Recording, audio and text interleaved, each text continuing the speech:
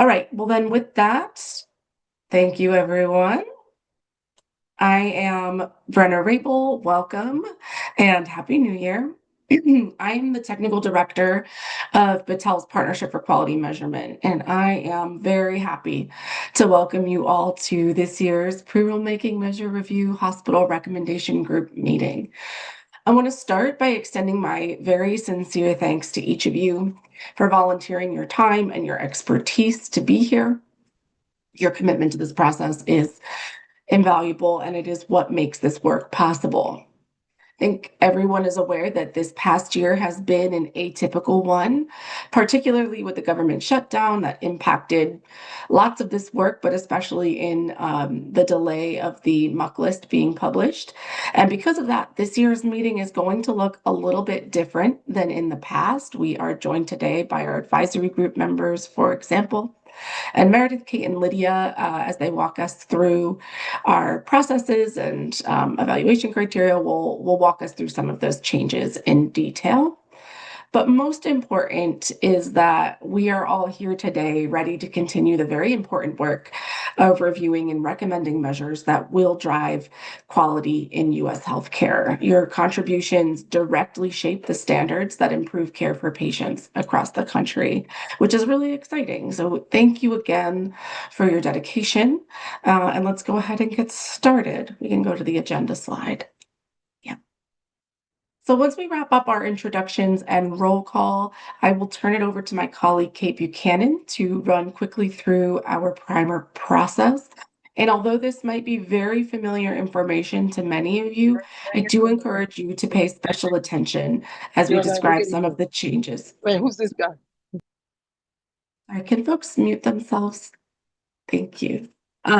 We do encourage you all to pay special attention as we describe some of the changes to this year's meetings format and process.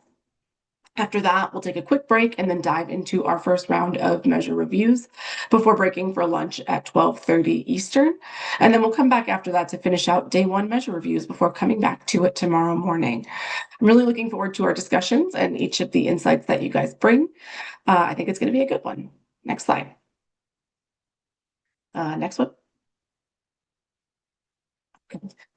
So I think everybody knows today that we're here to dive into the measures that were submitted for consideration to hospital programs for the 2025-2026 primer cycle. To make that discussion as productive and efficient as possible, we ask that you keep yourself on mute throughout the discussion until you're ready to make a comment. You can use the hand raise feature to let the facilitator know that you'd like to chime in, and then once you're called on, you can go ahead and unmute yourself to speak. Once you've finished your comment, be sure to lower your hand and remute yourself. This just helps us to keep track of our queue of commenters and to just minimize any background noise that might be disruptive. If possible, try to stay on video throughout the meeting. It just really helps to foster discussion. And then finally, feel free to use the chat feature in Zoom to communicate with the Battelle staff. If you're having any technical issues with Zoom, definitely let us know via email at pqmsupport@battelle.org. We do have folks actively monitoring that inbox so we can help you quickly. Next slide.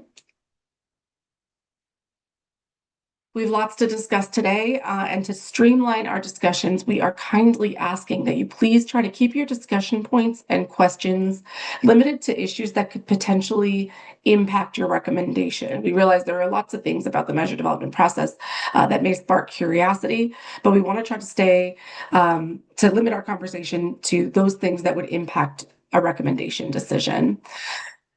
Throughout the day, we do ask that you adhere to our community guidance for these meetings, which means, of course, respecting all voices, remaining engaged and actively participating.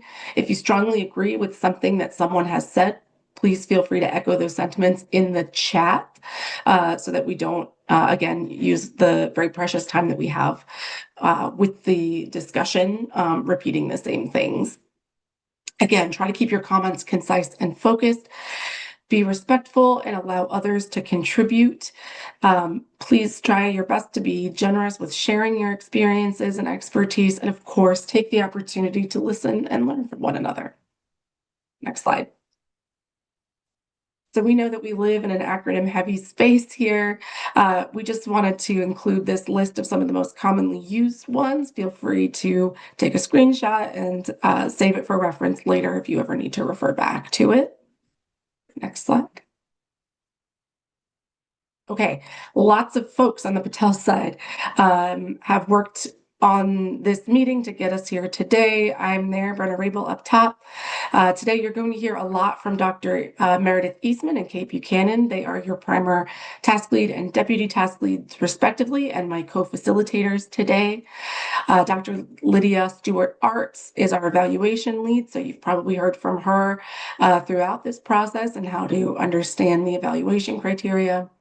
We have our analysts, Isaac Seichi and Elena Hughes, who help support our voting, Dr. Ruth Katiba, who is our project management manager, and of course, Jeff Gepper, who is our measure science team lead and who can help answer any questions you might have about our evaluation criteria. And then, of course, on the CMS side, you're going to hear from Dr. Michelle Schreiber, giving some introductory remarks shortly here. And then the rest of the team, we have Helen Dollar-Maples, Nidhi Singh Shah, Charlene Van, and Mel Gross, as well as all of the CMS medical officers and leads who you hear from in each of the measure discussions. Next slide. Okay, I'm going to turn it over to Kate Buchanan now to walk us through our roll call and disclosures of interest. Thank you so much. I really appreciate it, Brenna, and welcome all. I did want to note that we noticed that some members of CMS, as well as some of our recommendation and advisory group members, are on the attendee side. You'll get a pop-up asking to be promoted to a panelist. We ask that you accept that so that we're able to move you over to the correct spot. So there are a couple people who have signed on that we are requesting that they accept a promotion. And this promotion is to be part of the panelist section so that you are able to speak. So there are a couple CMS staff as well as a couple committee members. We ask that you do that. So roll call and disclosures of interest. If we go on to the next slide. Prior to the meeting, recommendation group committee members were asked to complete a measure-specific DOI form for each measure. We also ask that you, as a recommendation group member, can verbally disclose any relevant interests. If there is a perceived or actual conflict of interest, Patel requires the affected members to recuse themselves from voting regarding the applicable measures. However, the affected members may participate in discussion about the measures. So this is different from last year. So last year, if you had a conflict, you were not able to participate in discussion, nor were you able to vote. This year, you verbally disclose your conflict and are able to participate in discussion, but do not vote. Next slide. So we are fortunate to be joined by both our advisory group and recommendation group members, and we thank you all so much for signing on. For our advisory group members, we are going to ask that you introduce yourself before you provide comments, but we are going to be doing the roll call for recommendation group members as well as soliciting their conflict of interest because they vote. So we need to be able to do this for voting quorum tracking as well as discussion quorum tracking. I am going to ask people to verbally disclose any conflicts after they introduce themselves and say where they are from. There are 2 different DOIs that we've requested from people, and so there is a chance that you completed one of the DOIs but did not complete the other one. So as I call on you, I'm going to ask if you still have some outstanding DOIs. I'm going to ask that you complete them. My colleagues have put in the chat the measure-specific disclosure of interest. And then there are a couple of people for whom we do not have the general disclosure of interest, so we will be emailing you requesting that. And I'm just going to point it out on the call just to draw your attention to it. So just introduction, and then quick where you're from and any disclosures. Apologies also in advance for any mispronunciations of people's names. Terry Adjaman? Yes. Hi, I'm Terry Adiram. I am from the Washington, D.C. area, and I have no conflicts of interest. Thank you. Rosie Partel? Rosie Bartel. I am from a little town in Wisconsin called Chilton, Wisconsin, and I have no disclosure. Thank you, Rosie. And Rosie, I ask that you complete the measure specifics DOI. If you can see it's in the chat. Let me know if you have any issues getting a hold of it. I completed it yesterday. Oh, okay. Well, we will double check. Thank you. Okay. Thomas Zielinski? Hi, Thomas Strzelski. I'm in St. Louis. I completed my disclosure form. My wife owns a company that provides pregnancy services for Medicaid patients. I don't know if that is a disclosure that I need to disclose here, but it is one that I'm having. Thank you. Michelle Dahl? Hello, good morning, everyone. I'm at the Virginia Commonwealth, excuse me, Medical School of Medicine, where I'm the health system epidemiologist for them. I have nothing to disclose, however, and I'm here as an independent participant. Thank you. And Michelle, we are going to ask that you submit the general DOI. We'll be reaching out to you with an email so that you can email that back to us. Jeff Doherty? Good morning. I'm an epidemiologist and health services researcher with the Maryland Health Services Cost Review Commission. I'm acting as an independent member. I don't have any disclosures, and I just sent my forms in. Great, thank you. I don't believe Nick Fitterman is able to join us. I believe there's something happening I'm on. at his hospital. Oh, you're on. Oh, okay, great. Strike averted. If you guys have seen the news, what's happening in New York, we were one of the hospitals queued up to go on strike, but we settled at 3:45 in the morning Saturday. So here I am. Oh, Anyway, great. thrilled to be here. Thanks. So Nick Fitterman, I'm an internist, hospitalist, and president of one of the hospitals in the Northwell Health System, also representing the American College of Physicians. Thank you, Nick. Great to see you. Happy non-strike Thomas? Monday. Yes. Thomas Fredrickson?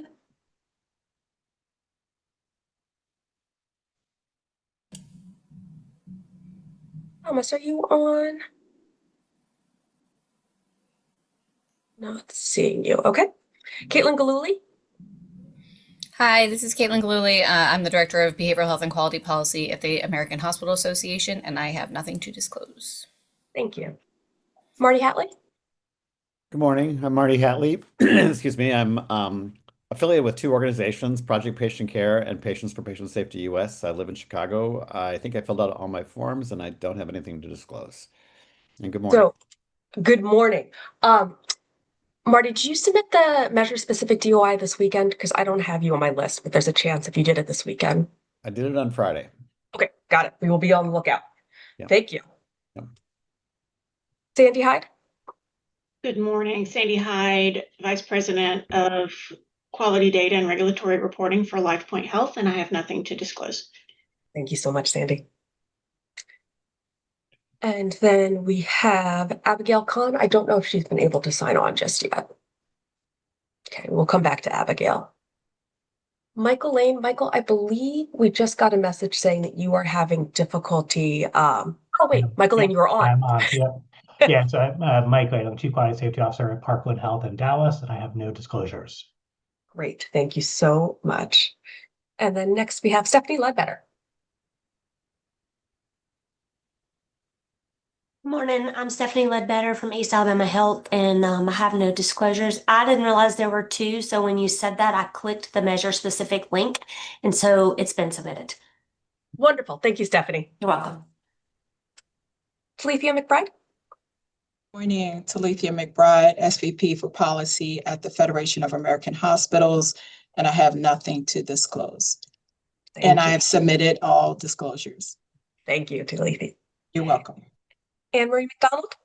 Good morning, Anne-Marie McDonald, Vice President for Quality and Performance Improvement at Hospital for Special Surgery in New York City. Nothing to disclose. Wonderful, thank you so much. Ben McGaugh. Hey, good morning, Ben McGaugh, located in Montana, very rural frontier area. Nothing to disclose this time. And also we'll let you know internet connectivity is a little bit clickish this morning, so. Gotcha. Appreciate it. I don't know if Davika Nair has been on yet. We will come back to her. I don't see her. And then Kathy Rausch. Good morning, everyone. I'm Kathy Round, the Vice President of Quality at the Healthcare Association of New York State, and I have nothing to disclose. Thanks, team. Wonderful. Thank you. And then I'm going to go up a couple. Brigitte Morris. Brigitte Morris. I'm the Associate Director of Quality Improvement at the National Association of State Mental Health Program Directors in Falls Church, Virginia. Nothing to disclose. Great. And Bridget, were you able to submit your DOIs? I believe I did. I sent something in on Saturday. I'll double check exactly what it was. Wonderful. Thank you. I don't believe Jessica Schumacher is on. I think she's not able to attend today. And then Jeffrey Cyberwig. So Silberswag, I'm a Silberswag. nephrologist in New York City and a professor of clinical medicine at Cornell Medical Center. Nothing to disclose. Wonderful. Thank you. Christopher Wilson. Chris Wilson, Tennessee Department of Health, Medical Director of the Healthcare Associated Infections team. Nothing to disclose, and I submitted my forms last minute as usual. Thank you. Appreciate it. And then I am going to take a moment to, if we go on to the next slide, introduce our co-chairs and then have them provide some opening comments. So we are very fortunate to have two co-chairs that are highly qualified and I think will lead us through some excellent conversations over the next 2 days. I'm going to ask first Darlene Shelton to introduce yourself and verbally disclose any conflicts of interest. Hi, Darlene Shelton. I am the mother-in-law and grandmother of mother-in-law of one, and of course, and grandmother of 3 kiddos that have hemophilia. So that brought our family into the rare disease community. And also then our family founded the Danny's Dose Alliance, and we serve as a liaison between rare and chronic disease patients and proper emergency care and our EMS and emergency personnel, which brought me to being interested in the hospital rulemaking measures. We're very involved across the United States with a variety of rare and chronic conditions. So that has given me the opportunity to understand both sides and to hear about the successes and the failures that happen in our healthcare system. Thank you so much, And Darlene. I'm trying to get my forms in. I tried a different email, so hopefully you guys got them yesterday. I think we did, yes. And Darlene, do you have any conflicts of interest? No. Thank you. Dr. Julie Marcinick? Hello, I'm Dr. Julie Marcinick. I am a family physician, hospitalist, and a primary care medical director for Vandalia Health in West Virginia. And I'm also here as a representative of the American Academy of Family Physicians. I have no disclosures, and I'm just excited for conversation over the next few days. In its own masochistic sort of way, this is one of my favorite meetings and times of the year, and I'm just excited for all of the very brilliant and passionate people that are on this committee to try to make some good decisions. Thank you so much. We can move on to our next slide. And I am going to turn it over to Dr. Michelle Schreiber from the Centers for Medicare and Medicaid Services to provide some opening remarks. Dr. Schreiber. Thanks, Kate. Well, Julie, if you're a masochist, I guess I am too, because I do this all the time. So go us in the quality community. I'm Dr. Michelle Schreiber. I'm a primary care physician by background. And Jeff, for you, I trained at Cornell, actually. And have been at CMS now for really almost 7 years. It's hard to believe. I'm the Deputy Director of the Center for Clinical Standards and Quality, which is kind of the clinical arm here at CMS. The center is really responsible for many of the things in quality and safety that you are used to seeing, the conditions of participation, the quality improvement organization, the various quality measures, the value-based programs that you've seen. And so it's an extensive breadth for this particular center. We are delighted actually to be part of the pre-rulemaking cycle here and very grateful to all of you who participate in this. I want to just say from CMS, thank you really and Happy New Year. This process actually is important in the annual sort of cycle of measure review and measure development and measure use in CMS programs. So most of you are familiar with, from the time you conceive of a measure to the time where you actually have measure specifications, usually takes a year or two, if not sometimes longer. And then there's this process of once a measure is actually developed, what do we use in the various CMS value-based programs? And there are 28 value-based programs. The ones that we're going to be discussing today are those that are largely the hospital programs, but there are ambulatory programs, and really these programs cover virtually every facility type that gets paid by Medicare and Medicaid. The input of the committee then is very important in weighing into whether or not you feel these measures are appropriate for the various programs that are in the hospitals.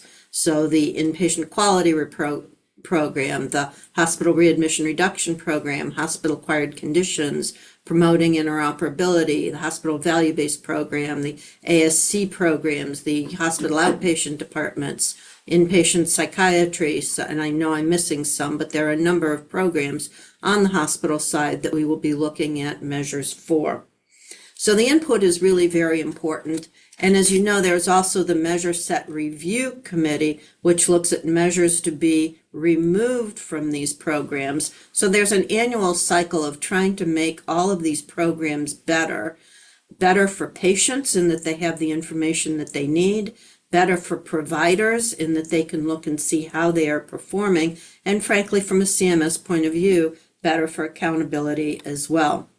Now, this is the first full year of the new administration, and many of you have been seeing the new initiatives of the administration, including Making America Healthy Again. And there are a lot of things that pertain to not only prevention and wellness, but also to improving how we care for chronic illness and preventing complications of primary illness. And you've also seen that there are Making America Healthy Again. There's a specific conversation on Wednesday where we're going to even be talking about measures that we may already use or we're discussing here to put in other programs, to extend them across programs, as well as other concepts around well-being and prevention. We're bringing forward a number of those kind of concepts, not only on these calls, but when we talk about the clinician community and the post-acute care community as well. And in the end, what we're really looking at is driving value of the immense healthcare dollars that we spend for care. Value, yes, it equals cost and efficiency, but it must be countered with equaling high quality and safety and experience as well.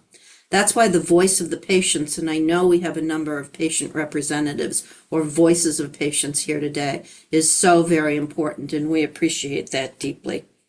This all does translate into action. CMS takes your feedback. Patel is very good about not only making this transparent, but providing summaries back to CMS, and we share those across the agency and with HHS. And so we use this in rulemaking, which will begin in earnest. Actually, it's beginning now, but it begins in earnest, and it will go through this entire year.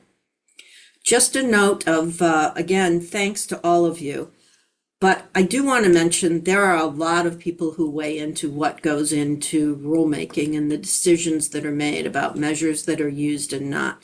And this committee is extremely important for that. But I would be remiss if I didn't remind everyone that in the end, CMS, the government, has the final say.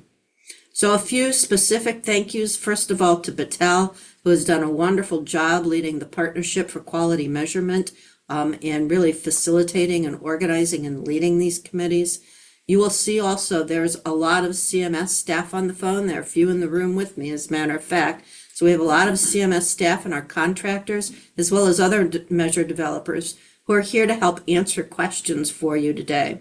as well as our many federal partners that we work with, CDC, FDA, NIH, the Office of the National Coordinator, or ASTP. And so there are many people that we work with. In particular, we've had a lot of comments from the public that we've greatly appreciated. As I said, I recognize the patients today.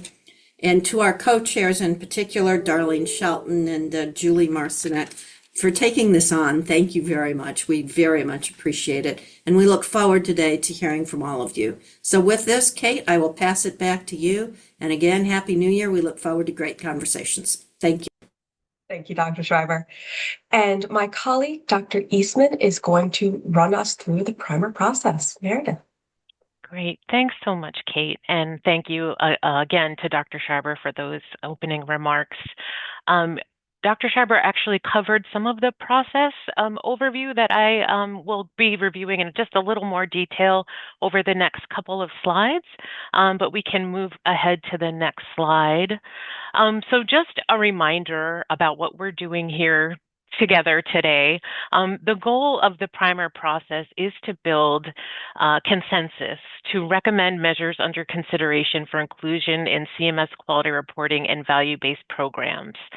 So our committees, which consist of interested parties, including patients, clinicians, professional societies, facility associations, and many other perspectives, evaluate measures on whether they are meaningful, whether they're tailored to unique program and population need, whether they're balanced and scaled to meet program-specific goals, and whether they demonstrate a clear vision of near and long-term program impacts. So those are essentially the evaluation criteria that we use in primer, and we'll be talking about those criteria in a little bit more detail in a couple of minutes. We can move to the next slide. So putting what we're doing today in a little bit bigger context, the primer cycle essentially kicks off when the Department of Health and Human Services publishes a list of measures under consideration, or the MUC list, for future federal rulemaking in December. So all of the activities that we've undergone from that point onward support the goal of arriving at consensus-based recommendations about MUC list measures for CMS programs. Through the evaluation criteria of meaningfulness, appropriateness of scale, and time to value realization, again, we'll discuss those in just a few minutes, our committees assess if a measure is appropriate for use in the intended CMS program and target population. We can move on to the next slide. So the primer process can be broken down into 3 major phases, each denoted by a different color block in the diagram on the right side of the screen. In the first phase, or information collection, we use available information largely from the Merit submission tool and collaborate with measure developers and stewards to develop the preliminary assessments, which are available on our websites. And I know many of our committee members have reviewed those in depth as preparation for this meeting.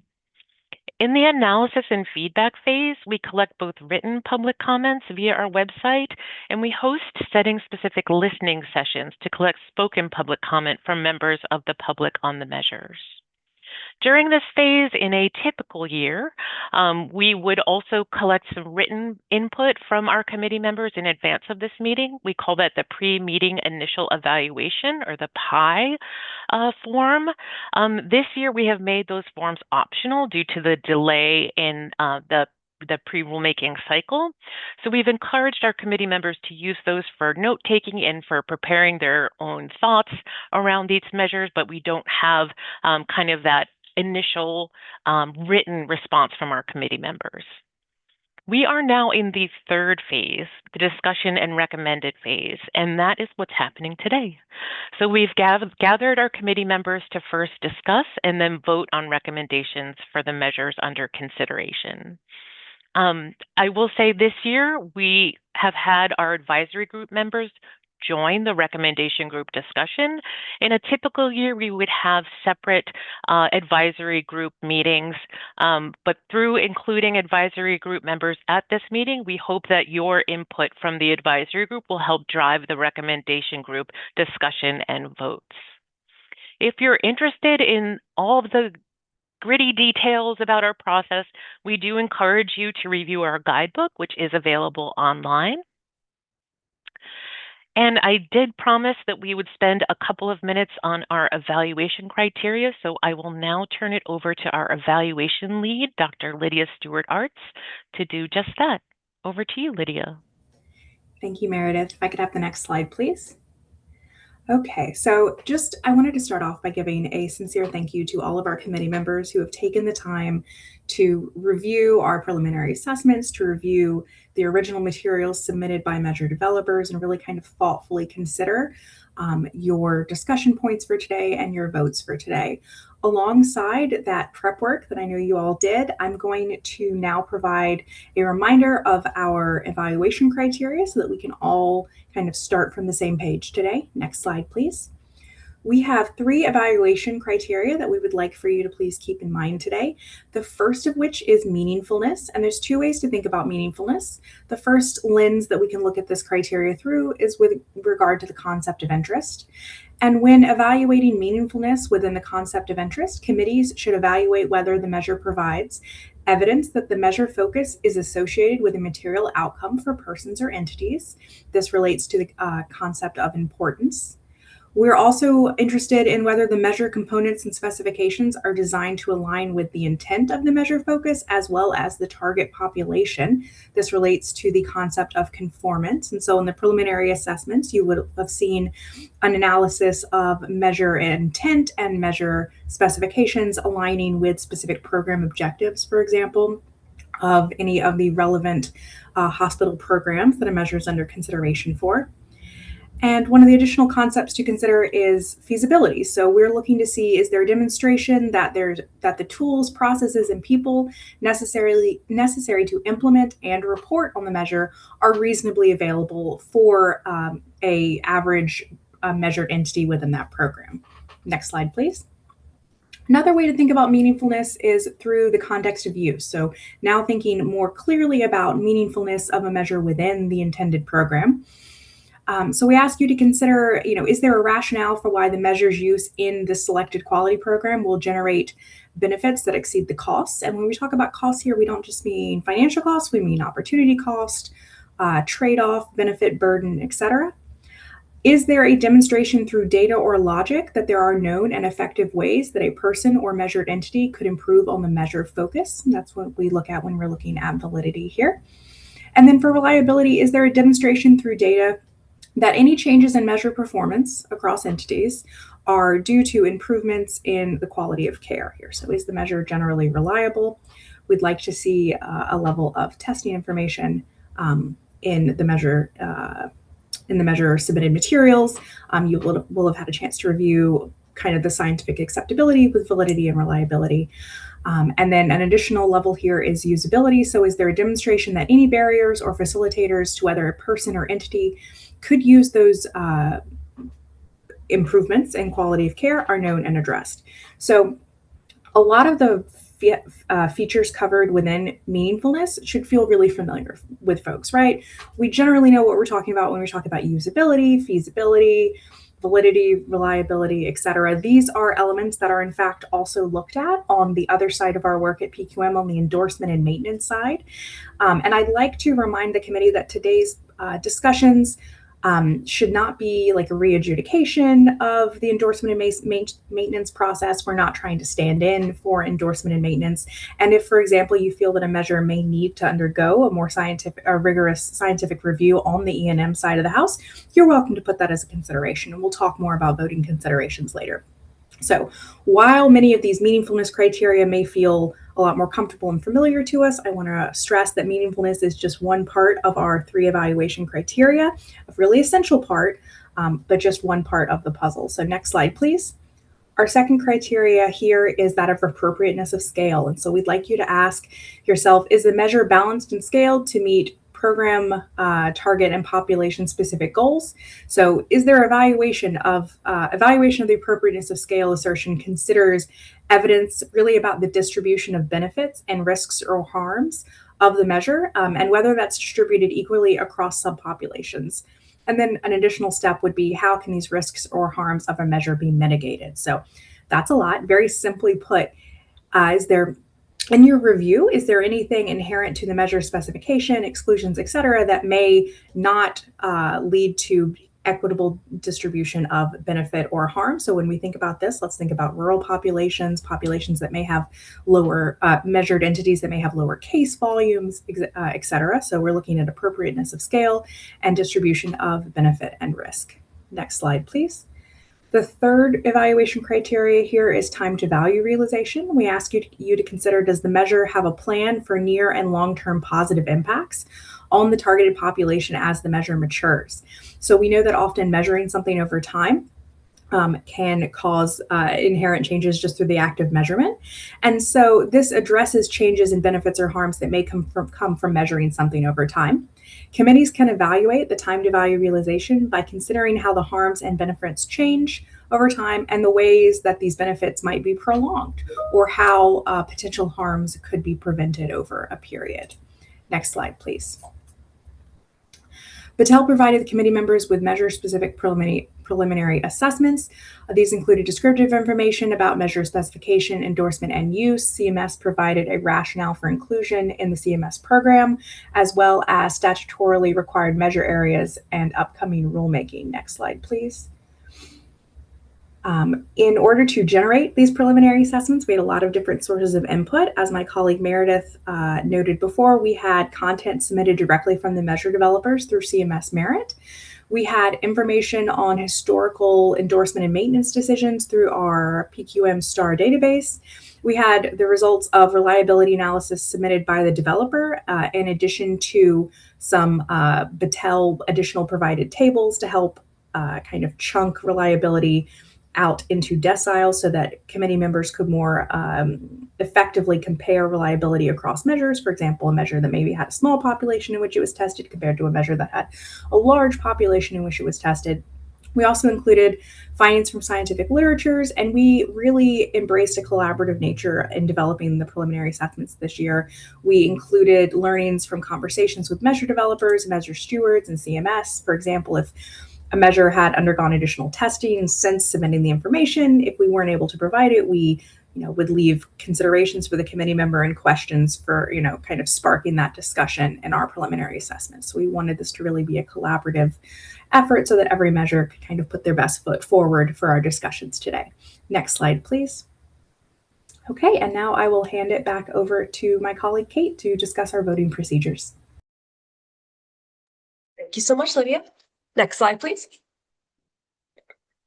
Okay, so we are going to do voting a little differently this year than we've done it in past years. What we have done in past years is we have we've paused the meeting until we get all of the votes received, and then we say the voting result right after that. We have many, many votes to do today. So what we are going to do is we are going to hold the voting up for 1 minute to begin the collection of votes. You may continue as a recommendation group member to continue voting as we move on to the next measure. And what we're going to do is we are going to track all votes and follow up without any outstanding voters until quorum is reached. So for that end, I ask that you pay attention to both your chat for saying we need your vote. We also may say it verbally at a certain point, but we really want to be as efficient as we can be. Then we will put the voting results in the chat, and whoever is moderating the measure discussion will point that out. So all of the votes will be available if we have achieved voting quorum, but we are going to be putting them in the chat this year and letting you know when they are in there. Next slide. We will work with our co-chairs to establish the meeting ground rules, keep discussion on track, and prevent discussions from being dominated by a few participants to ensure that decisions reached are representative of the entire committee. We are going to utilize an online voting system to capture votes by committee members.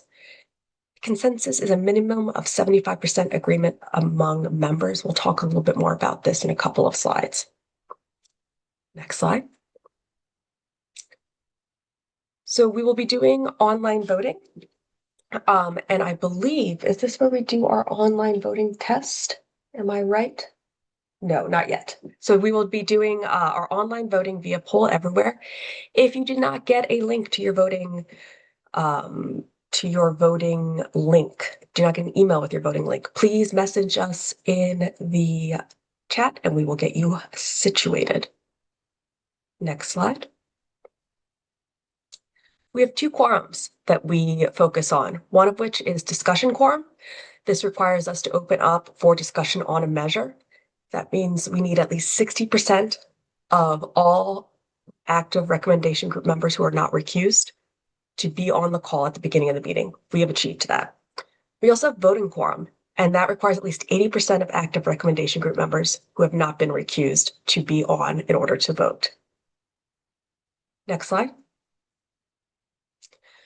It is incredibly important that we maintain a voting quorum. We have a couple of people today already who are unable to attend portions of the meeting.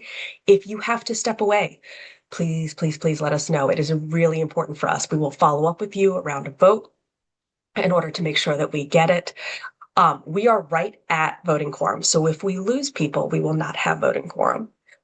Which means we have to collect votes asynchronistically. So really ask that people stay on, are communicative when they do have to step away. We very much understand and respect that you are busy working professionals and have many other job responsibilities. But we do need the voting quorum and we are just at it right now. So if people step away, we will have lost it. Next slide. So here you can see we have 24 hospital work group recommendation group members. We need 15 to have discussion and 20 to hold a vote. We are at 20. So this is important that we keep that. Next slide.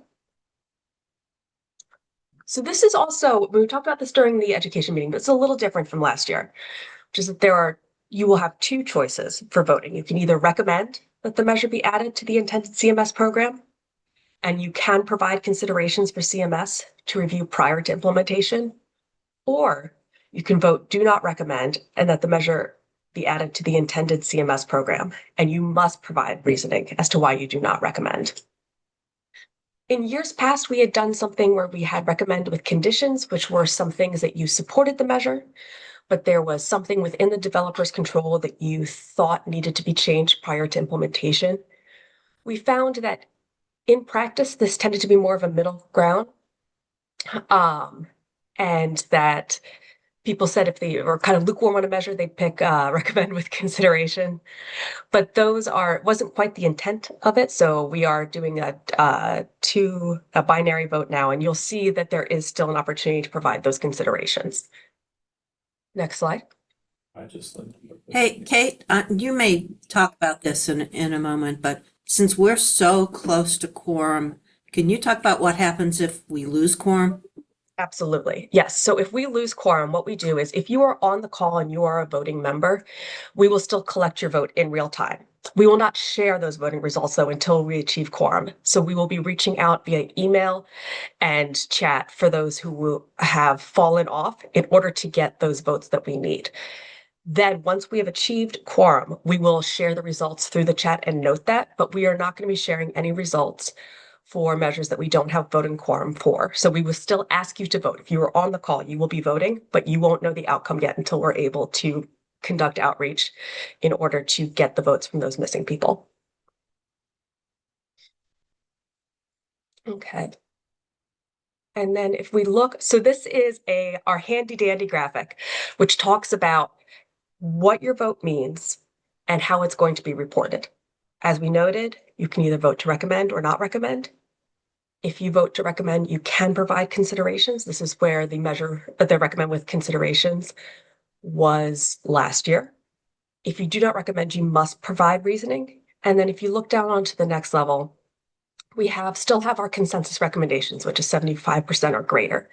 So if 75% or greater of voting members either recommend or do not recommend, that is considered a consensus recommendation. And we will report that the committee reached consensus agreement to either recommend or not recommend the measure for use in CMS programs.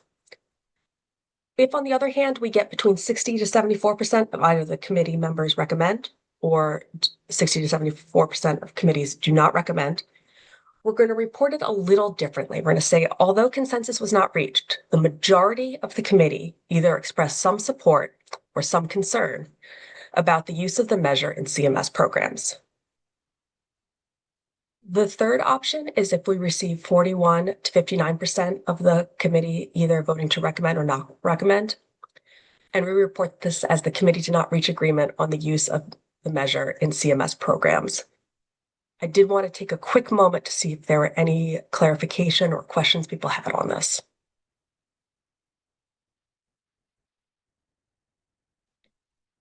Okay.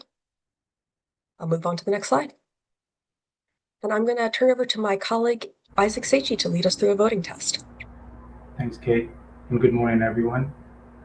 Around 9:15 a.m. Eastern today, we sent an email containing the voting link to committee members of the recommendation group. Please take a moment to look for an email from pqm@patel.org with a subject line containing the phrase voting instructions. If you cannot find it, let us know and we will send a link to you in the chat. As a reminder, this link is exclusively for the committee members of the recommendation group, so please refrain from sharing the link with anyone. Next slide. Throughout today's meeting, please keep the voting window open. Once you access the voting link, you will be prompted to enter your name. Please ensure you enter your first and last name and click Continue. Next slide. Once you enter your name, you will see your full name and initials in the top right corner of the voting screen. So please make sure those initials look familiar to you. And if you miss the pop-up to enter your name, click the icon in the top right corner to change your name if you are assigned a randomly generated name. If you close the voting window at any point in time, you will need to click the voting link and add your name again. After entering your name, your screen will display waiting for PQM's presentation to begin. Next slide. Once voting begins, the multiple choice question and answer options will appear. The first tab displays the measure, and the second tab with the pin icon is for entering a rationale only if you vote not to recommend a measure. Next slide. To provide a rationale, click the tab with the pin icon, type your brief explanation, and click Submit. Please do not use the thumbs up or thumbs down feature. Your provided rationale will be anonymous. However, all voting members, regardless of their selected voting decision, will be able to see the anonymized rationales in real time. If at any point in time you encounter challenges with the voting platform, you may send your vote directly to me in the chat. With that covered, we can go ahead and test the voting platform.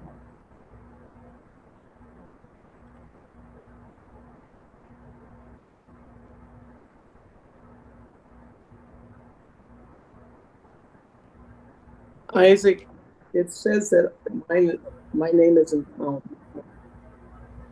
Do you mind repeating that? I went into it and it says my name isn't found. It says your name. It has an incorrect name. Yes. So in the top right corner of your screen, you will see an icon with initials, just 2 letters in a circle. Click on that, and it should open a window for you to enter your name again. That's when I entered it, my own name. It says I don't exist. Could you tell me what error popped up or what the screen said? Yeah, it doesn't. When it pops up and I put in my name, Rosie Bartel, it says presenter not available or are not listed.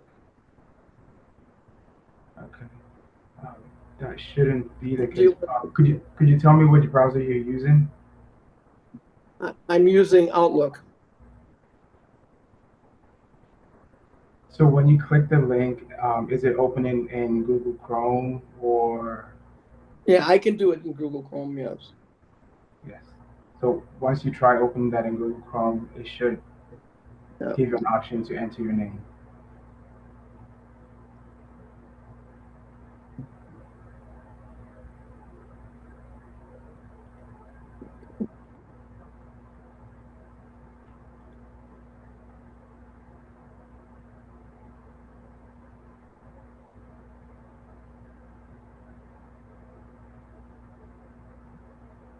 Did that pop up?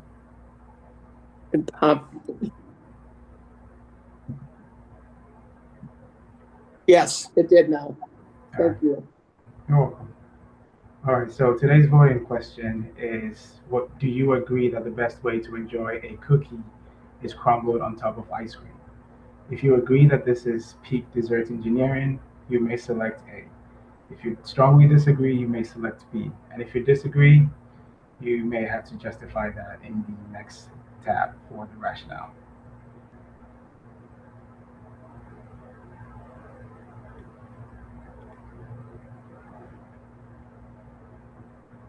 Isaac, I think we have a question. Yes, go ahead, Martin. I voted no, and then I went to the rationale screen, and there were several choices there that I could pile onto, or I could enter my own. And one of the choices I piled onto, and then I entered my own. So I basically voted twice for the same reason, that cookies are better with coffee. I don't want to, I'm just wondering what I should have done there. Should I have just piled on, or should I have entered my own comment? You're free to add your own rationale in addition to supporting others' rationales that they have provided. But cookies with coffee is also a good option. Okay, thank you. And so far we have 19 votes.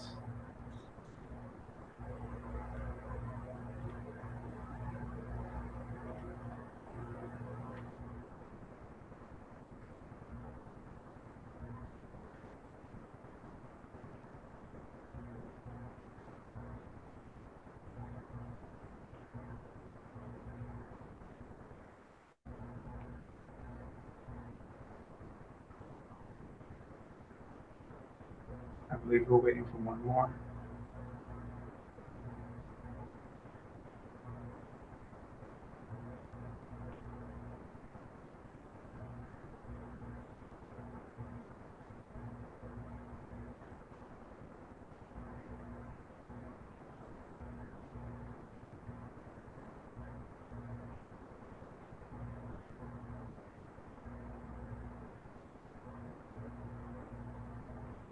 All right, let's see.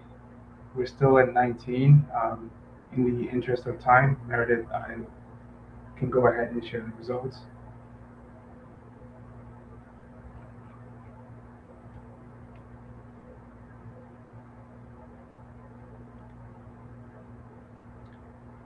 All right, it looks like we have 9 votes that strongly agree that this is peak dessert engineering, and 10 votes that do not agree.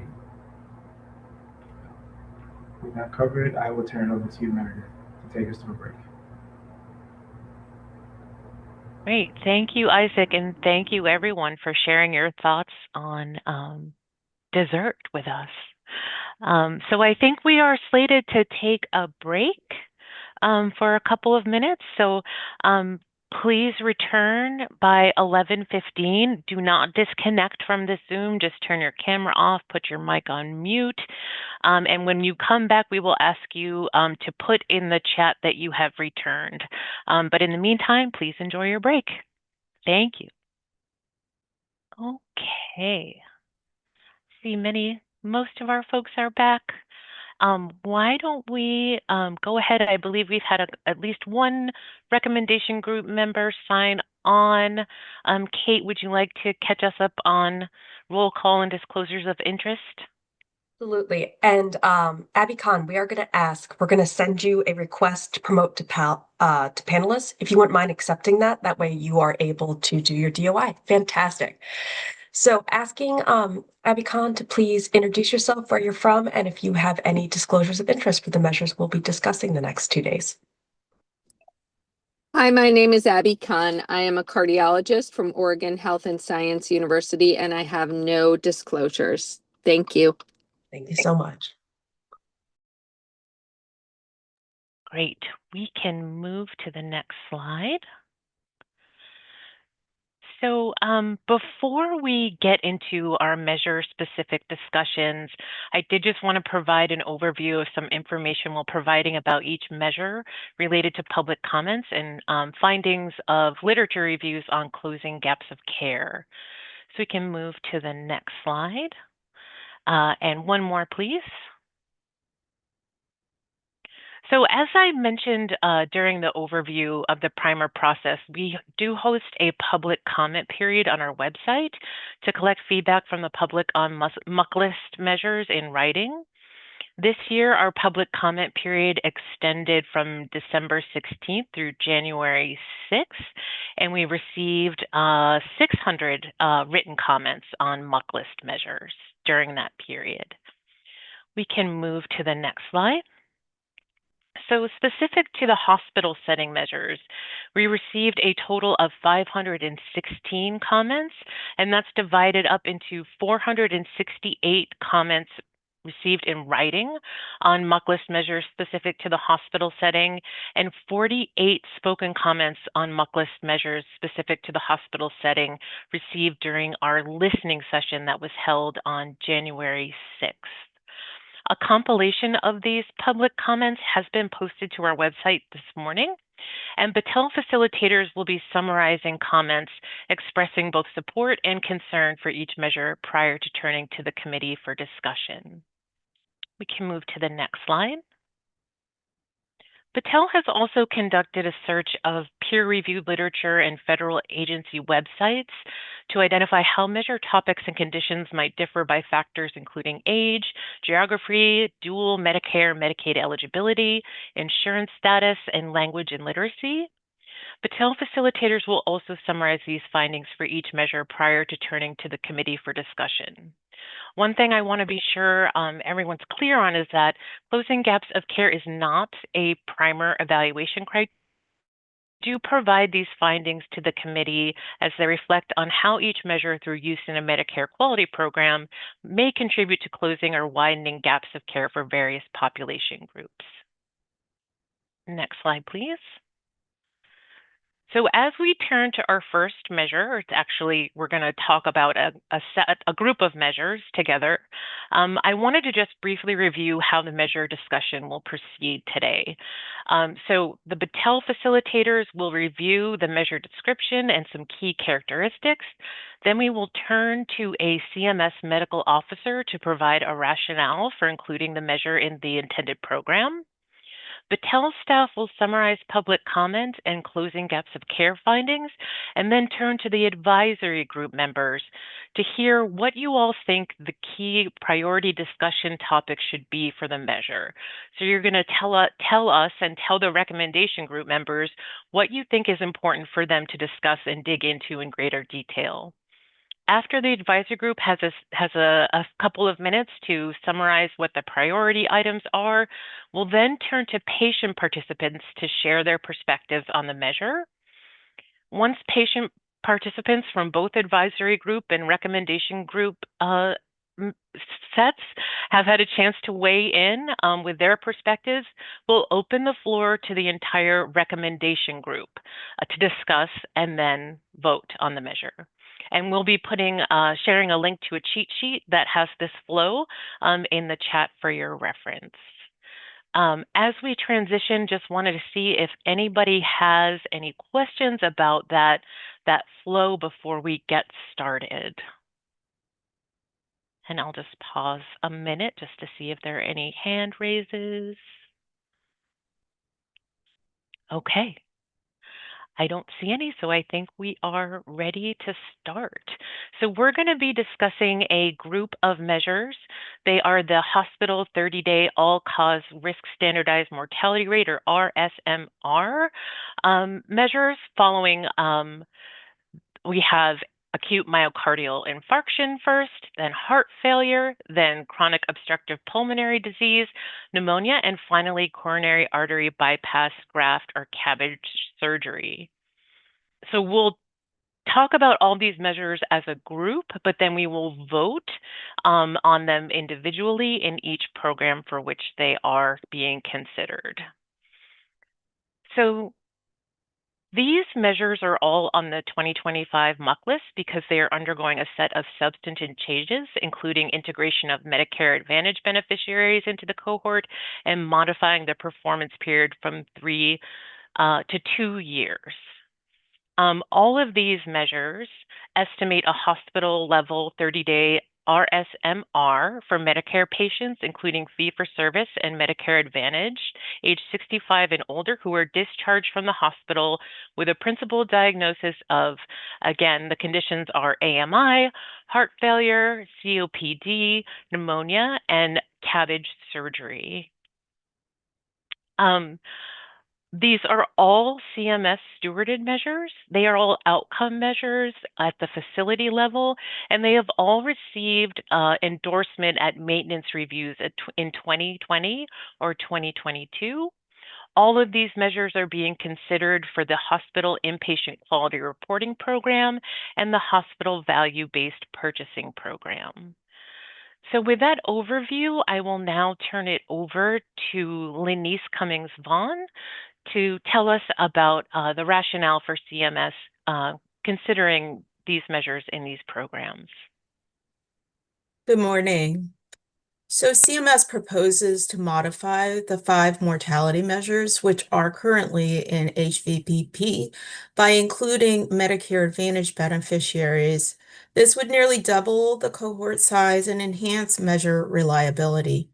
The reporting period will be reduced from 3 years to 2 years to provide more relevant and up-to-date quality information for actionable insights. Updates to the risk adjustment process and minor technical updates are also included in this proposal. These measures estimate a hospital level 30-day risk standardized mortality rate for Medicare, that includes fee-for-service and Medicare Advantage. Patients age 65 and older discharged from the hospital with a principal diagnosis of acute myocardial infarction, heart failure, pneumonia, chronic obstructive pulmonary disease, and CABG, so coronary artery bypass graft.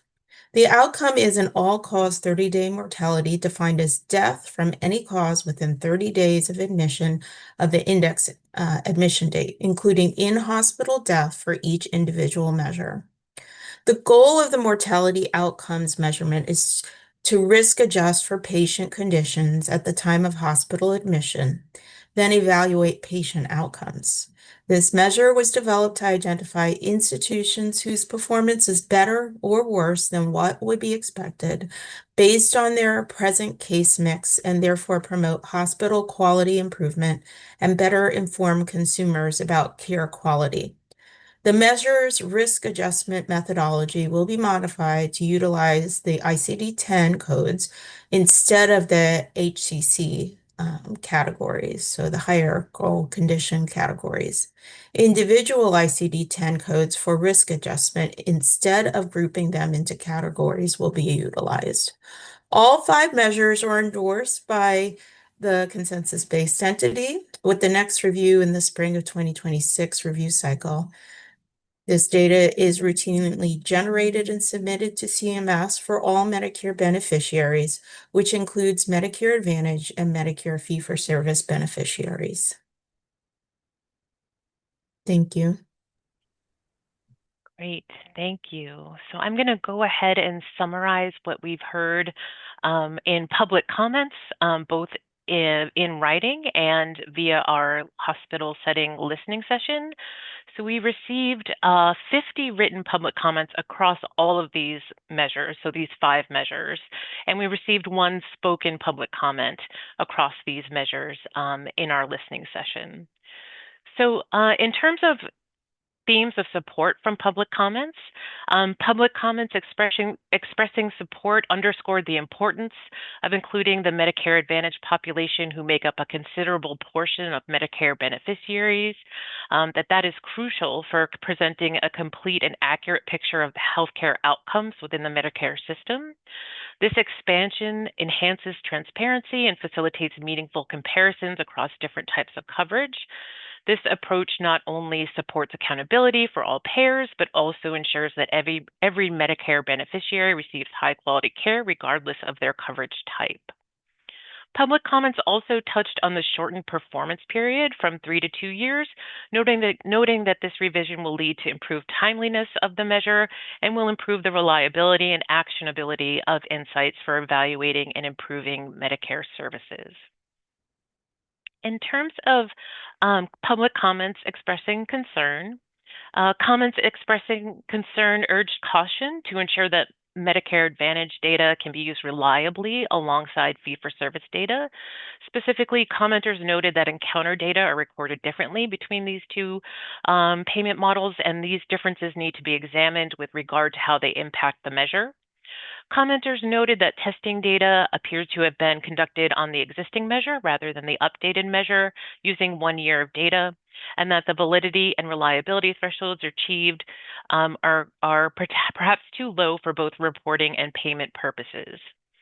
Related to testing, commenters expressed concern that the change from using CMS hierarchical condition category to individual ICD-10 coding has not yet been evaluated for its impact on measure reliability and validity.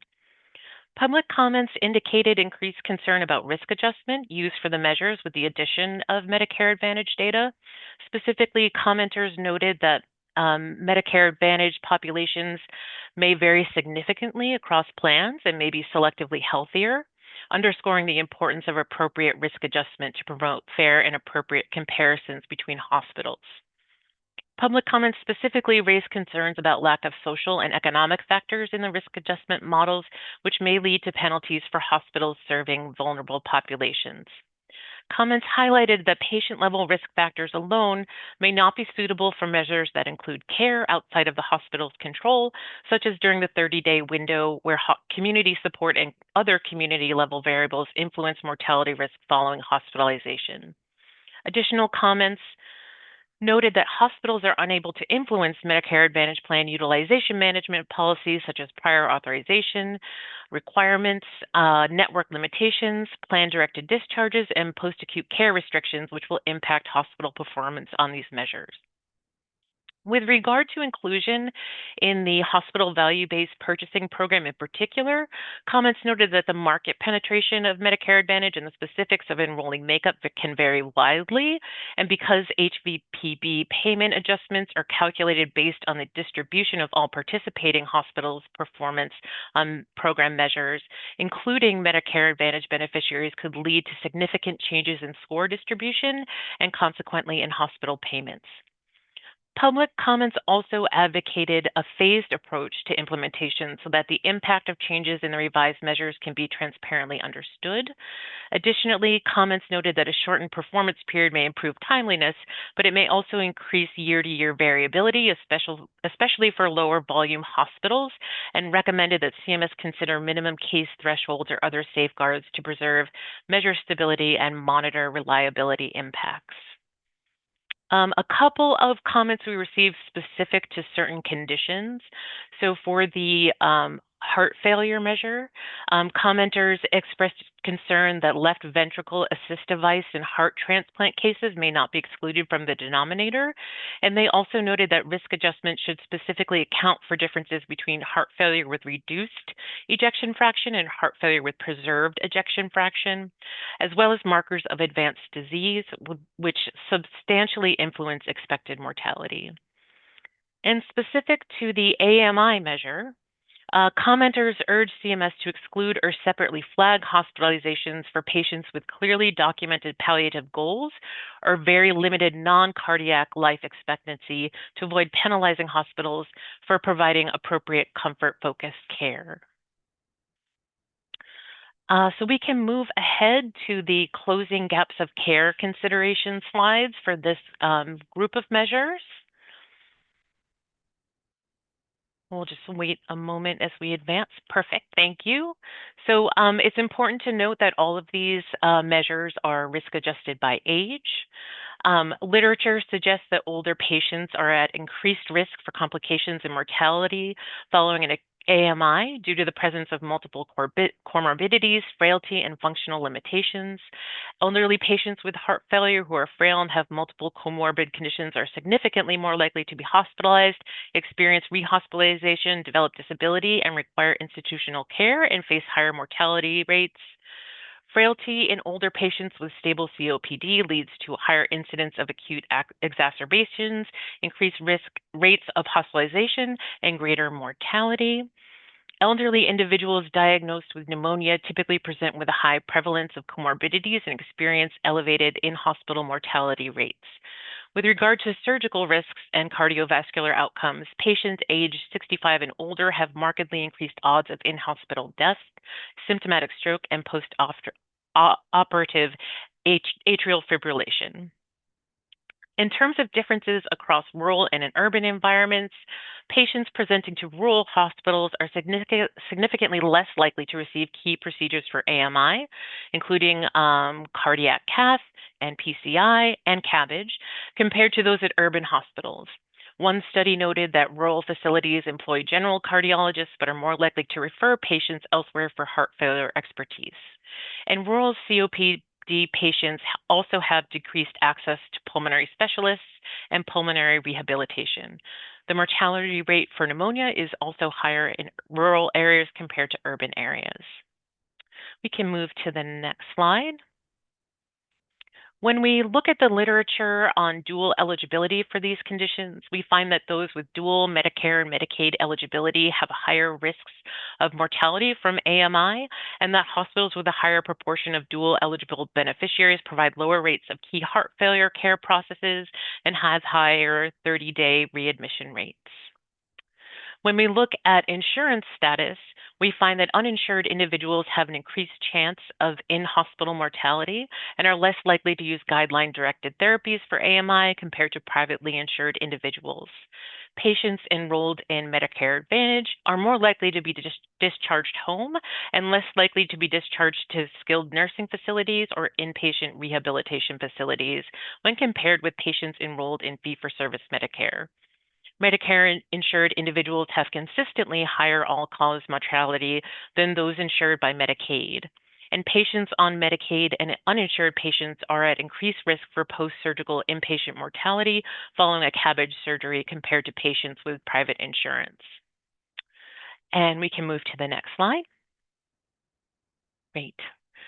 So finally, when considering the impact of language and literacy, the literature shows that low health literacy is common among heart failure patients and is linked to worse outcomes, including higher hospitalization and mortality rates. Language differences can hinder communication between healthcare providers and people with COPD from minority ethnic communities. Patients with limited English proficiency reported significantly more post-discharge problems than patients proficient in English across all measured domains, including difficulty understanding discharge instructions, trouble obtaining prescriptions, and questions about follow-up care. Lastly, patients with language barriers may experience less favorable outcomes after coronary revascularization, including CABG. So that's a summary of the public comments as well as the closing gaps of care findings. Now we're going to turn to our advisory group members. If you have an AG next to your name, we invite you to now let us know what are the key priority topics about this measure that you would like the recommendation group to delve into in more detail.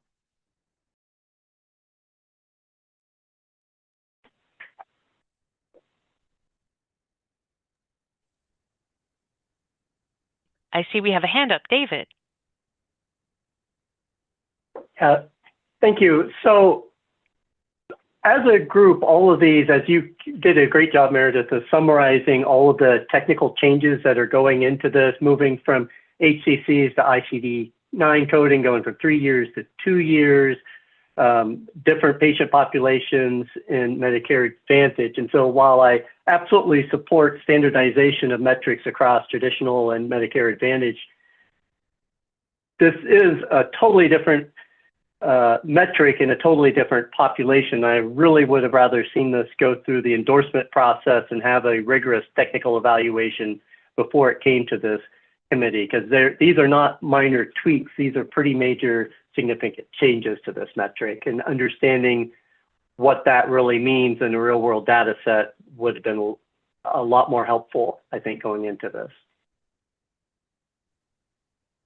Great comment. So you'd be interested in the recommendation group kind of further considering sort of the impact of the addition and potentially considering how endorsement of the changes might be beneficial.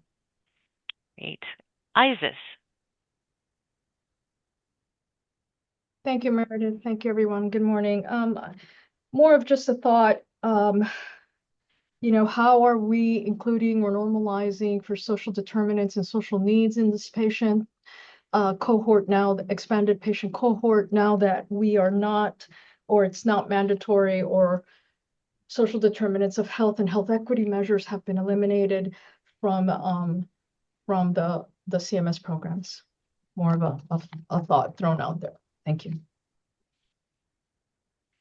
Thank you, Isis. Sarah, I believe you are up next. I was just wondering about, I know on the age it says like older patients or older adults, but people with rare diseases usually range from like pediatrics to older adults. I'm kind of wondering how that measure would affect a person with a rare condition where the general guidelines aren't usually followed.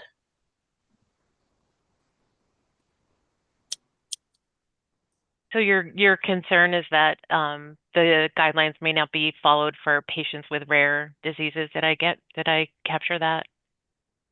Yeah, because usually our treatment or care is different from older adults who are, of normal healthy range. Got it. Thank you for that comment. And Mary Crozet. Hi. I would like a little focus put on the patients with the goal that are palliative. So if they have a code for palliative care, which is established during the hospitalization, their goal is to go home or to skilled nursing or hospice care and not continue life with extenuating circumstances. So these are very difficult cases to evaluate for how is this impacting quality and validity if the patient's goal of care is to do not resuscitate and let them pass away peacefully. Got it. So understanding how palliative care might fit in as an exclusion or other. Correct. Yeah, in these measures. Okay. Correct. Thank you. Jan Orton. Okay. Completely a little bit different than the comments that are made, and I am very supportive of David Basil's comments. For years, we have done, my organization, which now has 32 hospitals, has done extensive review of this measure. And what we have found is that at about 14 days or longer, it appears that oftentimes the mortalities are not related to the initial hospitalization. So if there is an opportunity to look at this measure in a comprehensive way, now that we're bringing in Medicare Advantage and shortening the time frame, I believe that it would be important to also study the relationship between the cause of death and the initial hospitalization and consider the time frame for this measure. Again, that would be a complete rewrite, but it would be a consideration we would appreciate. Thank you. Great, thank you. So we're talking about making sure the cause of death is related to the initial hospitalization, and then considering the 30-day window. Great. I see a couple of comments from our advisory group members in the chat that I just wanted to call out here. And there is a question from Kristen Shelton about adding the Medicare Advantage population, and will that cause a reporting or data collection strain? And then we got some additional questions about how risk adjustment relates to Medicare Advantage patients, and potentially studying that as part of the endorsement process. So Maya, you have your hand raised. Hi, Samaya McMullen with Premier Inc. So the comment I wanted the committee to consider is the internal risk adjustment methodology for all of these measures. You know, our organization has looked at the way the methodology was developed, and you know, we think that the decision to use a methodology that has a C statistic of 0.6 for model performance is not sufficient to use as a risk adjustment methodology. You know, it essentially comes out to, you know, it's similar to a coin toss of, you know, maybe the risk adjustment affects overall performance, maybe it doesn't. And so we think that that should be considered as well in the decision making. Thank you, Samaya. And just want to let folks know, Dr. Schreiber is responding to some of the questions that folks have raised about how rare conditions might be considered in the measure, and noting that this measure would not, or including Medicare Advantage populations, would not cause additional burden on facilities as these measures are calculated by CMS. And I also bring out Jennifer Lundblad, had a comment earlier around reporting interval, and we haven't had much conversation. Jennifer, would you like to speak to your comment at all?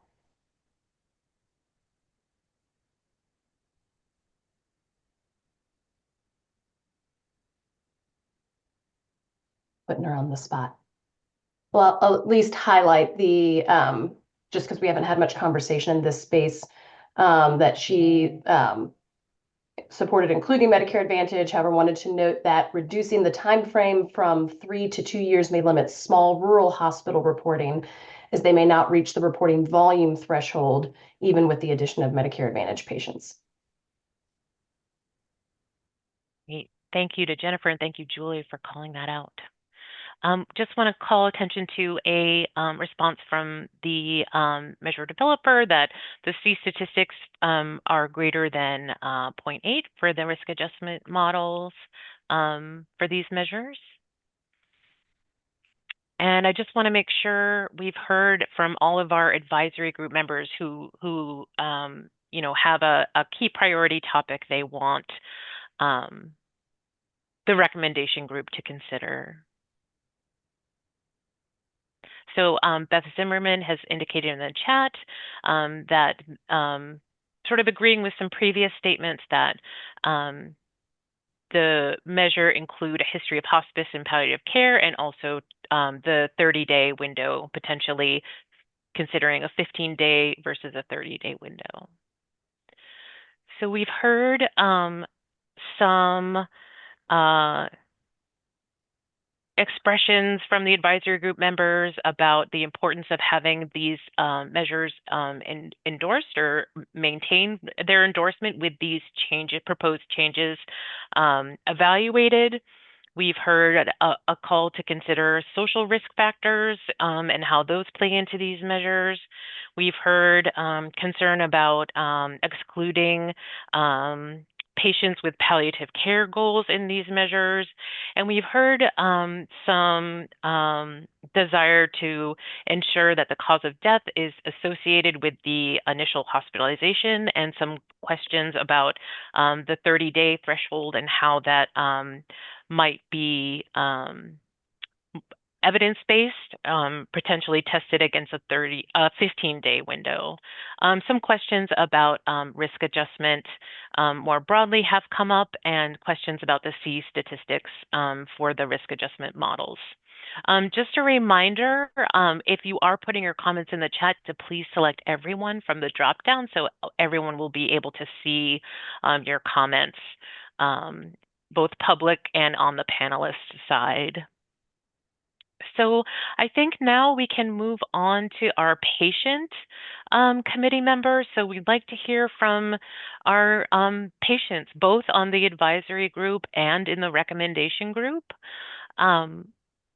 What are your perspectives on these measures, particularly with regard to the changes discussed here, the addition of the Medicare Advantage population and the shortening of the reporting period? So we'd love to hear from our patient committee members now.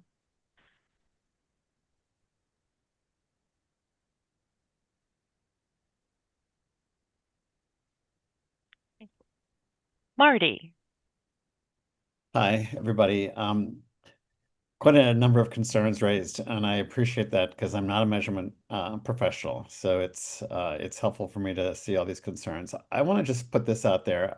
In general, my organization and I personally am in favor of bringing in the Medicare Advantage data because we think it's going to make the measures better. I would say the same thing about the shortening period for reporting. And I would hate to slow this process down. I'm operating on an assumption that when we get better data in, more data in, it'll shine a light on many of the concerns that we're hearing about today from some of the people who've already spoken, especially around the risk adjustment issues. I mean, it seems to me that we won't really be able to see those issues and clarify them until we get this data in. So it leads me to really want to move forward with measures like this that kind of bring in the Medicare Advantage data that's been a gap in the program as quickly as possible.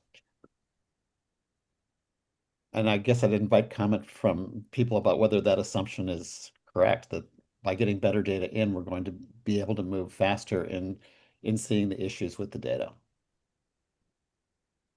Thank you, Marty. Rosie. I guess as a Medicare Advantage member, and that's my insurance because of that. I really strongly recommend this, and probably for the same reasons Marty is, because the more data you have, the better you will be able to judge the outcomes in the end. And seeing that this is going to come up in 2026 again, or 2026 or 7 again, these measures are going to come up again. I think that it's going to be, we're going to have more information to use in the next round. And I guess because I'm from a rural area, I also support maybe the 2-year over the 3-year over the 2-year, because you know, in a rural area, rural hospitals really have a hard time, even with adding Medicare Advantage information to it, to get a really good overview of what happens in their hospitals. Great. Thank you so much, Rosie. Are there other patients that we have on either the recommendation group or the advisory group who would like to give their perspective? Ben. Hi, Ben McGall, patient, also caretaker for a member of my family that's over the age of 65 that has dealt with sepsis directly. So seeing this in a rural frontier area, I think one of the biggest things is, I'm going to basically reiterate what Marty and Rosie has commented too. I mean, more data, I think, would in general bring us to a better understanding, and over a period of time, by bringing in the Medicare Advantage programs. But as far as the timeline, I'm not sure as far as what the timeline, how it will affect. I'm not familiar in that aspect of the 3-year versus the 2-year. But if it's something that's needed, where it would be 3 years is much more needed versus 2 years to accommodate the number and the volumes to calculate this measure a little bit better. That's where I guess I would put my 2 cents in, is to, kind of extend the time frame for it versus just the 2 years.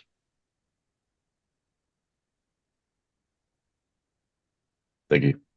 Thank you. So I think we've actually, Darlene, who is also a patient, indicated agreement with Marty's statement. So that's great. I believe we've actually heard from all of our. Oh, Darlene, go ahead. Would you like to expand? Yes. On the subject of the rural hospitals, I live in a very rural area.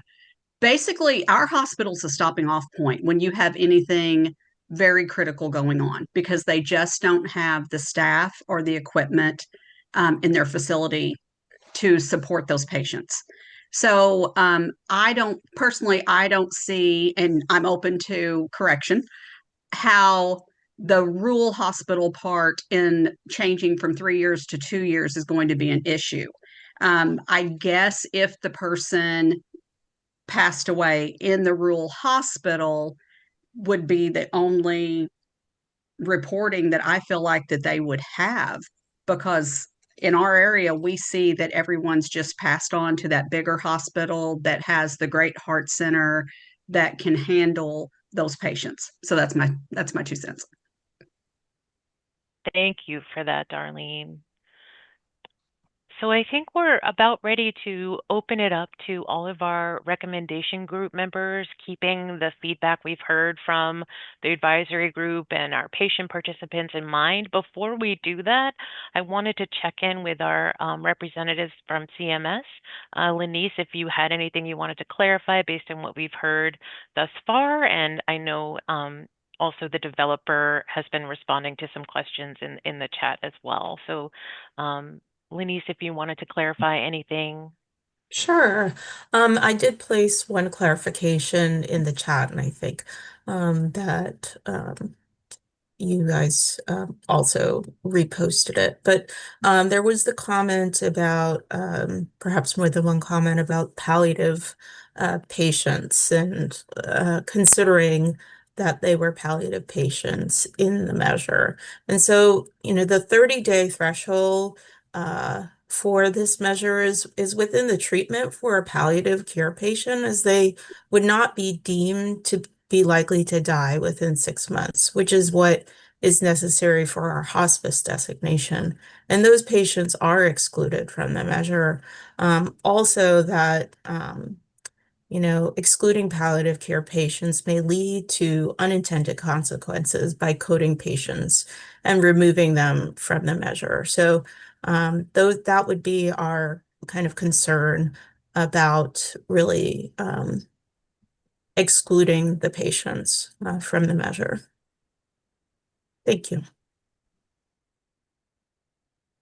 Thank you, Lenice. Terry. Yeah, hi. There's discussion with the developer about how the measure functions based on different payment documentation. And I see that there's other questions that are related as well. And Lisa said that it should be an oral discussion since it's complicated. So I thought maybe she should have the opportunity to talk to us a little bit about the differences between MA, fee for service, that kind of documentation. So. Well, let's turn to Lenice. Did you want to loop in the developer at this point? We can have Lisa from Yale Core chime in regarding that. Great. Thank you, Lenice, and Meredith, and please to my team. There's just a lot of information and a lot of comments coming very quickly, chat responses. So I'll do my best to address things. I may miss points. Regarding the Medicare Advantage, so just emphasizing, as I put in the chat, that while the cohorts are somewhat decreased in size because you're moving from a 3-year measurement window to a 2-year measurement window, that decrease in cohort size is largely offset by the addition of the Medicare Advantage patients, so that those rural hospitals or small volume hospitals are not unduly impacted given these simultaneous changes. In terms of the Medicare Advantage patients, so we have been working with CMS for several years to look into pulling Medicare Advantage patients into these measures, because we've recognized that this is such a large proportion of patients that have not been measured. And so it's very difficult to summarize all of the analyses that have been accomplished. Those analyses look at several aspects of the differences between fee-for-service and Medicare Advantage, including how Medicare Advantage identifies individual patients versus how fee-for-service identifies individual patients, making sure that we can capture all of the patients and attribute them to the right hospitals and collect the right information. And it also, as people have noted in the chat, there are concerns around different coding practices. So we have looked at coding patterns across individuals, and we do not see large discrepancies between Medicare Advantage and fee-for-service patients. They do have somewhat greater proportion of comorbidities, and our initial and detailed analyses suggest that by including a risk variable that is a marker for Medicare Advantage, this gives the model excellent calibration and helps address some of these concerns that Medicare Advantage patients are, that there may be some slight upcoding for this group of patients. I think the other thing that's important to remember about these measures is even over 2 years, we're collecting all of the inpatient and outpatient data on these patients. So every single time they come in contact with a provider, whether it's outside the hospital or inside the hospital for the 2 years prior to that admission for heart failure or pneumonia or a cardiac arrest, we're capturing all those codes. So the impact of small coding changes is really very minor. And it's one of the reasons that the way we have approached these measures from the very beginning of their development has been so successful. We don't treat this data like clinical data, like a code for COPD or emphysema is not the same as a clinical test for lung function. But because we let the coding data function as data itself, we've been able to really predict outcomes and very effectively. So that's the Medicare Advantage.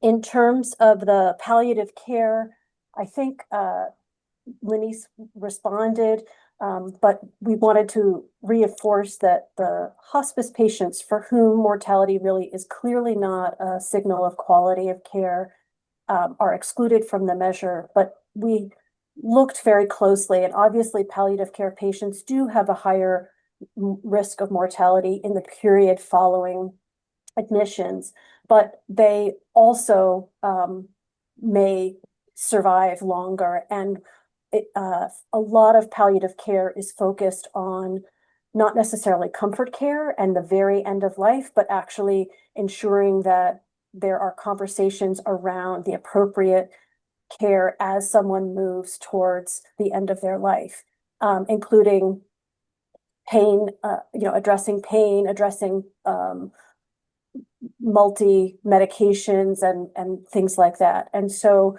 I, as a group and with the clinical people a technical expert panel, including patients that advised on the addition of Medicare Advantage and the revision of the risk variable model, the decision was to include the palliative care patients, but risk adjust both for a do not resuscitate order and a palliative care order to capture that increased mortality risk, but to make sure that those patients are still being considered because mortality is still potentially an important quality of care marker for them. I think the last one I was going to try and address is social risk, but I'm going to come back to Meredith to see if she still wants me to proceed or if there are other things that we should attend to. I think you can go ahead and kind of wrap up your response. Okay. So just quickly, social risk is a very challenging aspect, and like palliative care decisions or hospice decisions, there's no right or wrong answer for measurement. Measures are inherently complicated and they require trade-offs. And some of the trade-offs that CMS is, forced and measure developers are forced to do is to consider addressing things that may be outside the scope of in this case, admitting hospital. And certainly, I think we can all agree that there are ways in which social risk factors can impact the ability of whether it's readmission or survival. However, interestingly, there's very little impact that when we look at adding social risk factors adds to these models. I think there's also a goal of trying to separate out those kinds of risk factors so that the disparities of care can be evaluated. If they're put into the risk model, then the expected result is incorporated into the measure. And the risk adjustment is really trying to predict what is expected to happen to that patient. So if that were some aspect of social risk, that might establish a lower expected mortality for a group of patients, and that really isn't the goal of the measures. The goal of the measures is to illuminate differences in quality and ensure that those differences in quality can be identified. Certainly when it comes to payment, that's a separate issue, but from a quality of care standpoint, that has been a decision that has been made across multiple measures in order to maintain consistency. I think that is all I'm going to say, and I'm sure I'm missing things, so apologies to the group, and thank you all for this really important feedback. Thank you so much, Lisa, and your colleagues have also been responding to other specific questions in the chat, so thank you. Julie, my co-chair, you have your hand up.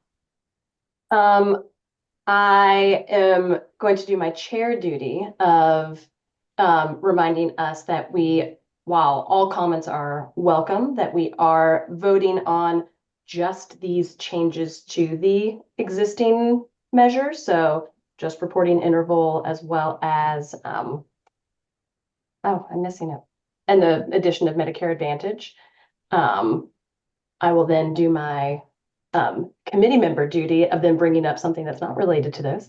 And the conversation around small hospitals and palliative care, I think that's where the overlap in these measures happens in a damaging way for smaller hospitals.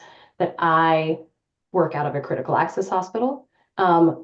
Many patients are sent to the larger tertiary care center. The patients that aren't are the ones that are more palliative leaning, are the ones that don't want aggressive care, but for whatever personal reason are not ready to be hospice patients. And so I would very much support inclusion of DNR status or other markers of patient choice, often appropriate patient choice for a more palliative approach, so that those smaller hospitals aren't getting dinged for doing the really critical kind of more palliative care that they're often doing. Thank you, Julie, for both parts of your comment, the co-chair and the committee member part. Mary, I see you have your hands up.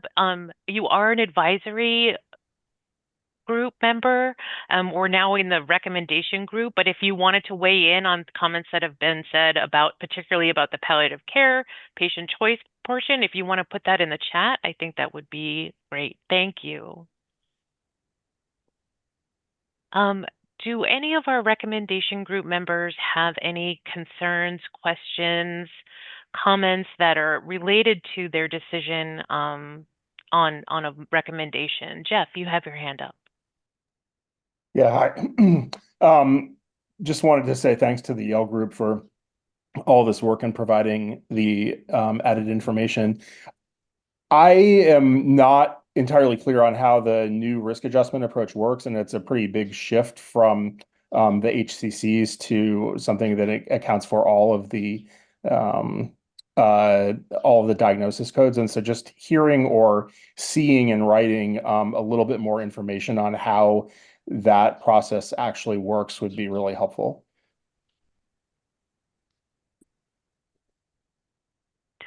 So Lisa, go ahead. Thanks, Jeff, for that question. And I see in the chart that there were some questions about prior risk models that use claims like Elixhauser and Charlson. These are published ways of capturing the number of codes in order to, and sometimes the kinds of codes in order to predict outcomes.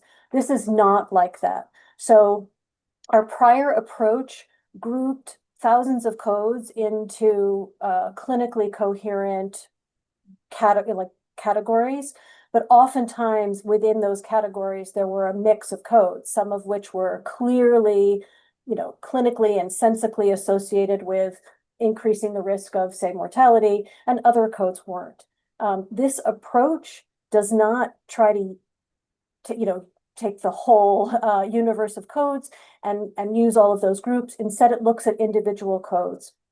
And those codes were selected because of their association with mortality within each measure cohort. So for the COPD measure, I think there was a question from Michelle, they're looking at codes that are specifically associated with mortality for COPD patients.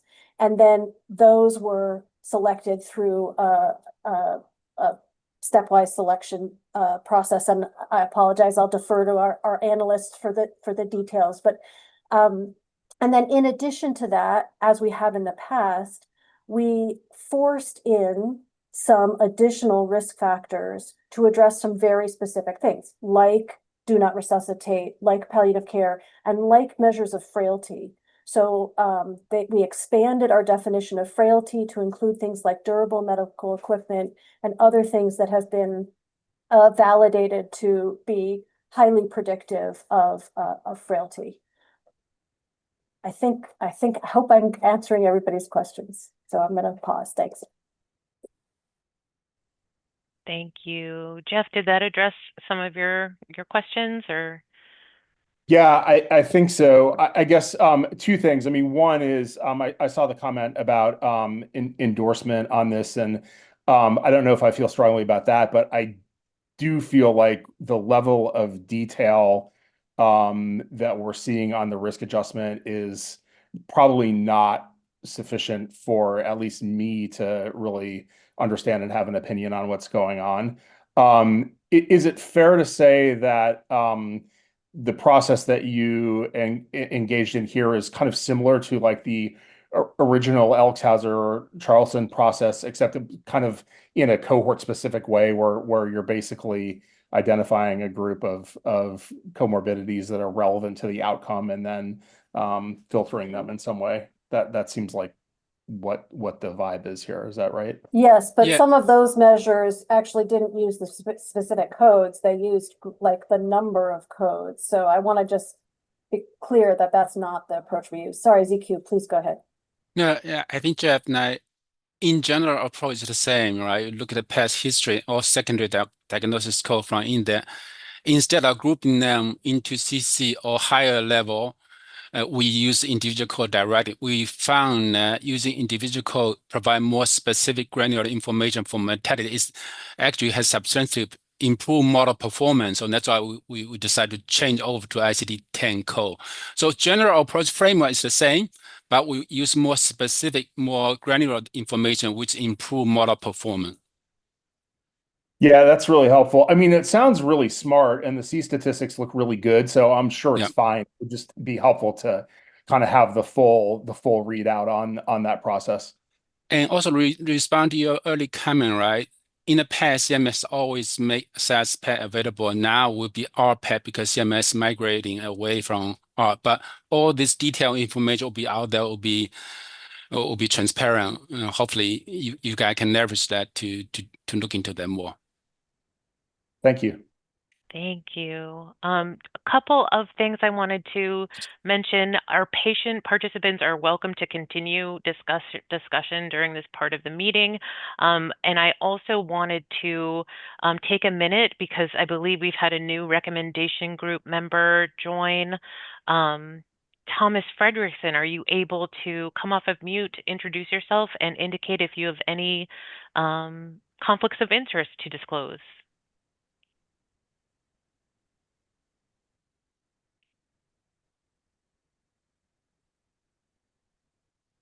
Thomas, are you able to come off of mute?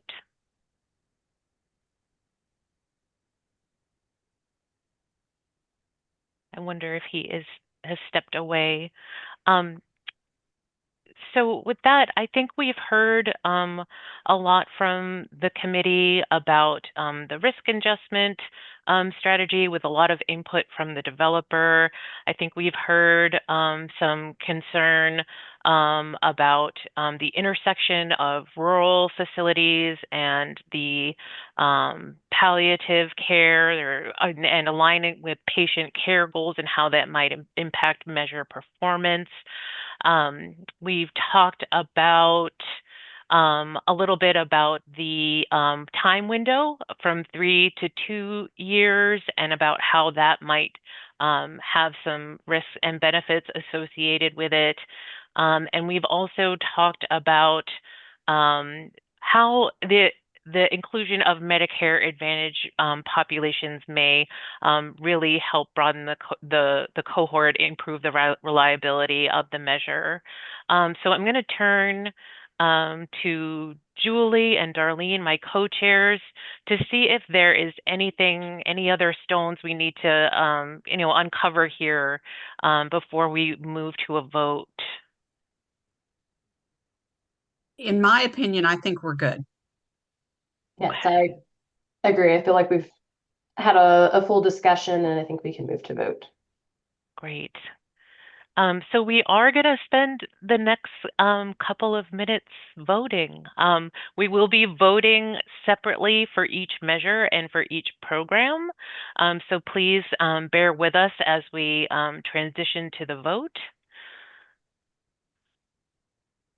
So Isaac, I believe I'm handing it over to you. Thanks, Meredith. Voting is now open for MUC 2025-36, hospital 30-day all-cause risk standardized mortality rate following acute myocardial infarction hospitalization. Do you recommend including this measure in the hospital inpatient quality reporting program? The options are A, recommend, or B, do not recommend. And if you're voting to not recommend the measure, please provide your rationale in the next tab. And we are expecting 21 votes.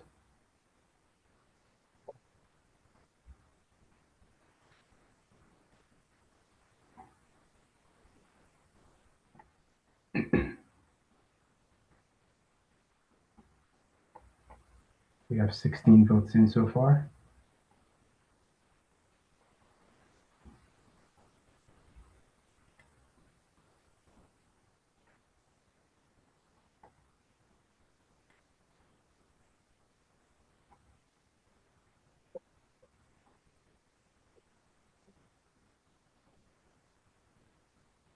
Waiting for a couple more.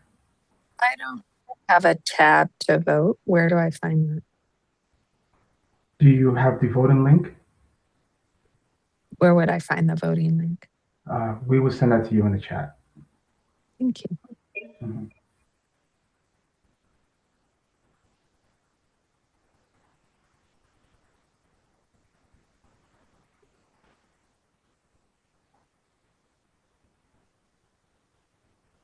While we wait for Abby's vote, we're still waiting for one additional vote with 21 committee members on the call.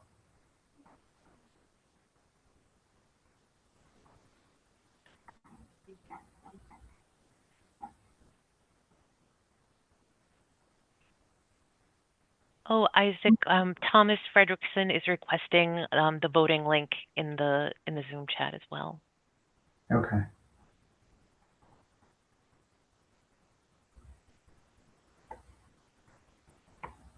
Should I have gotten the voting link because I don't see it yet? We will send in just a second.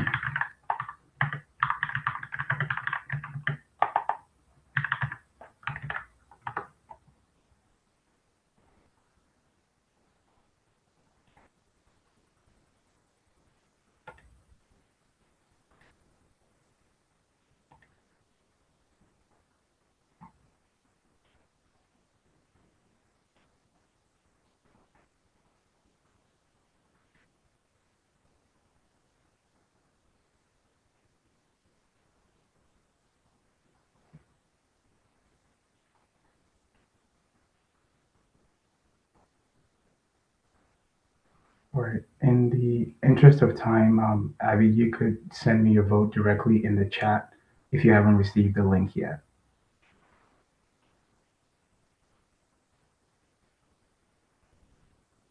And same to you, Thomas. But I believe we just sent out the link. I was able to vote. Thank you. Thank you. All right, we have 21 votes. And in just a minute, the other question will show up. I will bring up to save you from my embarrassment from my first time I did this, I put in the chat, it will be the same voting link each time. So just keep that window up.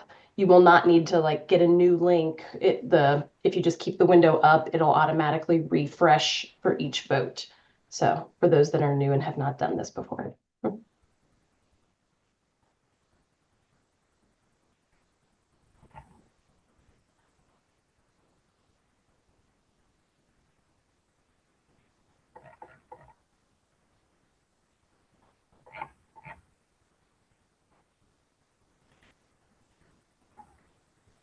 All right, voting is now open for MUC 2025-36, hospital 30-day all-cause risk standardized mortality rate following acute myocardial infarction hospitalization. Do you recommend including this measure in the hospital value-based purchasing program? The options are A, recommend, or B, do not recommend. And we're still expecting 21 votes. And if you're seeing the rationale tab is still saying rationale for the previous program, all you have to do is refresh your screen and the correct one will show up.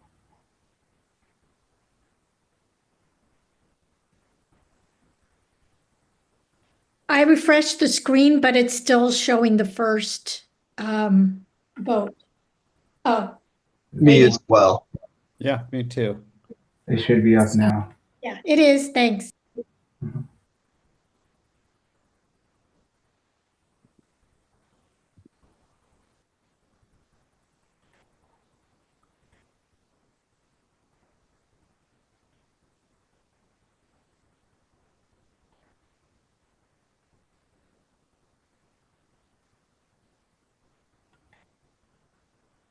All right, we have 20 votes waiting for one more.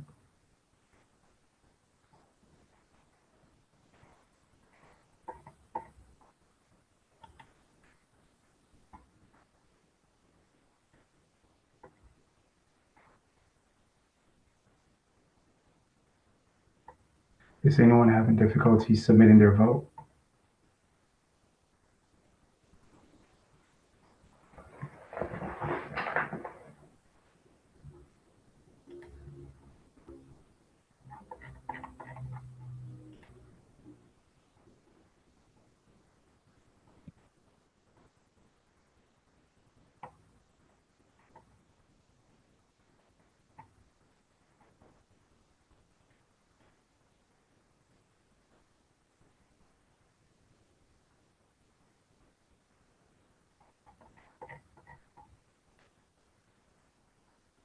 All right, in the interest of time, we have 20 votes and that is voting quorum. So we will move on to the next question.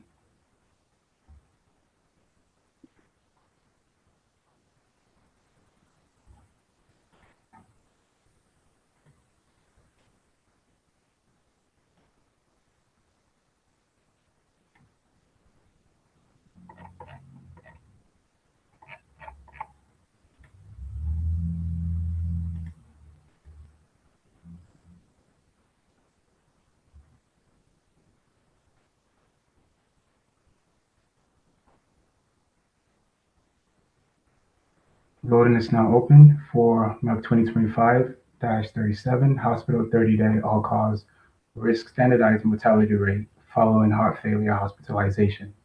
Do you recommend including this measure in the hospital inpatient quality reporting program? The options are A, recommend, or B, do not recommend.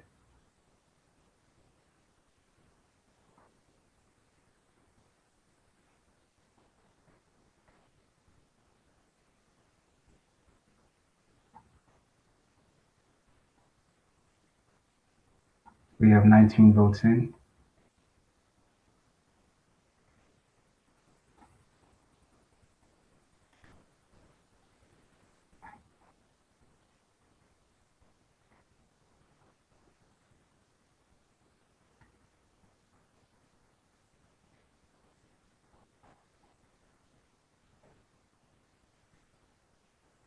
Waiting for a couple more.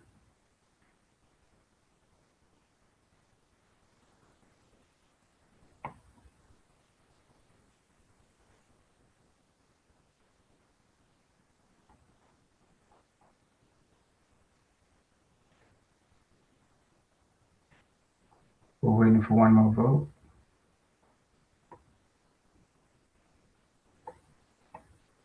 So even if you have the same vote for all these measures, we still ask you to submit it via the voting platform.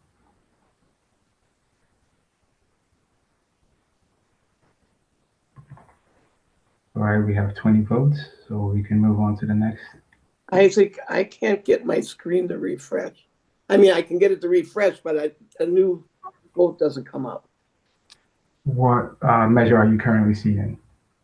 I'm receiving the one before.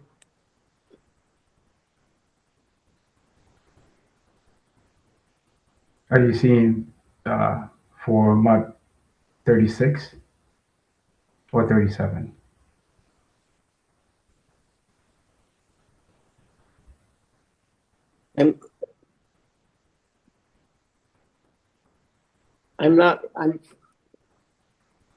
If you look in the top left corner, the number for the measure will Yeah, be, okay, then does that say 36 or 37? Okay, it's 37. Okay, so I'm okay, right? Yes, you're on the current measure, which is month 37 for the hospital inpatient reporting program.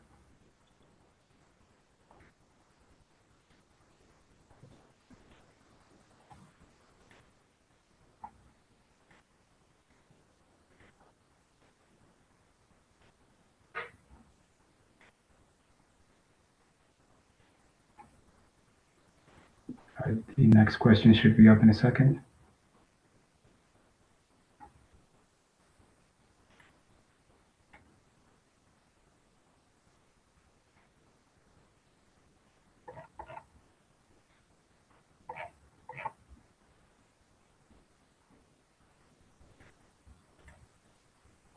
All right, voting is now open for Measure 37, Hospital 30-day all-cause re-standardized mortality rate following heart failure.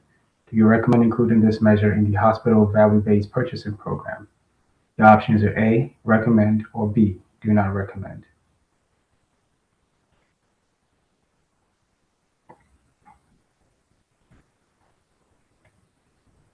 We're still expecting 21 votes.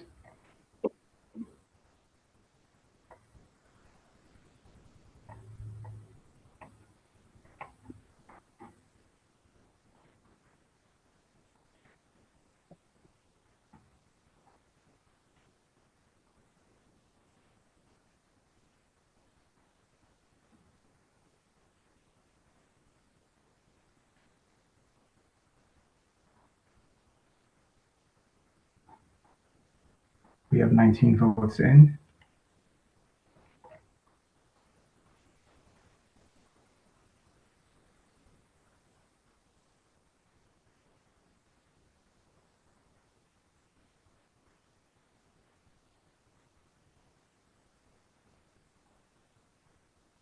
Michelle, I see your comment. We'll go ahead and make that adjustment on our end.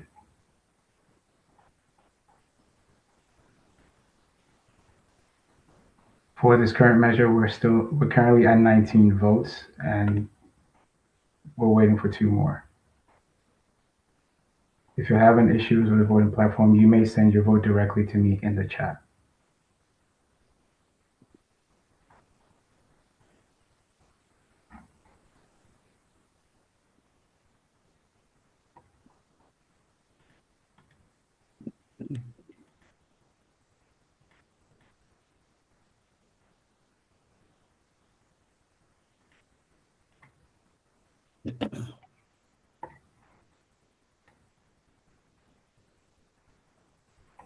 All right, we can move on to the next vote.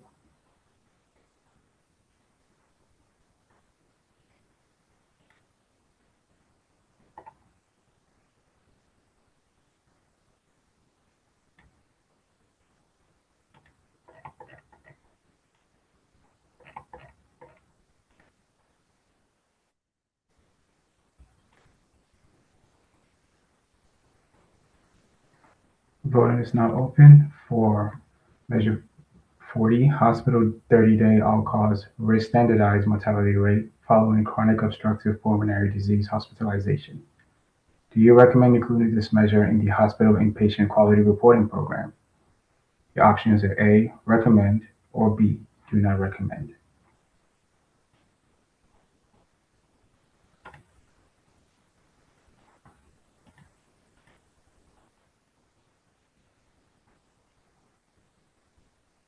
I'm still seeing the last one, even though I refreshed it.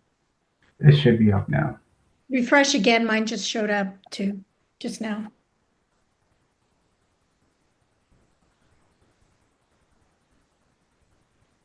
Thank you, that worked. And we're still at 19.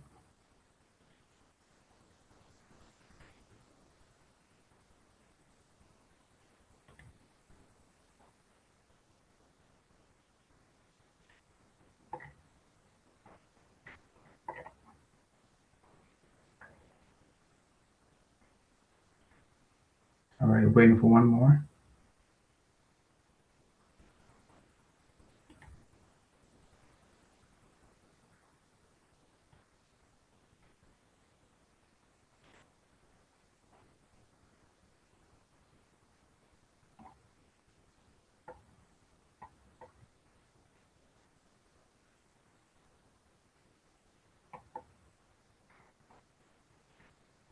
All right, we have 20 votes. We can go ahead and move on to the next measure.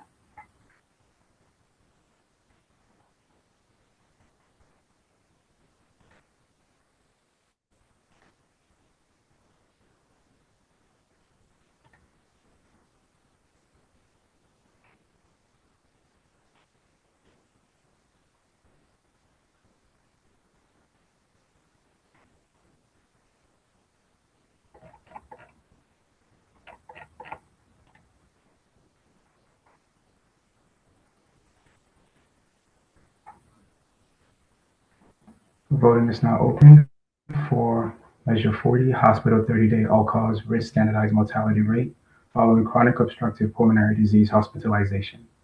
Do you recommend including this measure in the hospital value-based purchasing program? The options are A, recommend, or B, do not recommend. And we currently have 18 votes.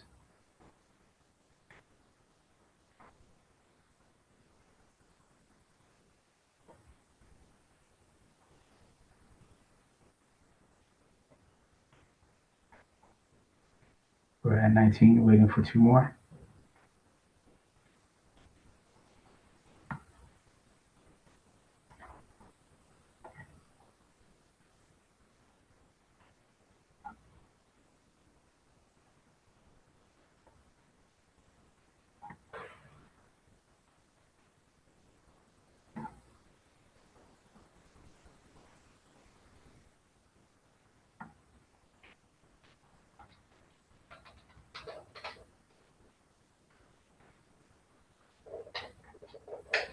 Waiting for one more vote.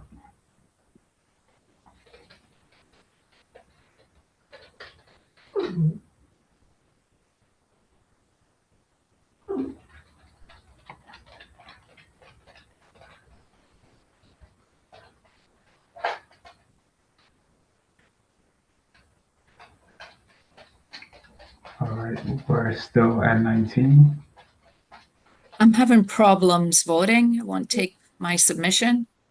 All right, you can send your vote directly to me in the chat if you don't mind. Thank you. Mhm.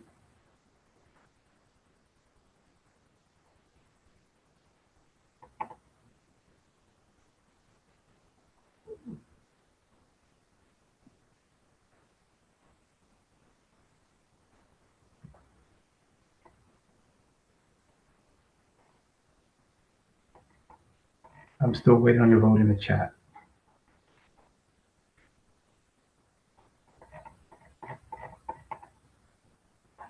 Just submit. Thank you.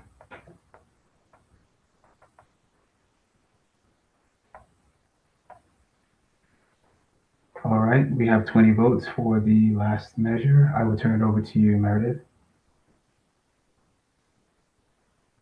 actually, I don't know. Do folks want to continue voting on this group of measures before we break for lunch? Seems like we should probably. Sandy, yeah. Oh, I thought you had a question. Isaac, would we be able to continue voting through the next two? I will need some time to pull those up. Okay. Well, let us break for lunch and we will continue voting on the last two measures in this group when we return. Please enjoy the next 45 minutes, get up and stretch, take a break, and we will follow up with continuing to vote, and we'll also share results that we've received thus far. So thanks, everybody.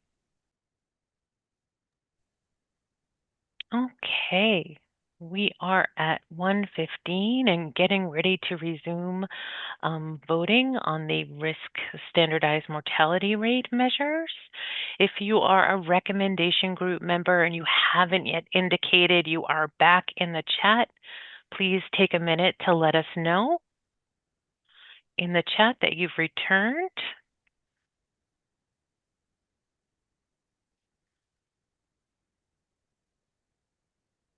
We'll just give another 30 seconds or so.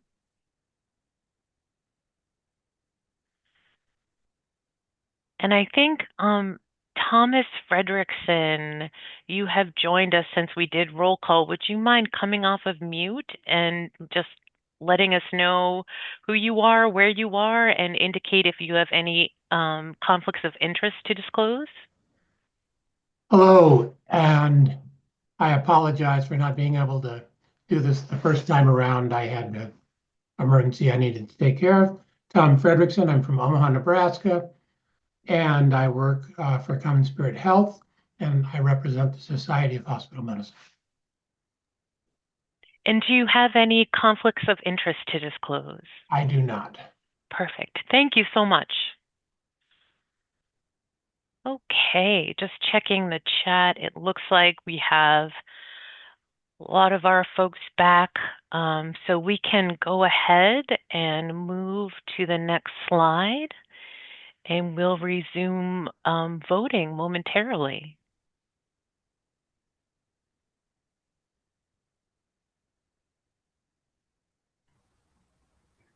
All right, voting is now open for Measure 44, Hospital 30-Day All-Cause Risk Standardized Mortality Rate Following Pneumonia Hospitalization. Do you recommend including this measure in the Hospital Inpatient Quality Reporting Program? The options are A, recommend, or B, do not recommend.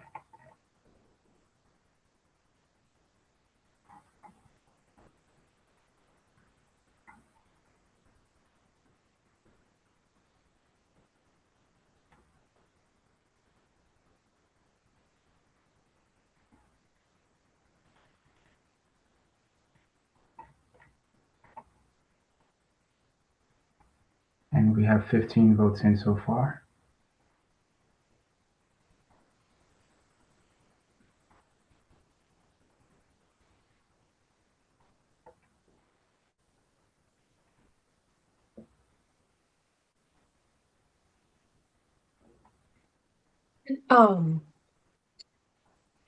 Jake or Alex, would you be able to move Abby Khan to the panelists?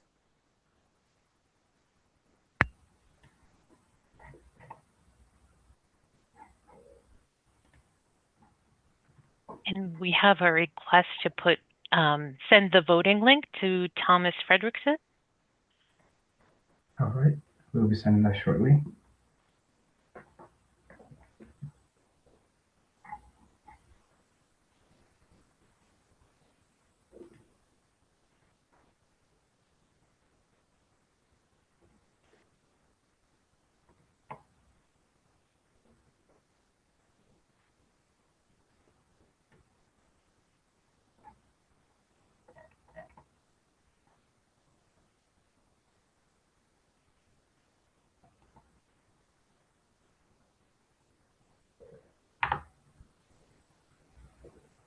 I'll highlight the request to put the voting link in the chat again so that everybody is able to vote. We're actually sending the chat to individuals who ask because it is a personalized link. So Awesome. I think, Thank you. yeah, I think, Thomas, you should be good to go.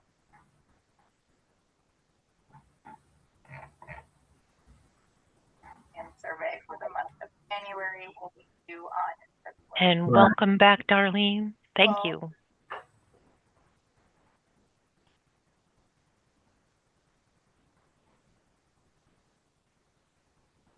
We're at 18 votes and waiting for a couple more.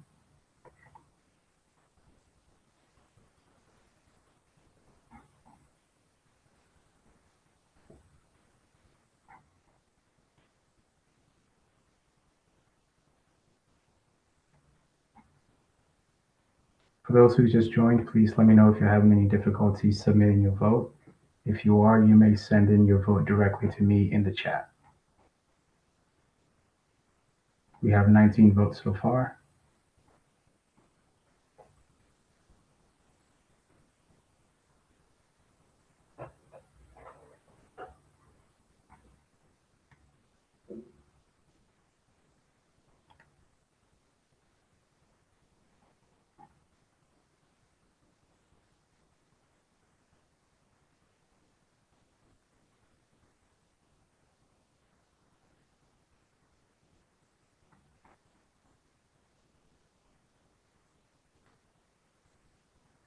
All right, we're at 19. We can move on to the next question.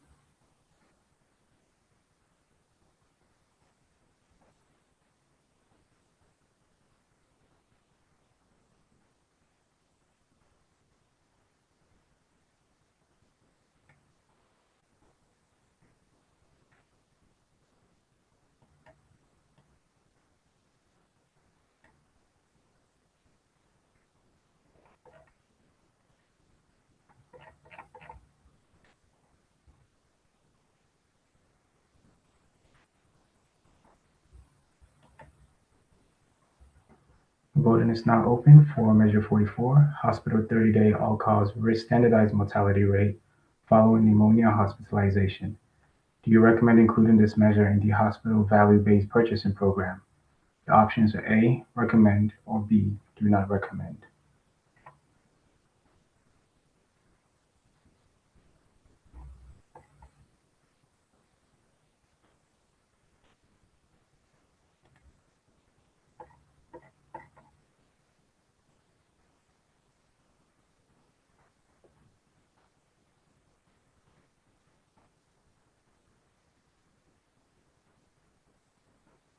We have 17 votes in.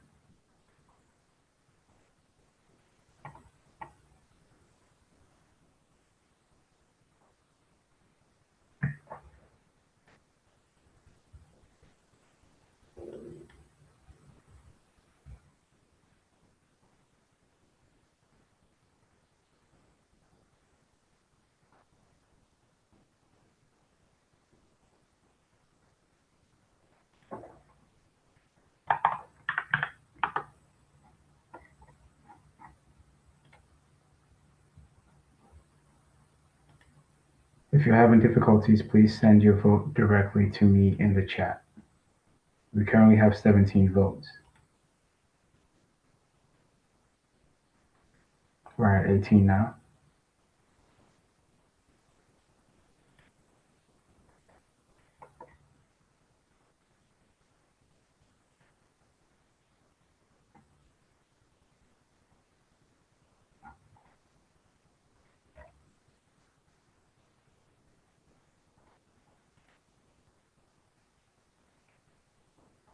All right, we can move on to the next.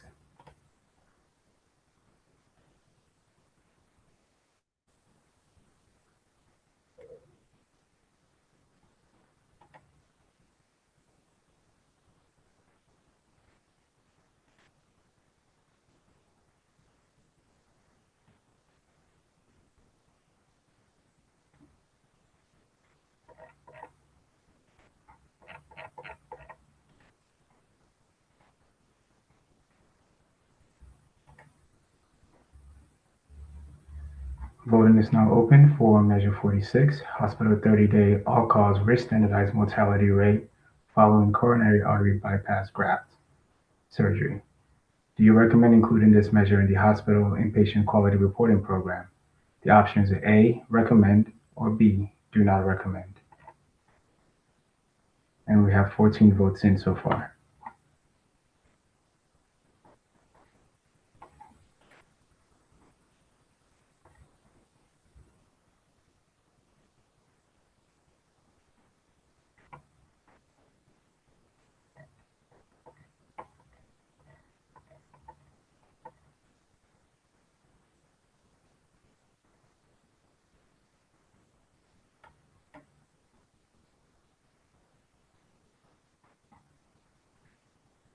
We have 19 votes.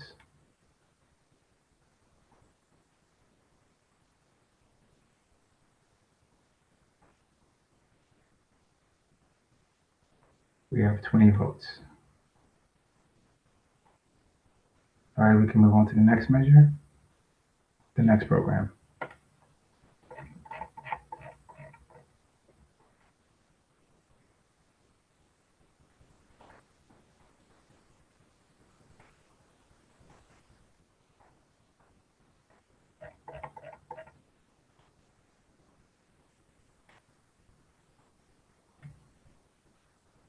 Voting is now open for Measure 46, Hospital 30-Day All-Cause Risk Standardized Mortality Rate following coronary artery bypass graft surgery. Do you recommend including this measure in the hospital value-based purchasing program? The options are A, recommend, or B, do not recommend.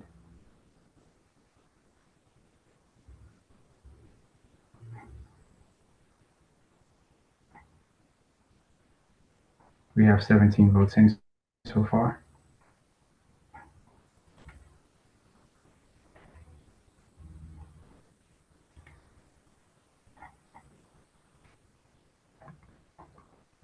We have 20 votes.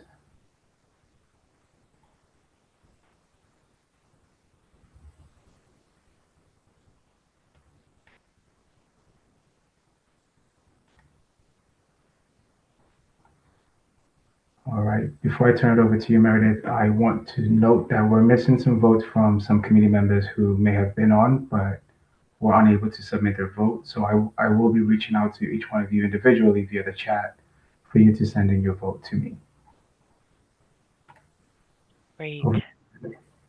Thank you, Isaac, and thank you everybody for working through that period of intense voting with us.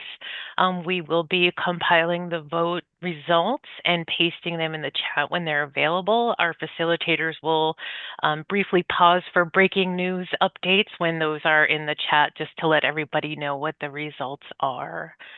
So I think we are ready to move to the next measure for discussion. And I think, Kate, I'm turning it over to you. Thank you so much, Meredith. We can move on to the next slide. So before I get into this, I just want to remind people of our order because it's a little bit new this year. I'm going to introduce the measure, turn over CMS, summarize public comment, and then our AG members are going to share their priorities, issues and topics they would like the recommendation group to discuss. We're then going to turn it over to patient participants from both the AG and the RG. And then open it up to all RG members. And just a reminder for our patient participants, you can participate. You don't have to just participate in those 5 minutes. You are encouraged to participate during the recommendation group portion, but just wanted to have that specific time called out for you. Okay, so we are switching gears a little bit here. We are now going to discuss MUC 2516, excess antibiotic duration for adult hospitalized patients with uncomplicated community-acquired pneumonia. This is the percentage of adult non-ICU hospitalized patients with uncomplicated pneumonia that qualify for a 5-day duration according to national guidelines, who received excess antibiotic duration as defined then greater than or equal to 7 days total antibiotic therapy, including inpatient and discharge antibiotics. The measure is reported annually to the hospital at the hospital level It is stewarded by the University of Utah. It is a process measure at the facility level of analysis. The measure was endorsed by the CMS consensus-based entity in 2025 with some conditions, and the conditions are that when the measure returns for maintenance review in 3 years, the measure developer has continued to explore the exclusion list to determine if changes are needed, and further clarified the conditions and justified them based on burden, and then conducted additional validity testing with data elements and additional EHRs. I will now turn it over to Dan Green from CMS. Thank you, Kate. Can you guys hear me okay? Yes, we can. Great, thank you. Welcome, everybody. Thanks for dialing back in after lunch. My name is Dan Green. I'm a medical officer working under Michelle Schreiber and Ron Klein. I work primarily on the clinician program, but we'll be presenting this excess antibiotic duration use to you, as well as the next measure, which also has to do with antibiotic use, broad spectrum antibiotic use for community-acquired pneumonia. As you can see in the CMS provided rationale, antibiotic overuse is a global healthcare crisis.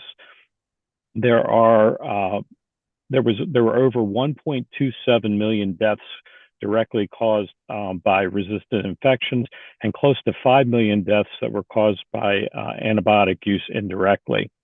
CDC estimates that 50% of hospitalized patients do receive antibiotics, and this is most often for pneumonia.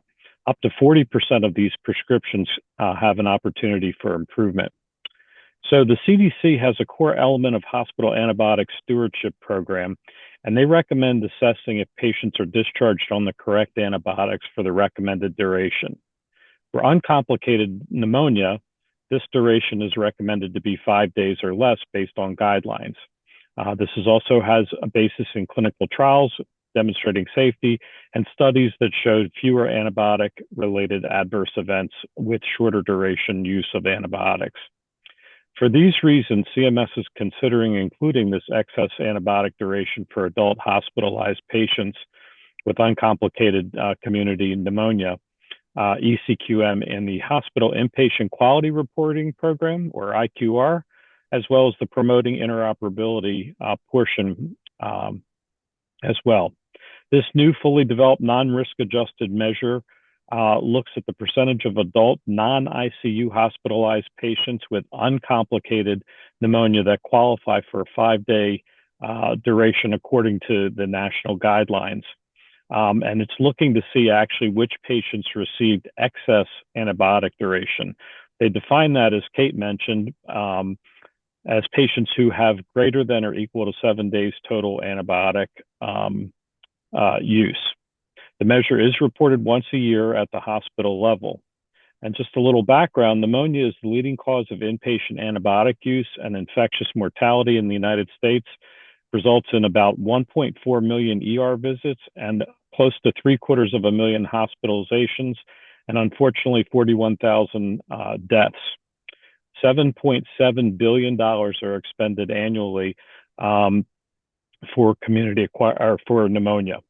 And studies show that up to 2/3 of patients who are treated for community-acquired pneumonia have excess treatment durations. And if we can reduce those durations, we'll benefit patients by decreasing adverse effects and lowering the risk of antibiotic resistance. We do acknowledge there's some concerns about feasibility, but hospitals already report inpatient antibiotic use to CDC's NHSN antimicrobial use option, making it more practical. Many hospitals also track the community-acquired pneumonia and empiric antibiotic use in their stewardship programs. Feasibility testing at 3 large health systems, including Michigan, Utah, and the VA system, with over 53,000 uncomplicated community-acquired pneumonia patients, showed easy data capture and significant variation in hospital rates.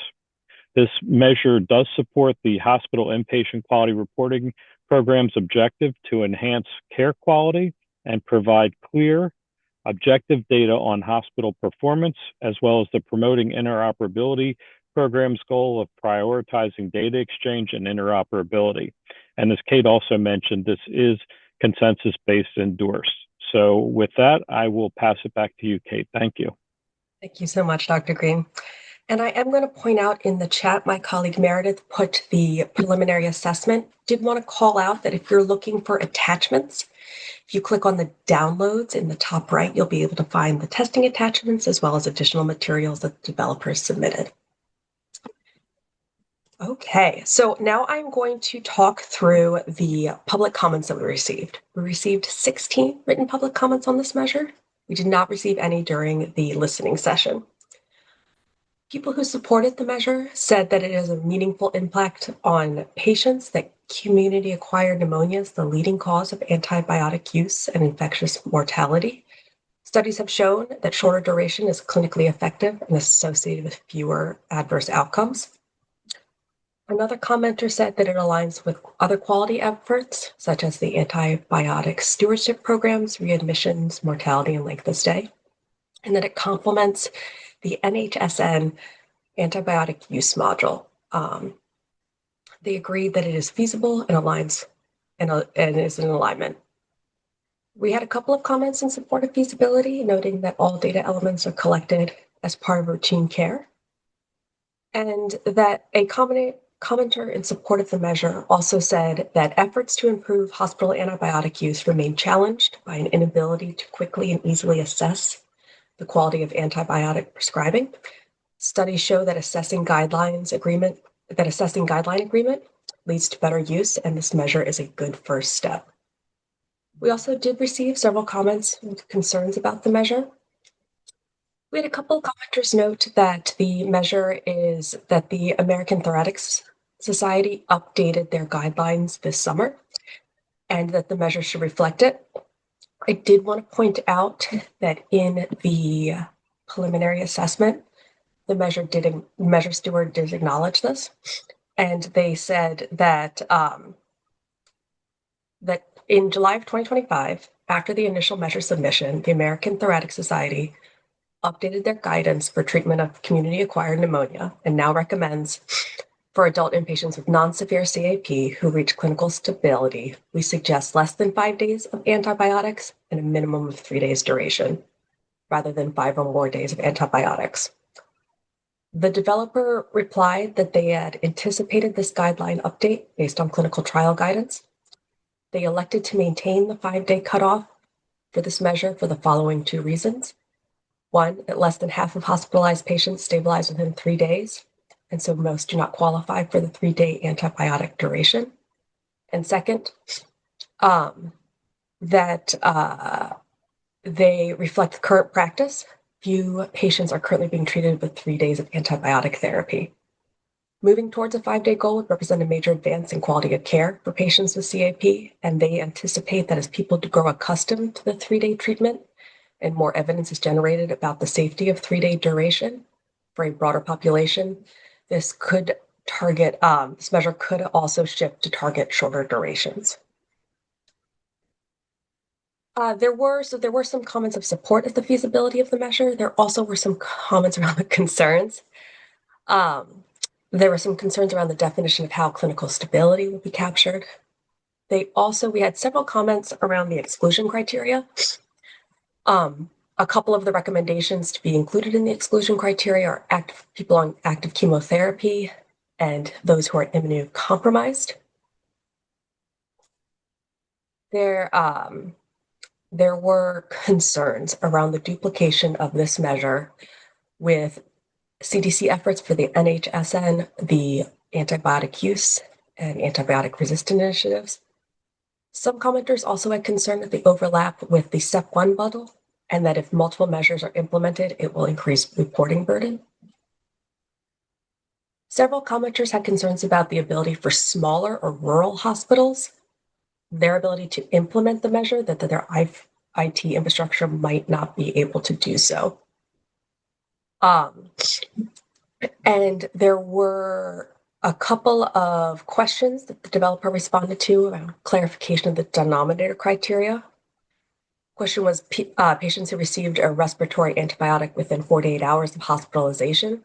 asking if the clock began at ED arrival or inpatient admission. The developer said that they define this as within 48 hours of arrival to the ED or admission to the hospital if the patient is not directly admitted.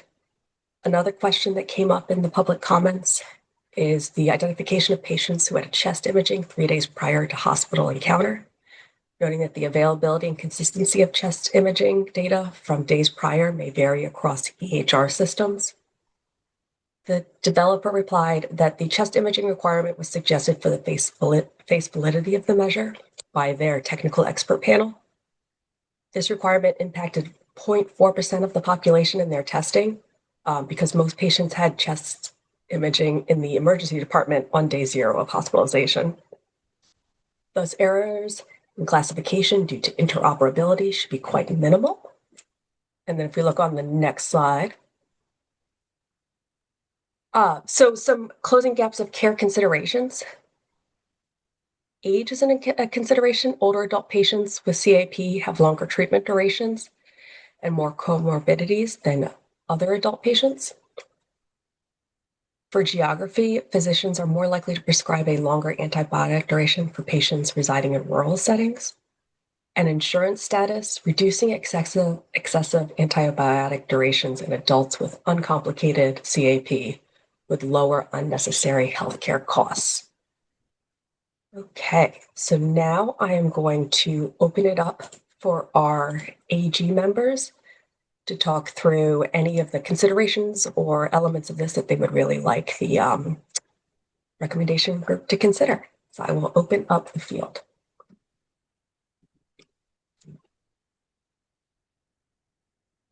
Any comments or questions from our AG?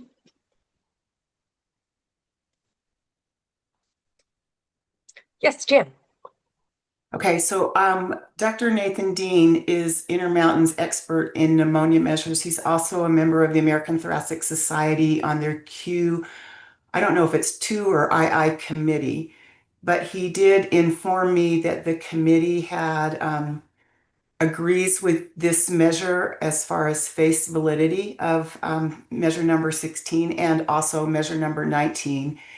However, and I'm quoting from their comment, there were several issues with the denominator and numerator definitions that precluded recommendation of any of the quality measures for endorsement.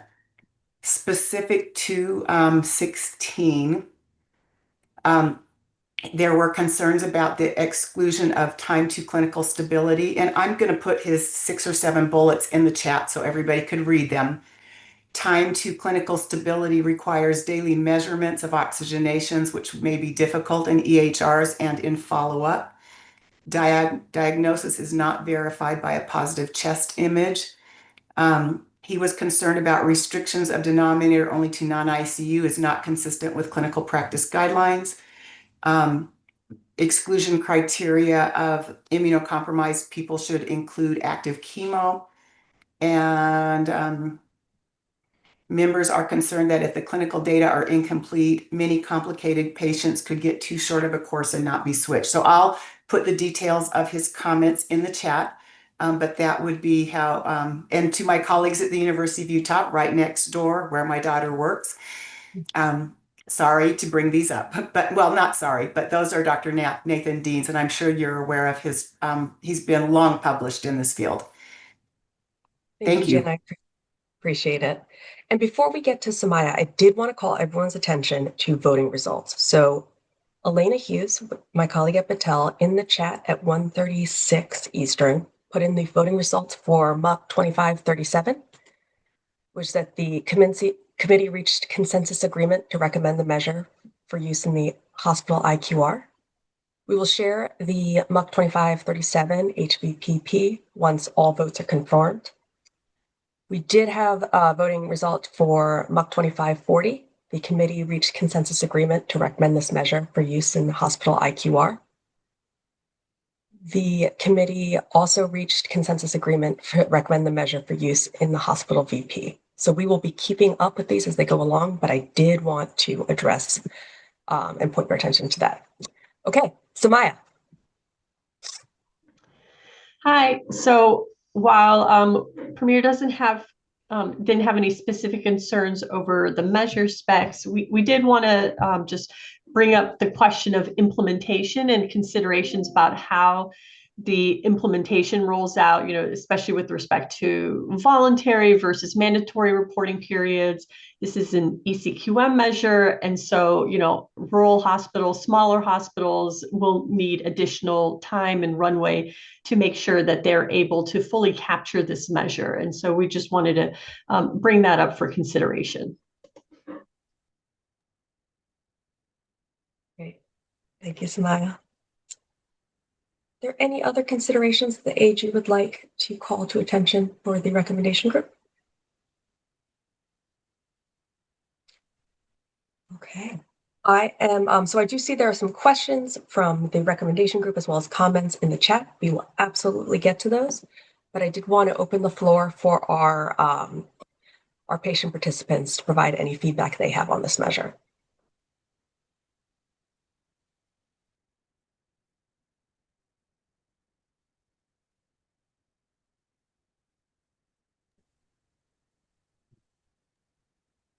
Okay, I'm not seeing any. Oh, Marty, yes.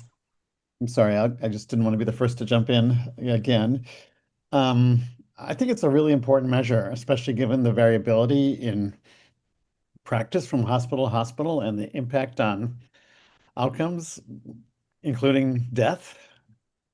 It just seems like implementing this measure as quickly as possible is important because of the potential impact it can have on something very serious in terms of outcomes. Right. Okay, Jeff? Yeah, I appreciate all the work that's gone into this, and it does seem like a problem that needs to be addressed in some way. This is a little far out of my wheelhouse, but one thing I'm wrestling with that I'm hoping folks could address is just the relative risk of unintended consequences of the measure, which it seems like would be encouraging providers to not prescribe potentially appropriate duration antibiotics for complex patients, which I'm assuming could result in some pretty serious complications, versus the harm that we're trying to avoid, which, from the studies that have been done, seems mostly like patient-reported complications like diarrhea and things like that, while certainly good to avoid, are not of the same magnitude as the adverse consequences that might be prompted by the measure. So just wondering if folks can speak to that. I did want to call attention to a discourse that has happened in the chat. I think it would be helpful, since this was something that a couple of the public comments were curious about. Talithia, can I call on you to ask your question, and then Valerie, if it's possible, to answer, just to have that spoken verbally in addition to written in the chat? Sure. So I put a couple of things in there. I think the first thing that I noted was that this is similar to what hospitals are reporting on to NHSN. And so I think Dr. Green mentioned that. And so I'm just wondering the duplicative nature of this. Is it necessary in this program, especially given how complex it is? And I'm just thinking back to the hybrid measures and some of the same complex data elements like labs and lab values, which CMS rolled back from mandatory reporting because of how challenging data collection matching was. So if this is a true ECQM and it wasn't tested in with a variety of systems, I'm just also concerned about like rural, smaller hospitals' ability to do this, given that this was, I can't remember, 4 systems. I have to go back to my notes.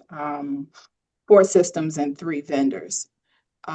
So just a host of concerns around feasibility in my mind, not the importance to measure piece, but and validity, to Jeff's point, of unintended consequences. And did you want me to CMS respond? That'd be great. Great, thank you. Yeah, so I really appreciate the feedback. So we worked very closely with the CDC in developing this and considering the current AU module. So currently the AU module looks at bulk antibiotic prescribing. So it is a measure of how much antibiotics is being used within a hospital. There are two things that our metric does that AU does not. The first is look at appropriateness. So, actually being able to assess, are we doing the right thing for people, not just looking at bulk antibiotic data. And the second is actually looking at discharge prescriptions, which is something that the AU does not include. So the AU only includes inpatient prescriptions. And so we see our measures extremely complementary to AU. So you get an idea of how your hospital is doing, both in terms of bulk antibiotic prescribing, but then looking at the most common condition for which people get antibiotics in the hospital and the most common reason for antibiotic overuse in the hospital, pneumonia, and looking specifically at appropriateness for that condition. Can I ask a follow-up question? Please. Thanks. So were you able to track beyond the 4 systems, like smaller systems, their ability to collect and report this accurately? It just seems like you use 3 vendors and 4 systems, which I know one hospital that uses more systems than that. So I'm just wondering if this gets implemented, the real sort of ability to collect and report this. Yeah, no, so the hospitals that we looked at were 2 Epic hospitals. That was the University of Utah and the University of Michigan, and then 109 VA hospitals or healthcare systems who use their Vista. So that was kind of the requirement for the initial process, but we do agree, that it would be great to work with vendors on continuing this measure, and B, including additional vendors in the future will be important. We did have small hospitals in the VA system that were able to do this, but obviously the VA is different than what's being done for other metrics. The fact that these hospitals have already started with AU, we see as a good jumping off point. So they have the ability, because of the AU, to report antibiotic use. So they have kind of the first step done. So we see that as something that makes it at least a little bit feasible in the partnership with AU. VA hospitals are not on Epic. They're transitioning to Cerner currently. Sorry, I just saw that in the chat. Last question. If are you contemplating for any future continued testing, looking at additional systems that smaller hospitals everybody's not on Epic and Cerner? Yes, absolutely. That was one of the recommendations for maintenance of endorsement as well. And so we're in the process of looking into that. And so before I get to Nick and then Julia, I did want to note that we really value our patient participants, and there are a couple of patients who I'm not going to call on, but if there are things that you want to write in the chat around the measure's impact on this one or ones in the future, we strongly encourage you to. So Kristen, Sarah, and Sherry, if you are thinking about contributing, please do. This is an open space, and we would love to see your comments either in the chat or if you want to raise your hand, we welcome that as well. Nick. Yeah, thanks. A couple of comments. First is regarding the comment about the Thoracic Society's new guidelines. That one that they give for less than 5 days was conditional on very weak evidence, and only 69% of the voting members endorsed it. So I wouldn't worry too much about that. In terms of exclusion criteria here, there might be room, there was room to make this a little more direct. If the reference mentioned in this performance measure, I pulled and looked at it, and they indicated that if someone has CAP associated with endocarditis or meningitis, that would be longer than 5 days. Now, that may be captured in the greater than 14-day total antibiotic duration, which is listed in the exclusion criteria, at least for endocarditis, but it would miss meningitis. So to keep that in mind, pregnancy should probably also be listed because they can be considered immunosuppressed. And finally, I'll just express, I share my concerns also about the feasibility of capturing this. What if the extended antibiotics are provided by the outpatient provider? Is the hospital still held accountable for that? We discharge the patient, they see their PCP and file, but gives another 2 or 5 days of antibiotics. Valerie, did you want to respond to that? I see in the chat you wrote that you guys exclude patients with ICD-10 codes for concomitant infections such as meningitis. Is there anything else you wanted to add in response to Nick's questions or comments? Yeah, so anybody with an alternative indication for an infection, at least as identified by ICD-10 code, is excluded from the denominator, and that would exclude meningitis. The outpatient provider is an interesting one. We did not include antibiotics prescribed by the outpatient clinician in the duration. So it's purely prescribed during hospitalization or at the time of discharge. As thinking that would be something that the hospital would be more in control of. Thanks, Valerie. And I did want to call out one of our patient participants, noting that they think that this measure will be very helpful for patients in the long run. So I did want to call that out. Julie?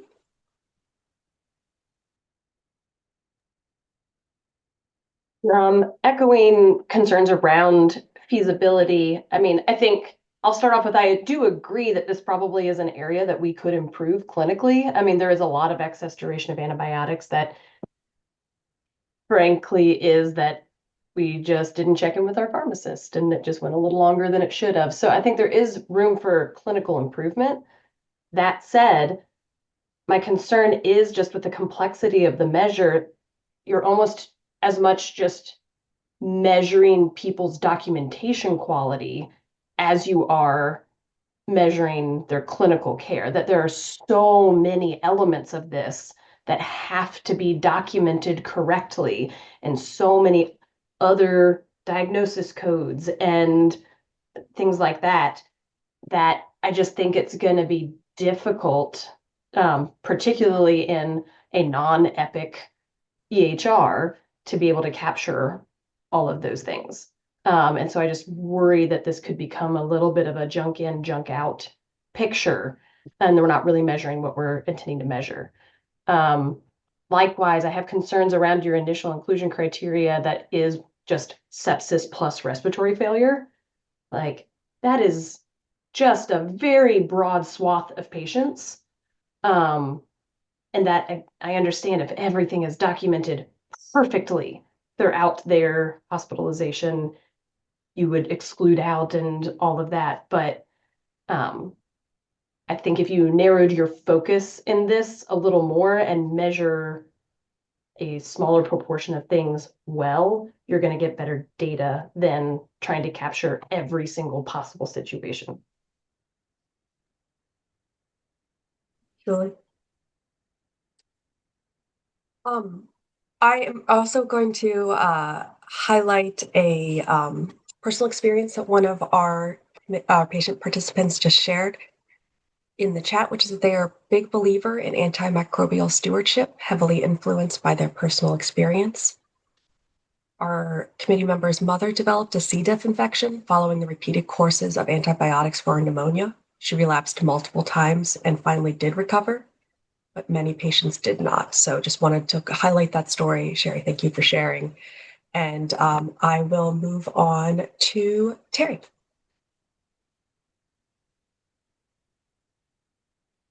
And Terry, you are on mute. Sorry about that. Two very quick questions. One is clarification. This measure is not currently being used in any other program. It's being proposed newly, right? Okay. And then the second question is, and I might have missed it and I apologize, but what are the elements of the stabilization piece of this measure? is it oxygen saturation, respiratory rate? Like, what are the variables? Turn it over to the developer. Yeah, Yeah. great. So we tested a couple of different metrics as we were trying to balance kind of feasibility and accuracy. And what we ended up looking at was being afebrile and normotensive. We found that those were just as good as having more complicated measures of stability, but much easier to obtain electronically. Thanks. That's answered your question, Terry? Great. And I am going to highlight another patient story that is in the chat. Rosie said that she hasn't had CAP, but she has excess antibiotic durations for other infections. She supports this measure because she has become antibiotic resistant to many antibiotics. So just wanted to highlight in the chat, we have several patient stories as well as perspectives that are in there. And Marty, I'm going to ask you to add on. Actually, I'm not going to add on to this. So if we want to discuss this first, I'll make my next point. No, please go ahead. Julie, I'm concerned about your concern with the complexity of documentation. I mean, I would have a hard time accepting that as a reason not to move forward, that documentation practices aren't what they should be. I think when we bring in new measures, they're never clean. It's always some messiness or some period of time when you have to kind of, figure out how you're going to do it well. And I wouldn't want to use, less than optimal or less than averagely optimal documentation practices as a reason to not go forward with this. So I was troubled by that comment. And I invite you to push back. I mean, I don't want bad data either. So I hear your point. No, and I don't want to be saying that like, oh, people shouldn't have to document correctly. I just don't recall seeing a measure that has this many different elements that have to be captured and documented to fulfill it. And there's just the more elements that you include in it, the more complexity there is, the more opportunities for mistakes to happen. Yeah. And so my issue is not that it's expecting us to document perfectly. It's that in having so many different elements in it, we're just introducing lots of opportunities for mistakes and gray and fuzziness to cloud the information we're getting. I understand. Thank you. I appreciate that. But also I appreciate the pushback and the, poor documentation is not an excuse to not measure something. Wholeheartedly agree with that. Thanks, Julie. Thanks, Marty. I am going to highlight again, I'm going to lift another patient voice up because I am thrilled by all of the experiences. People are not thrilled that they've had the experiences, but I'm really encouraged that they feel comfortable sharing them, which is that another patient participant, Ben, said that he's witnessed CAP firsthand, and he would recommend supporting this measure due to an antibiotic resistant occurrence. So just wanted to highlight that as well. And then Terry. Yeah, just a really quick question just to get at, is the juice worth the squeeze with regard to burden? This is for Valerie. What, in your studies, what percent of patients are being inappropriately or not following guidelines with regard to antibiotics, being prescribed in patient? Do you have any of that data? Because my perception is I'm an emergency physician. I see a lot of inappropriate antibiotic use for community-acquired pneumonia in the outpatient. So I know that is an issue, and I have experienced it having worked in both, academic medical centers and community centers. And community centers, those providers, just my anecdotal experience, they're more likely to prescribe antibiotics perhaps that are not recommended and for longer periods of time. So that's why I'm asking the question. Yeah, no, thank you for asking. I'm trying to find the exact numbers. I will get them, but it's this one is, oh, here, I have it. No, I have it for empiric. I apologize. I will find it in a second and let you know. Okay, no worries. And then, Jeff, before I get to you, I did want to highlight that there are some resources and answers in the chat. Ngozi from CMS provided the definition of what a febrile is for the measure. And then also Valerie provided some additional details on the testing. So I encourage you to look at that. There is a question from Michelle Dahl, which is for CMS. And it's, would CMS be confirming with the EMR vendors that technically speaking, it is feasible to create the reports to make this automated in their individual systems prior to formally introducing it in quality programs? Dan, is that something that you wanted to address, or do you want to, we can also address in the chat. What are your thoughts? Maybe Julia or Jessica could answer that. They're the And program I have lead. been, oh, Sorry. no, I was just going to say, I found I can't paste the figure into the chat, but I have the data for the percentage with overuse. So here, the average is about 40% across hospitals, the minimum's 11.9%, and the max is 79.4%. So there's actually really wide variation, with most hospitals having somewhere between 25 and 55% of patients getting excess antibiotic duration. So that variability sounds like a justification to me. So anyway, thank you. And Jessica or Julia, can you comment on the other question, please? Hi, hi, I can take that question, Dr. Green. This Thank is you. Ngozi. Should CMS decide to move forward with this measure, we will make it clear that most of the measure details are already been submitted through the NHSN for the NHSN reporting. So it'll be an easy transition is what we hope. But yes, should we decide to move forward with this, we will make that clear. Thanks, Ngozi. Yeah. Jeff. One thing that I'm wondering about that I'm hoping some of the more clinically oriented folks can address is it's always been my perception, but maybe I'm wrong, that a significant or perhaps the predominant chunk of antibiotic misuse is prescribing agents that aren't appropriate or prescribing them to patients that aren't appropriate, rather than the duration. And that sort of, those first two things are probably more responsible for driving resistance than maybe the duration.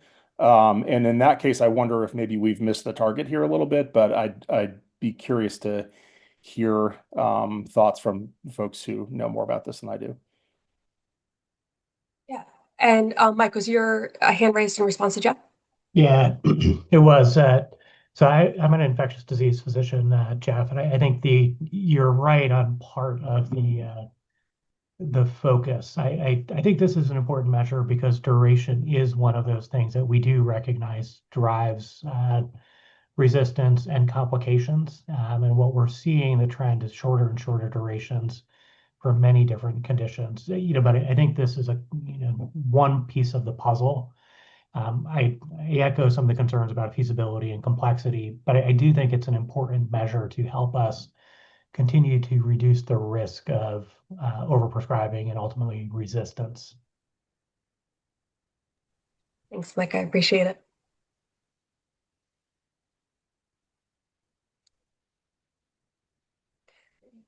Looking through, just to highlight, Michelle Dahl thanked Ngozi. Thank you for your explanation.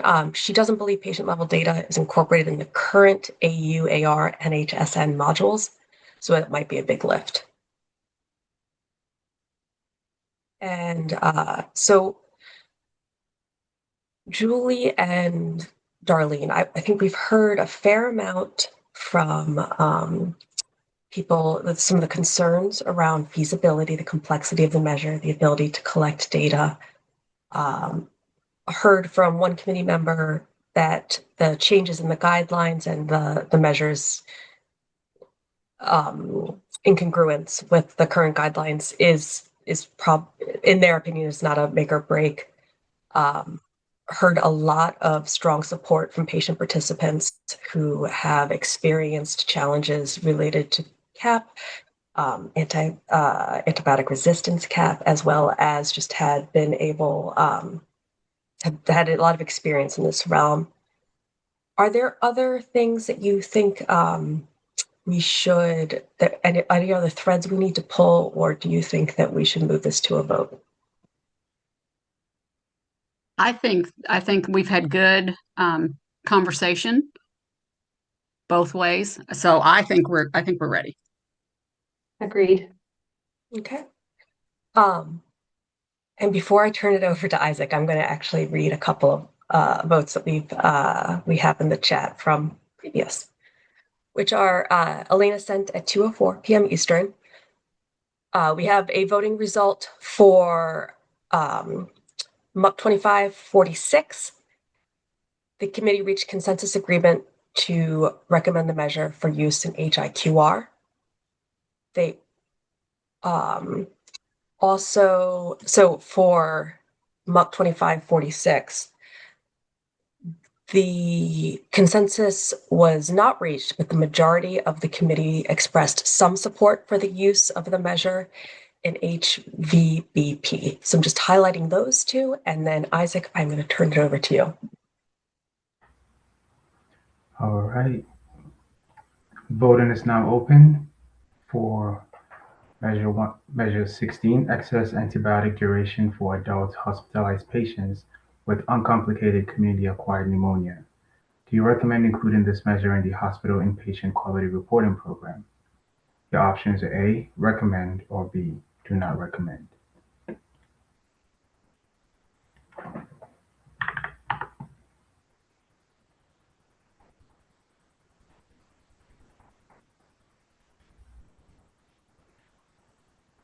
We have 19 votes in so far. Where do we type in our rationale if we give a do not recommend? There should be a tab right next to the voting question that has a pin icon, and it should say rationale for do not recommend.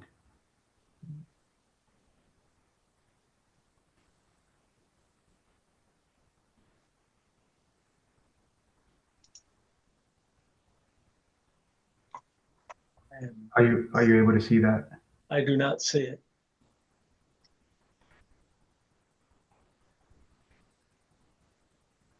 Do you see the voting question with the voting options? Yeah. Okay, so on the exact same screen to the right of that window, as we're showing here on the screen share, it will be this little window with a pin icon. Oh, got it. Okay, I saw it. It wasn't the tab wasn't highlighted. My bad. I got it. Thank you. Mm-hmm.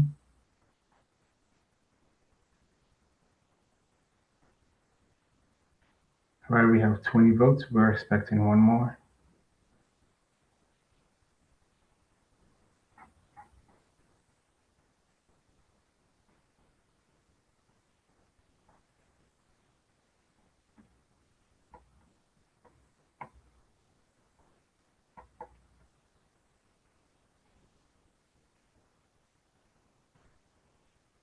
Waiting for one more vote.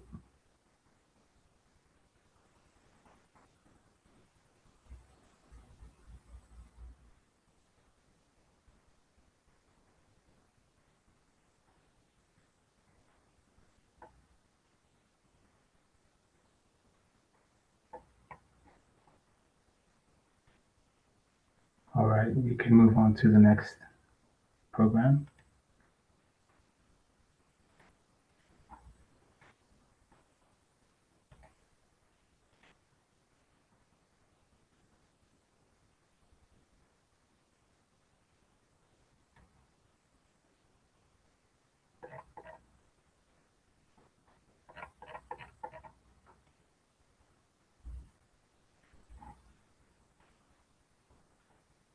Voting is now open for Measure 16, excess antibiotic duration for adults hospitalized patients with uncomplicated community-acquired pneumonia. Do you recommend including this measure in the Medicare Promoting Interoperability Program? The options are A, recommend, or B, do not recommend. And we have 15 votes in so far.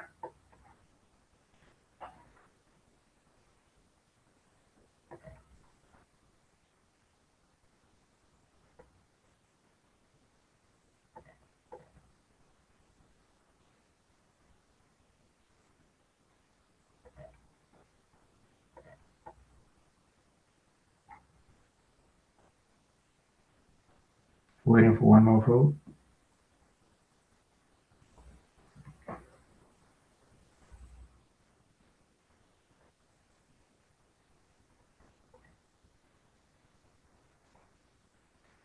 All right, I'll turn it over to you, Kate. Thank you so much, and thank you all. We are staying on a similar topic for our next measure. We will now discuss MUC 2519, inappropriately broad empiric antibiotic selection for adult hospitalized patients with uncomplicated community-acquired pneumonia. Next slide. So this measure measures the percentage of adult non-ICU hospitalized patients with uncomplicated pneumonia who A, did not have risk factors for MRSA or pseudomonas, and B, received empiric within the first 48 hours of emergency department arrival antibiotics targeting MRSA or pseudomonas. The percentage is reported annually at the hospital level. This is also stewarded by the University of Utah. It is a process measure at the facility level of analysis. It was endorsed by the CMS CBE in 2025, and it's had similar considerations to MUC 16 for the endorsement cycle, which is that for maintenance of 3 years, the CBE encouraged the measure developer to have continued to explore the exclusion list and conducted additional validity testing data element in an additional EHR. It is proposed for 2 programs, the Hospital Inpatient Quality Reporting Program and the Medicare Promoting Interoperability Program. I'm going to turn it over to Dr. Green from CMS to provide the CMS rationale. Thanks, Kate. And as you guys heard, this is a related measure to the previous measure. So thank you for the great discussion we had on the prior measure. It's much appreciated. This measure, number 19, is an ECQM. It's a process quality measure, and it evaluates the annual percentage of adult non-ICU hospitalized patients who have community-acquired pneumonia, but who unnecessarily received empiric antibiotics targeting drug-resistant pathogens, specifically MRSA or Pseudomonas.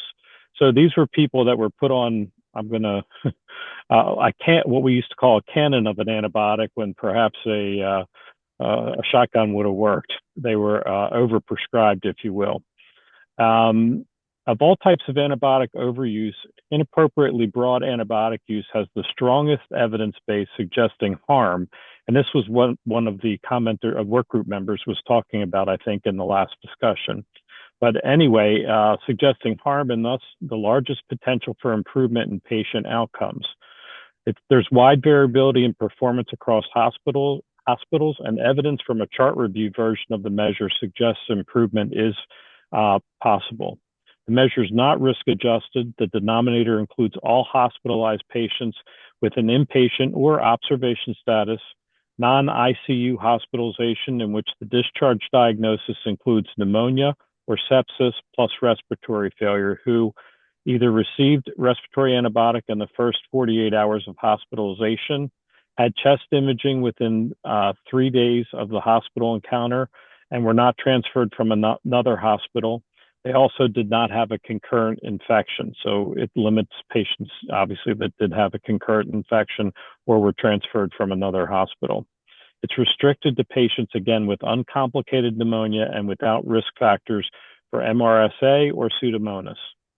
The numerator includes all patients from the denominator population who received empiric antibiotics who did target and include MRSA or Pseudomonas within the first 48 hours of the emergency department arrival or admission. It's, again, as I mentioned, it is an ECQM. It does use patient-level digital electronic health record data, including antibiotic treatment data, comorbidities, diagnostic codes, vital signs, lab results, as well as microbiology data and antibiotic treatment. And as Kate mentioned, it was endorsed by the consensus-based endorsement entity in 2025. Kate, let me turn it back to you. Thank you. Thanks so much. So I'm now going to talk about our public comments and then also get into the gaps of care. We received 14 written public comments on this measure. We did not receive any spoken public comments. You'll notice a lot of similarities between this measure and the one we discussed previously in terms of both support themes as well as concern themes. Several commenters in support of the measure noted that the measure aligns with other efforts to reduce hospital-acquired infections, antimicrobial resistance, and other federal initiatives such as the CDC's NHSN antibiotic use option. Another commenter noted the leading cause of inpatient antibiotic use and infectious mortality in the U.S. And the commenter believes that this measure can reduce the use of inappropriately broad empiric antibiotic treatments, which have been associated with higher readmissions, increased ICU transfers, and increased antibiotic-associated adverse events and longer hospital stays. As with MUC 2519, a commenter noted that efforts to improve hospital antibiotic use remain challenged by the inability to quickly and easily assess the quality of antibiotic prescribing, and that studies show that aligning guidelines can lead to better use and that this measure would be a good first step. Another commenter in support of the measure noted that CAP is one of the most common diagnoses, and patients often get suboptimal treatment with antibiotics that are more appropriate for targeting MRSA or pseudomonas. As far as concerns go, several commenters said that the measure exclusion list does not match clinical guidelines. MRSA and pseudomonas risk factors are broader than the guideline definition and include illness severity. A couple commenters would like to see some additional changes and exclusions.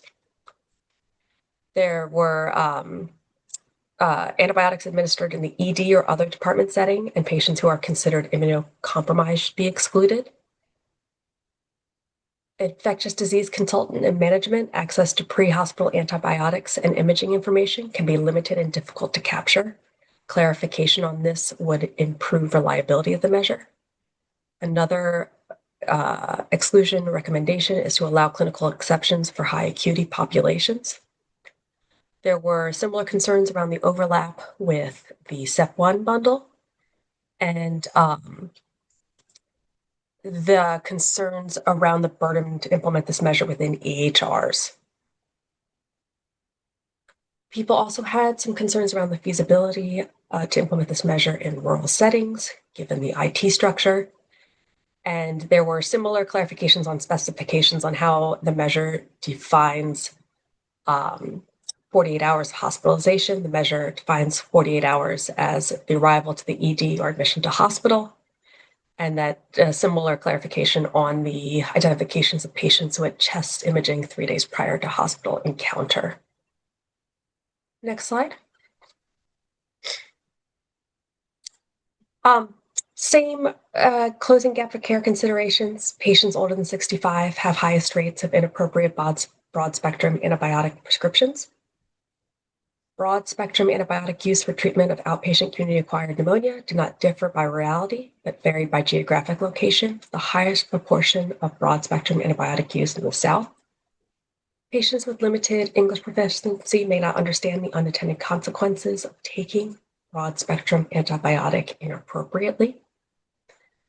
And then to move back to the other slide, I can open it up to our advisory group members for things they believe that the recommendation group should consider as they discuss this measure.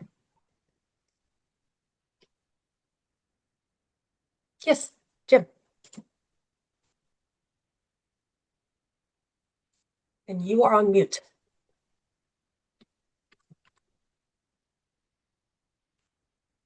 There Thank you. Hey, Jim Moore. I'm an informaticist and anesthesiologist at UCLA Health in Los Angeles, also with the American Society of Anesthesiologists. Have no disclosures. I just wanted to bring up one of the exclusion criteria among the denominator exclusion criteria listed for transplant in prior year. I had a few comments about that. for one thing, if it's to be just within the prior year, getting the electronic data on that may be a bit troublesome in that if it's listed in the patient's history elements for surgery, there may not be a discrete field that's reliably used for date, especially anything beyond a year, to be a more specific date. And I was also curious whether this is there because it may be perceived as a surrogate marker for someone being on immunosuppression, which I think would make sense if that's the case, although a lot of patients after organ transplantation would certainly be on such therapy for much longer. I also was curious that this denominator exclusion list looks very similar to that of the measure we just discussed, measure 016, but in that one it just said transplant. It didn't say transplant for the prior year. So curious about some of those aspects of this exclusion criterion. Thanks. Thanks, Jen. Gia? So similar to the last time, I actually figured out how to cut and paste, so you didn't have to see all my typos this time in the comments. The concerns around this measure, besides some of them that would have applied to 16, also deal with either testing or the MRSA definition, the not covering all the ESBLs, and the exclusion criteria in Dr. Dean's opinion doesn't match the clinical practice guidelines. So there are two comments in there from Intermountain about our concerns. Thank you, Jan. And I did want to address, Valerie had responded to a couple of comments that I made, and she clarified that developer does include illness severity. So that is a clarification. And she also said the measure does not overlap with SEP 1. They consider it, if anything, a balancing measure for SEP 1. So I will turn it over to Samaya. So same concern as the prior measure. It's a new ECQM, and we just want to call out that, again, smaller hospitals that aren't on Epic or Cerner, one of the big EMRs, are going to just need additional time to be able to test and reliably submit this measure. Thank you, Samaya. And then let's see. And then we have, I'm looking through the chat to see if there's anything else that needs to be called out. But I believe the rest is from our RG members who we will be able to open it up to. And then I did want to say, before I turn it over to our patients, we received an additional patient story and perspective for MUC 2516, which I did not read aloud, and I wanted to call attention to it because I believe it's also applicable to this measure. And Kristen noted that the measure would help patients once implemented. She really dislikes how quickly and how long antibiotics are prescribed for. In her experience, her child has been given 10 days of antibiotics for silent pneumonia last year, where she had almost no symptoms and seemed excessive. She also worries about antibiotic resistance with multiple family members who have different antibiotic allergens. So I did just want to call that out. But I'm going to open the floor up for all of our patient participants.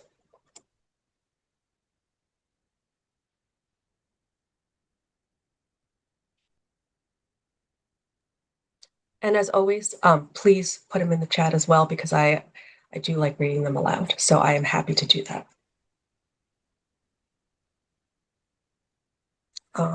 Just gonna look to see if we have any of our patient participants. Oh, Marty. Just want to reinforce how human and important it is to hear from the patients who are willing to share their stories with us today about themselves or their families. I think it really grounds us in, the humanity and the importance of this work. So thank you to them. Yes, I couldn't agree more, Marty. Thank you for summarizing it so nicely. Okay. Well, what I'm going to do is I'm actually, I think that the developer has a couple of things they would like to clarify, and then I'm going to turn over to Nick. So Valerie, you first. Yeah, great. Thank you. I just wanted to talk a little bit, since there's a question in the chat about how this interplays with the sepsis metrics. And you know, in our mind, the way that we see this is actually a little bit of a balancing measure with a SEP1 measure. So we are not saying don't give patients empiric antibiotics. In fact, we're saying go ahead and give them empiric antibiotics, but we're saying to give them antibiotics based on the risk factors that they have for pathogens.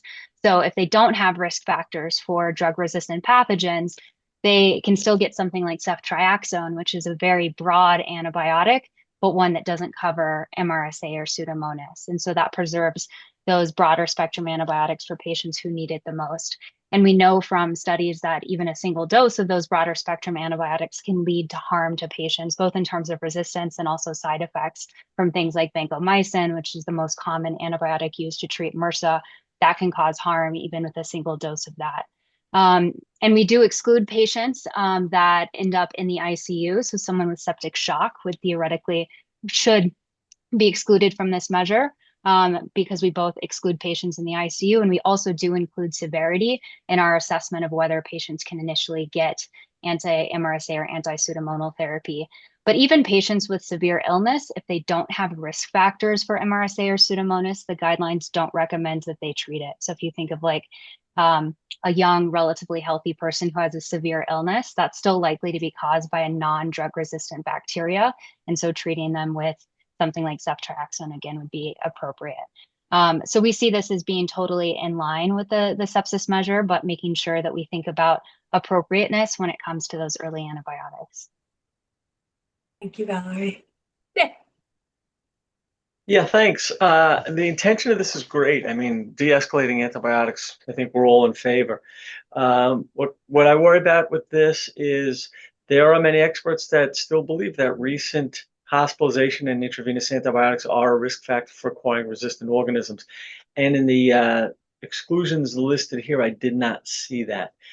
The other thing is the guideline that's referenced in creating this performance measure indicates that where, quote, local validity, end quote, should be the overriding rule. And, you know, the example you just gave, Valerie, of a young, healthy person who has a severe infection, I would give you the corollary. How about the old, frail person with limited cardiopulmonary reserve that really looks toxic upon admission? Those people you want to treat aggressively from the get-go and then back down. And I think where this performance measure would be best served is if we looked for de-escalation after the first 48 hours when we have a chance for cultures to come back.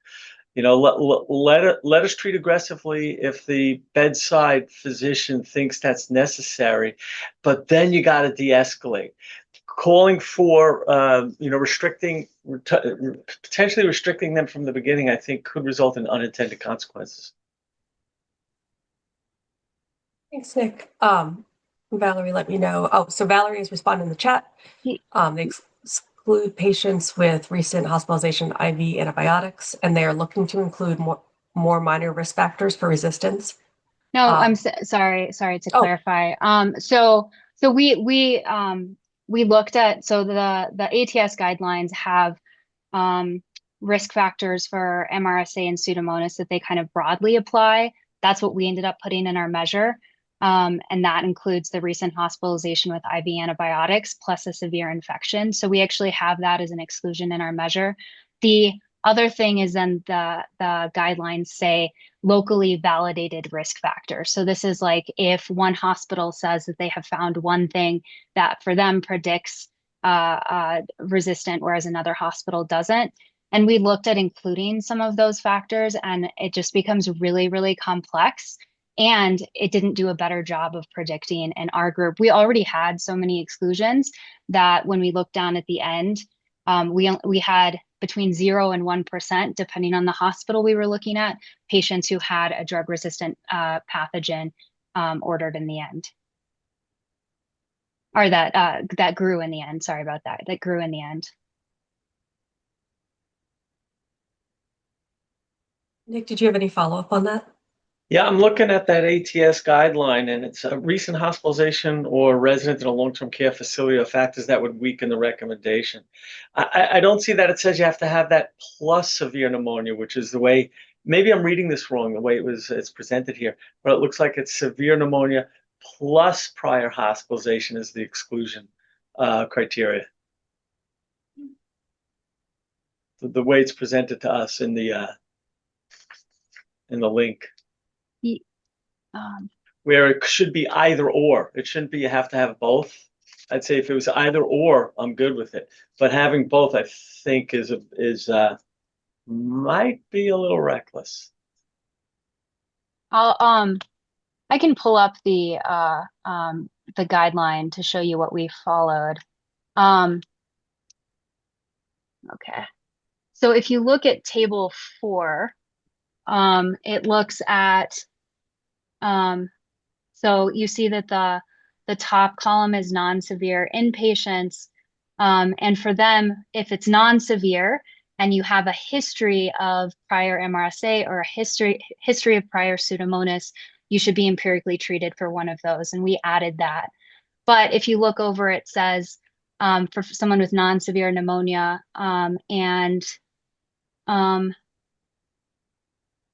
where's the...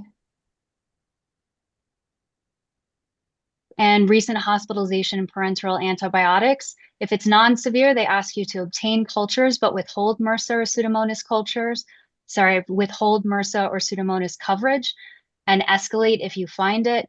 If it's severe pneumonia and recent hospitalization with locally validated risk factors or parenteral antibiotics, then they say to add MRSA coverage or add pseudomonal coverage. So they really, the prior history of MRSA or Pseudomonas applies no matter the severity, but the recent hospitalization with parenteral antibiotics applies only for non-severe pneumonia. And that can be kind of elucidated in that table 4 of the guidelines.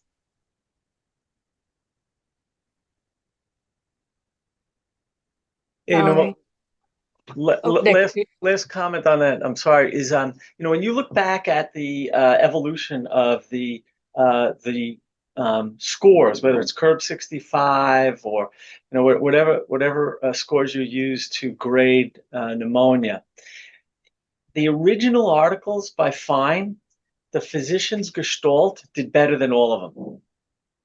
And that's why I worry if that we don't want to tie their hands from the beginning if the patient in front of them looks really sick.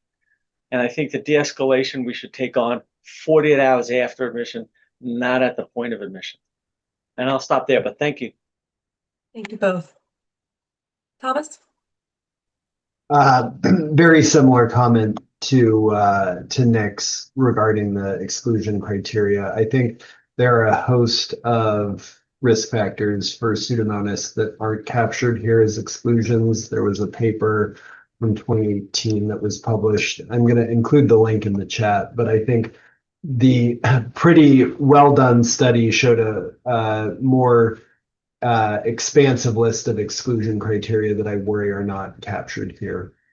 Among them, prior exposure, as Nick had mentioned, to the healthcare system, IV antibiotics. So just adding those in there as well. Thank you. Rosie? For me, I guess if I was not a MRSA patient and have been a MRSA patient for 16 or 17 years, I would not want to get vancomycin, because vancomycin has done a lot of things to me way beyond the antibiotic that kept me alive. So it's an antibiotic that kept me alive, but it also has caused me lots of other hardships and things that I have to deal with because of the vancomycin or the dapamycin. Both of those two have been my lifeline, but yet also have caused me. So I guess if I were coming in with uncomplicated CAP, I would probably then want to just receive a broad spectrum other kind of antibiotic instead of as Dr. Green said, don't use a AR too high of gun power to take out something that you don't need to. So I think that's really important. I think you should treat it with antibiotics, but not treat it with the strongest antibiotics. Thank you, Rosie. I appreciate that. And I believe, do we have, Susie, did you have anything that you had wanted to add? I know you had your hand raised.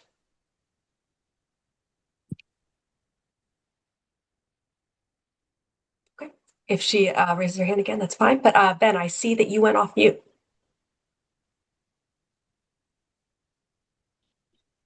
No, I'm good. Thanks.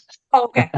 That's all right. Never unmute your microphone. I'm always paying attention to see if it Yeah, means someone wants that's okay. to talk. Thank you. And so, Valerie, would you mind just to yeah, I know you put the comment in the chat, but if you wouldn't mind just speaking it aloud, that would be helpful.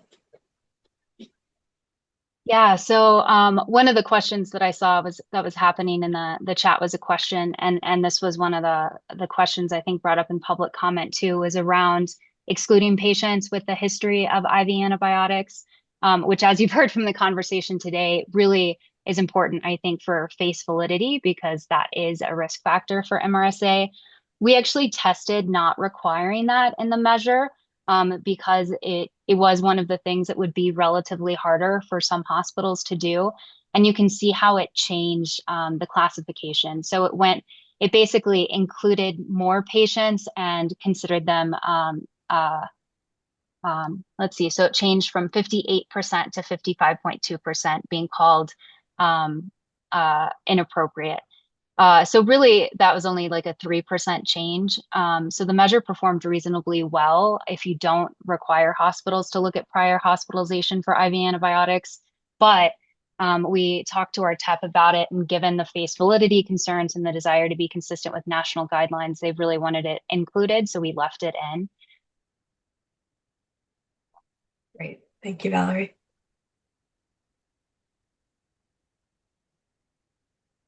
And so I'm looking through the comments, and a couple of people had comments around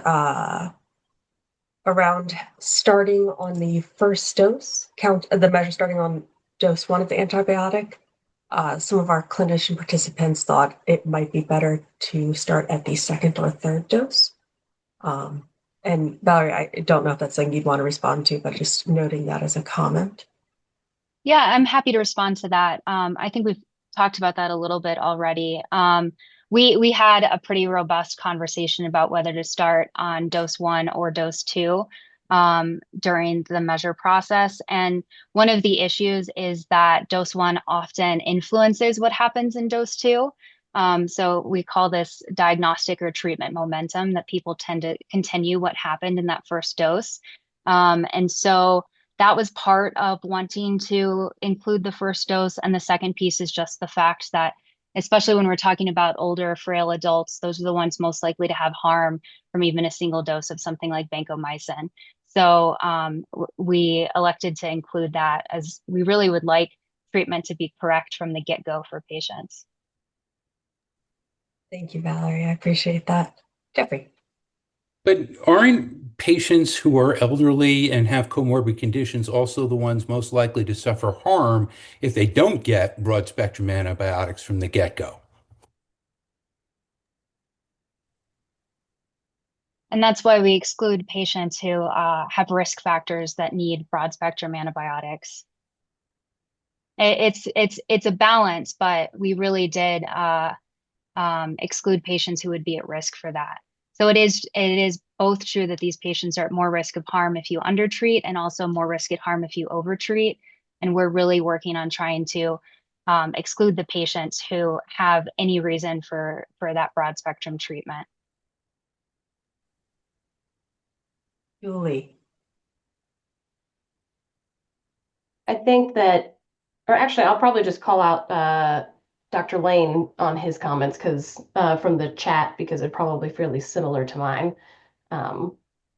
Just going with, this is very easy in retrospect to be able to say, oh, this was simple cap, but that first dose is often made when you don't have all of the information.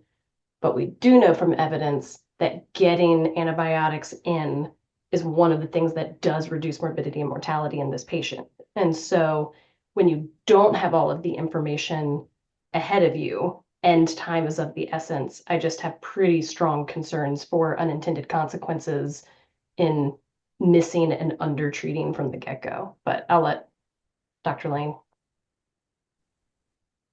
Yeah, excuse me. Yeah, so again, in theory, as I answered in the last one, I'm supportive of things that reduce our utilization of broad spectrum antibiotics. But I think this is really complex, and it's easier to do in retrospect. When you've got that frail woman coming in at 2 a.m.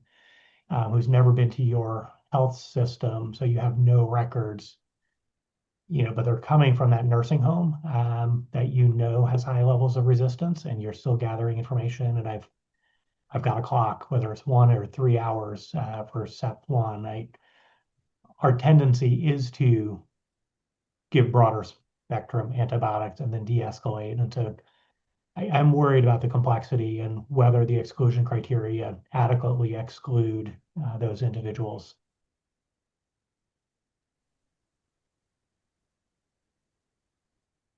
Julie and Darlene, I think that we had a very, well, I know we've had a very robust conversation around the complexities of these measures. We heard some patient voices in this one talking about how detrimental the wrong antibiotic use can be, even if it is on dose 1, the advantages and disadvantages of starting the measure on dose 1 versus a couple down the road.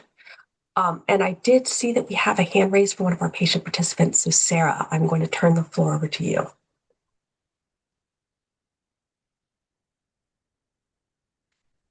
And you are on mute.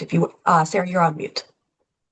Since I have a rare disease, I've gotten in the habit of bringing information about my disease, my medication and stuff, because when I go into the ER and say I need antibiotics, well, I don't know if it affects any of my medication. And if the ER doctor doesn't know any of my complicated medications, then they could give me something that I'm not supposed to have. So my mom instilled in me when I was little that when you go out on your own, start bringing all your information, because the ED doctors do not have time to look through your whole history. Thank you, Sarah, for sharing. I really appreciate that. And I think that reflects kind of two sides of the same coin of the challenges in emergency department physicians making these calls, and then also being the person in the emergency department needing the care. So thank you very much for that. I really appreciate it. And Kristen is also saying that when she and her family go in, they disclose their rare disease immediately because of that. Okay. And just want to note, Valerie shared an article, the anti-MRSA empiric therapy associated with mortality from patients who don't need it. And then we had some echo of support as well as recognition on the important role that patients play in having when these care decisions are being made without a lot of time. Julie and Darlene, do you think that we have covered what we need to? Do you think we're okay to move to a vote? I think we are. Agreed. Okay. Well, thank you all so much for this conversation, and I'm going to turn it over to Isaac. Voting is now open for Measure 19, inappropriately broad empiric antibiotic selection for adult hospitalized patients with uncomplicated community-acquired pneumonia. Do you recommend including this measure in the hospital inpatient quality reporting program? The options are A, recommend, or B, do not recommend. And we currently have 17 votes.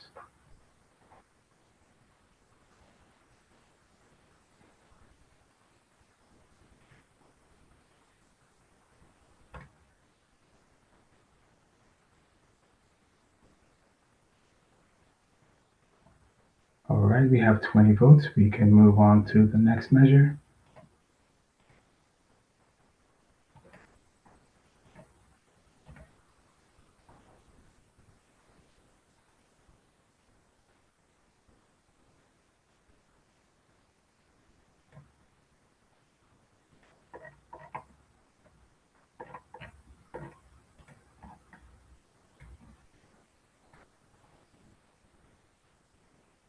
Voting is now open for Measure 19, inappropriately broad empiric antibiotic selection for adult hospitalized patients with uncomplicated community-acquired pneumonia.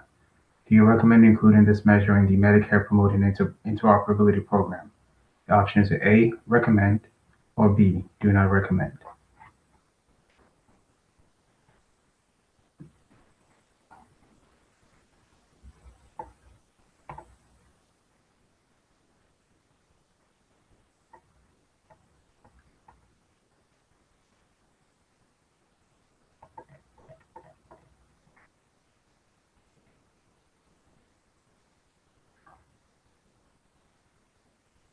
All right, we have all 20 votes.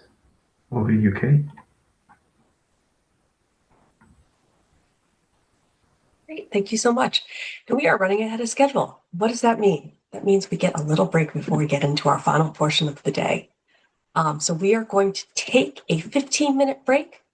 I'm going to ask that people sign back on at 3:05 p.m. Eastern. And when you come back, please just either write present or turn the camera on so that we know that that you are here. And thank you so much. We will be doing our final portion of the day in 15 minutes. As we're waiting to get started here, I did want to check with CMS as we introduce the rationale or the rationales for the EDAC measures. Are you going to do one general introduction for all of them, or do you want to present a different rationale for each one? I'm going to do my best to do them all together. Okay, thanks, Marcia.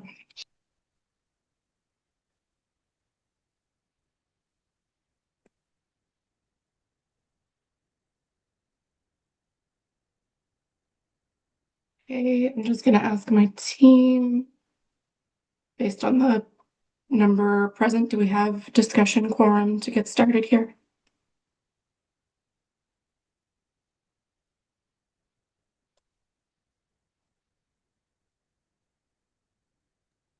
You're counting. One moment.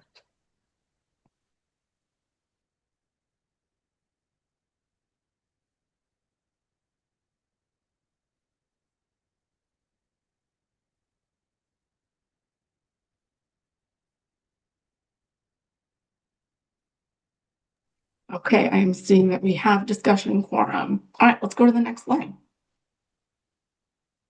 Okay, so we are now jumping into our last block of measures for the day. These are the excess days in acute care, or EDAC, after hospitalization measures. CMS is going to do sort of one overall introduction to all of them. There are a few different topics that we're going to cover, but I'll be walking through the descriptions individually. So the votes will be separate, not all at once. So we'll go topic by topic. So we're going to start with diabetes, which is MUC 2025-053.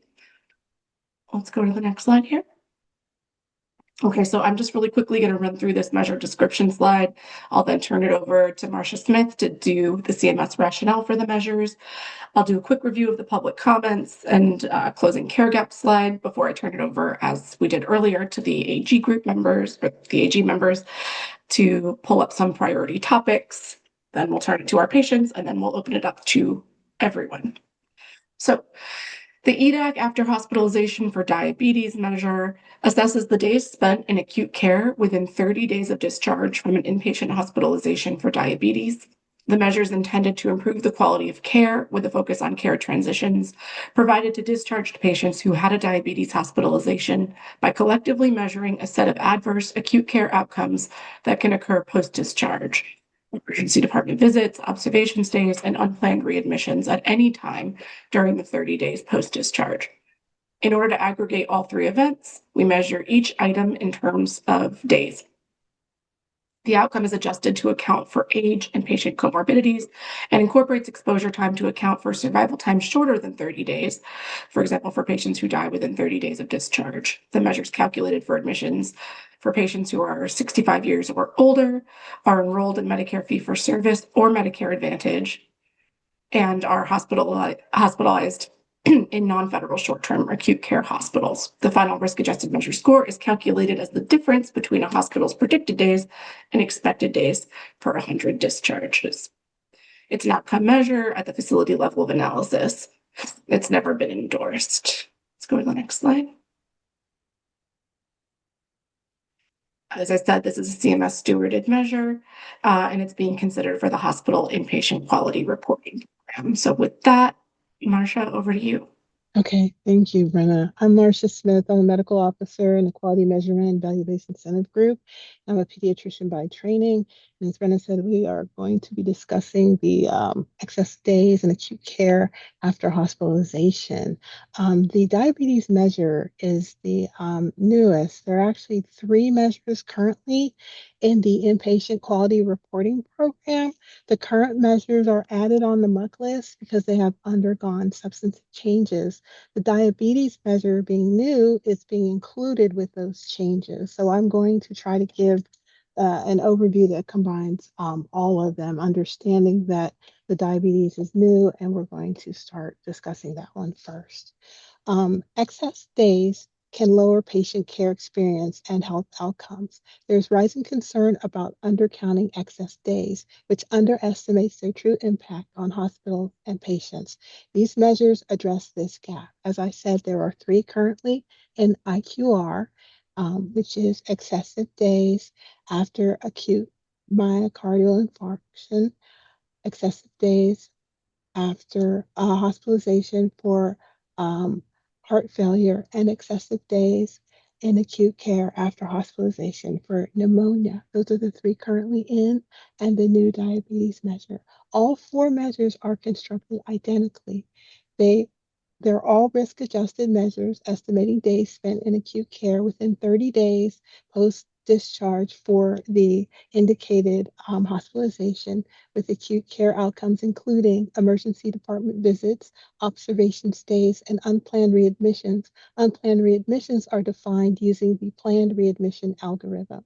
CMS will report these measures annually for patients 65 years or older enrolled in fee-for-service, Medicare, or Medicare Advantage, and hospitalized in non-federal hospitals or VA, Veteran Administration hospital facilities.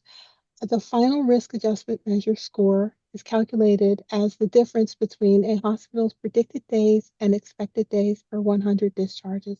The new diabetes measure addresses a critical gap. Diabetes impacts 25% of Medicare beneficiaries and leads to many hospital admissions among older adults. Post-discharge acute care is often expensive and preventable. Poor transition care, including inadequate discharge planning and lack of follow-up, result in adverse outcomes. Medicare data shows significant variation in excessive days acute care rates across hospitals, highlighting a quality gap.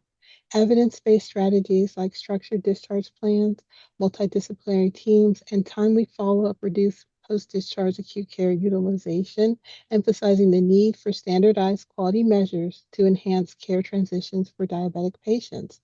The goal of this measure is to improve patient care by providing patients, physicians, and hospitals with information about hospital-level risk-adjusted acute care following hospitalization for diabetes. Measurement of patient outcomes allows for broad view of quality of care that cannot be captured entirely by individual process of care measures. By reducing post-discharge utilization, this measure has the potential to improve quality of life for patients with diabetes and reduce healthcare costs by incentivizing care coordination and better continuity of care. The quality improvement projects undertaken by health systems in response to this measure, such as safely transitioning patients from hospital to home, timely and effective communication between providers, prevention of and response to complications, patient education about post-discharge care, and self-management and timely follow-up will improve quality of care and outcomes for patients with diabetes and could inform improved processes for other medical conditions affecting hospitalized populations. Reducing readmissions will positively impact the disease course of patient populations with diabetes and may mitigate complex conditions that result from suboptimal control, such as peripheral vascular disease, retinopathy, and kidney disease. CMS intends to submit this measure for CBE endorsement. I can stop there, or I can talk about the 3 existing if you would like. They're being discussed because of the substantive changes. And the changes are the inclusion of MA beneficiaries, counting ED visits as 1 day, counting observation days by hours rounded up to 1 day, and reducing the performance period for from 3 years to 2 years. I kind of lied. I said I'd stop, but then I just kept going. So I'm gonna keep going. I think that covers it, Marcia. If there's more you wanted to say, we could bring that back up when we get to those measures. I was gonna talk about, we had spoken about that earlier in the day when we talked about the addition of MA beneficiaries, and increasing the reliability and things like that. But whatever you like. Okay, let's do the rest of that when we get to the next measure following diabetes, since this is fresh. Okay. Thanks, Marcia. Sure. All right, let's go to the next slide.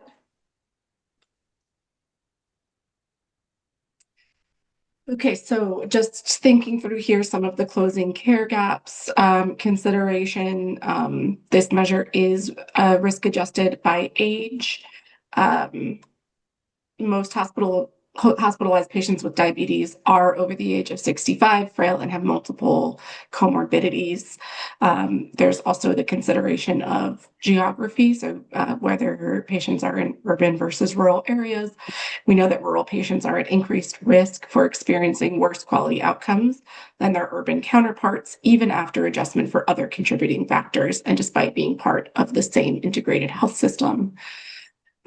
When looking at insurance status, it's been found that insured adults with diabetes are more likely to have a usual source of care, like a regular clinician, recent A1C testing, dilated eye exams, and daily glucose checks than their uninsured peers.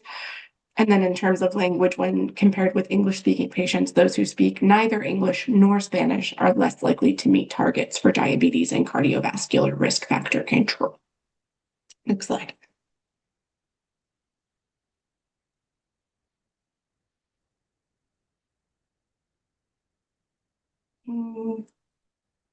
Should we have one more after this? Oh, maybe not. Sorry, go back to the discussion slide. I apologize. Okay, so I'll just do a quick summary of the public comment that we got for this measure. There were 11 comments received in writing, and then 4 that we got aloud during our listening session. And we tried to do a little bit of summarization here. So support for this measure and the addition of Medicare Advantage data for this high-risk population came up in 3 different comments.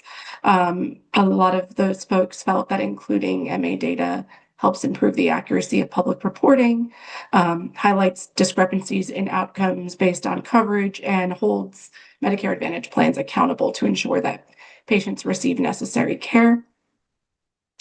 And one commenter was strongly in support of the measure as a, quote, significant step forward in enhancing care transitions and outcomes for patients with diabetes.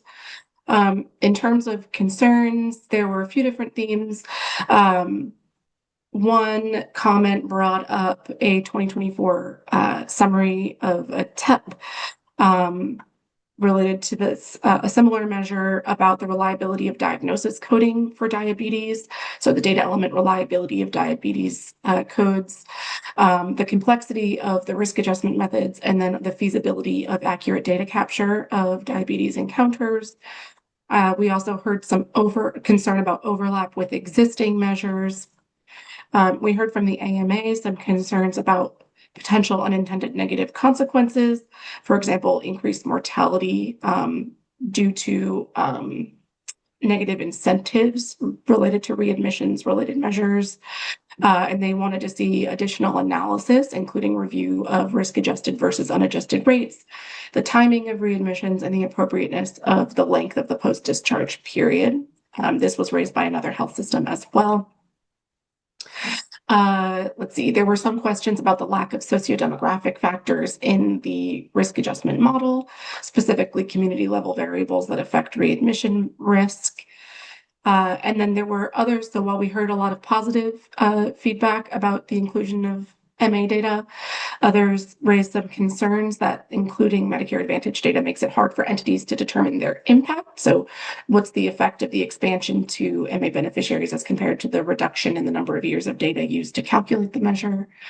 Others raised concerns about MA data just because hospitals may have limited ability to account for or influence Medicare Advantage plan utilization management policies, including prior authorization requirements, network limitations, and post-acute care restrictions, and that those plan level factors may affect utilization outcomes in ways that are unrelated to hospital performance.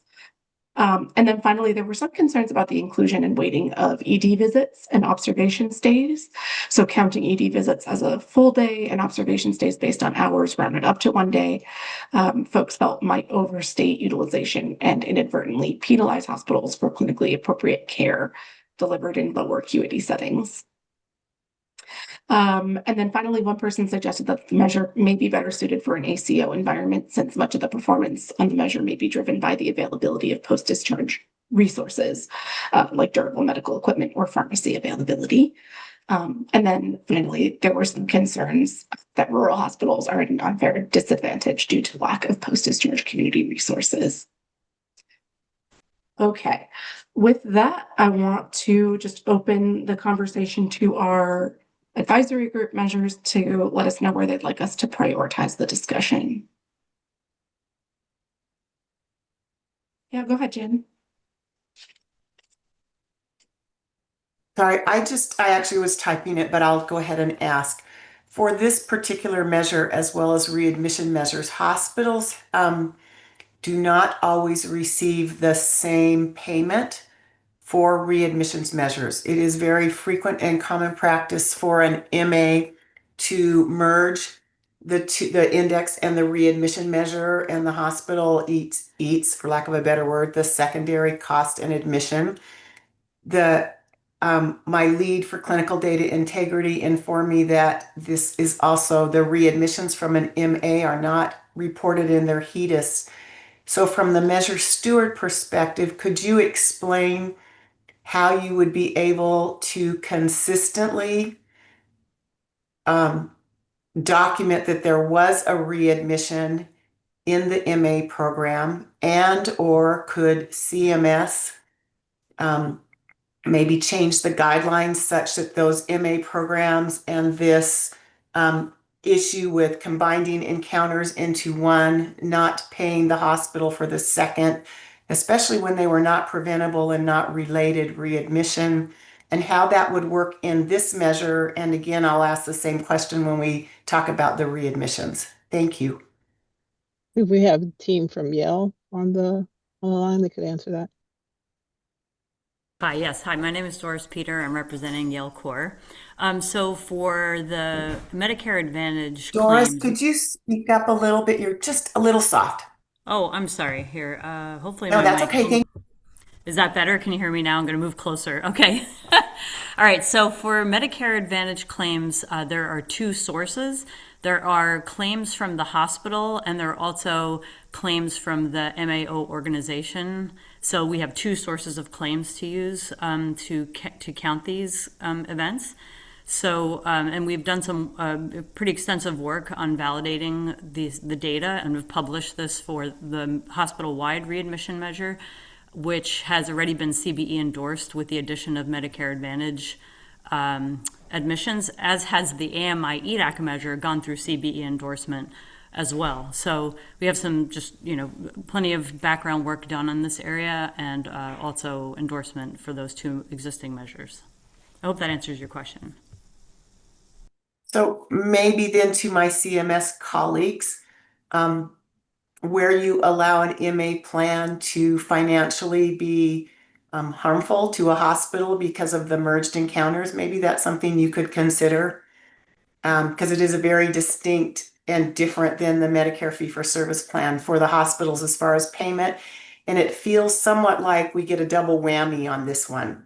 We don't get paid for it because of the structure of the MA plans. And then now we're going to get, but we'll still have the readmission hit, the CMS stars, the public reporting, eventually, most likely value-based purchasing will be in the near future. So just a thought there. Thanks, Jan. And Marcia, just if you guys could take that one to the chat, we can, and we'll bring it back up during the RG discussion. Samaya, go ahead. Hi, I have a question and I guess kind of a comment regarding the EDAC diabetes measure. The first question was, how confident are you that there will be a sufficient volume across like all types of hospitals so that they all meet the minimum volume thresholds for this measure? You know, there was some concern among Premier's quality SMEs that the way diabetes is defined is that not you might run into low volumes. And then the second comment is just around the fact that, you know, Premier has a quality improvement collaborative that hospitals can participate in. And so we do quite a bit of work in trying to replicate CMS measures, and the EDAC measure tends to be very difficult to replicate.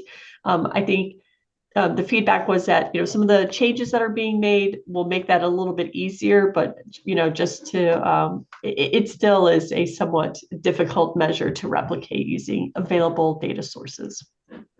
Thank you. Thank you, Samaya. I'm just going to flag both of those. So the first was whether questions about sufficient volume for the measure, and then the other is on sort of the reasons that the EDAC measures are particularly difficult to replicate. So I'm just going to consolidate all these questions for the developer so we can get to them all at once. I just want to see if there's any other advisory group questions. Yeah, David. Similar to the comment I made on the first one, it always makes me nervous when I see measures that have not been endorsed. I know related measures have been endorsed, but as a quality professional, I spend my entire career trying to get physicians and hospitals to follow set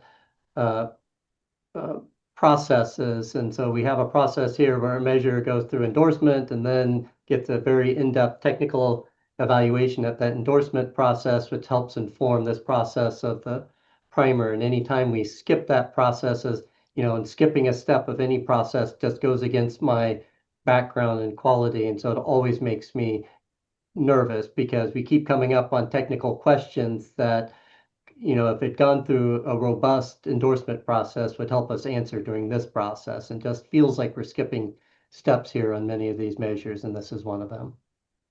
I don't know if I spoke loud enough to say that this measure is being submitted for endorsement consideration, and the other ones are. It's just, you know, this forum is to get the feedback for CMS because we're considering to introduce the measure. And then also Ngozi did post a response regarding the MA question. It's something that we're going to look into as the inclusion of the MA data as we move, as we get more performance data, we can definitely identify the impact. Again, my preference would be that's great that it's going through an endorsement, but I'd rather it completed that process first because that would help form and maybe change the opinion that we had here. And so rather more information and complete the process rather than jumpstart the process. So the preference would be that measures prior to bringing to the MUC that they already have an endorsement is that would be reassuring to me personally, yes.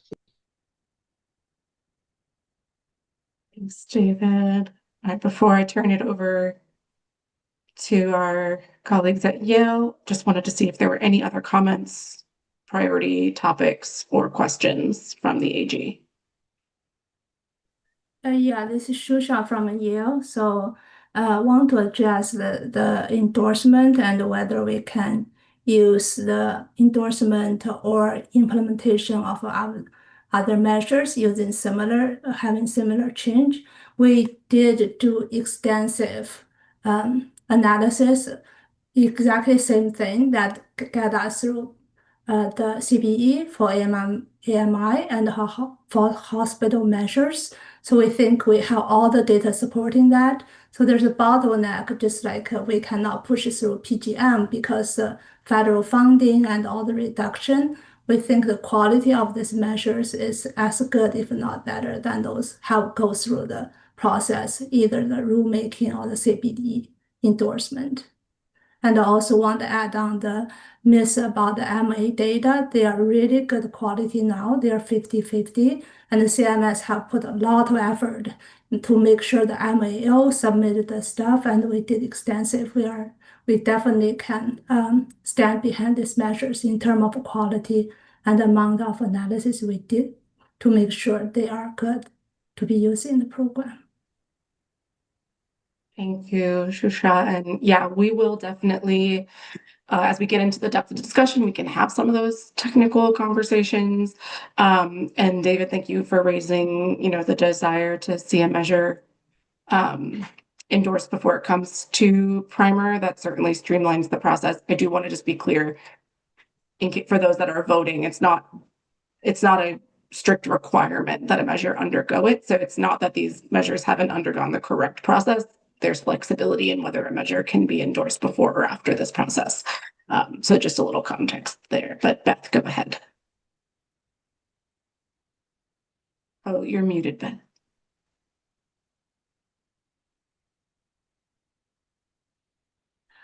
So one of the things that when I was reviewing this, I had a question about, because EDAC for other measures made sense. But in this case, and I think you've seen some comments where we don't see diabetes as a principal diagnosis often. And I always think these measures are helping to get people's care in the right location, which I think for diabetes, as people are diagnosed and then stabilized, and then doing those follow-ups for education and all those kinds of things. I mean, that does seem like it should be happening in the ambulatory setting. And so I really wonder if excess days in acute care, which includes ambulatory visits and those types of things after hospitalization, is the right measure for the care of those patients specifically. Thank you. Great question, Beth, and probably comes into some of the complexities that Samaya was bringing up in her comments. So why don't we turn it back to our developer to touch on some of those comments now before we turn to our patients? Sure, thanks so much. So I'll address I think the first and the last one together, as you suggested, the volume and the basically the indication for diabetes that we're using for the measure. So in terms of volume, there are about 4,000 hospitals that have at least one admission and for whom we calculate a measure score. And then for public reporting, this is not yet an implemented measure, but were it implemented, for public reporting, we would only report those that have at least 25 admissions during the performance year, and that's for reliability purposes. So when we apply that threshold for reporting, we still have 96% of patients after you apply that 25 minimum. But the hospitals that have less than 25 still get all the information about their patients, or still would get the information about their patients, about how many were readmitted, et cetera. So they can still use it for quality improvement, even if it's not used for public reporting.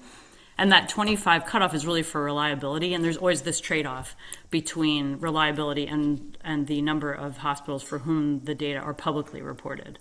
But all hospitals get all of the data. So I hope that if it were implemented, this one's not implemented. Does that answer that question about volume?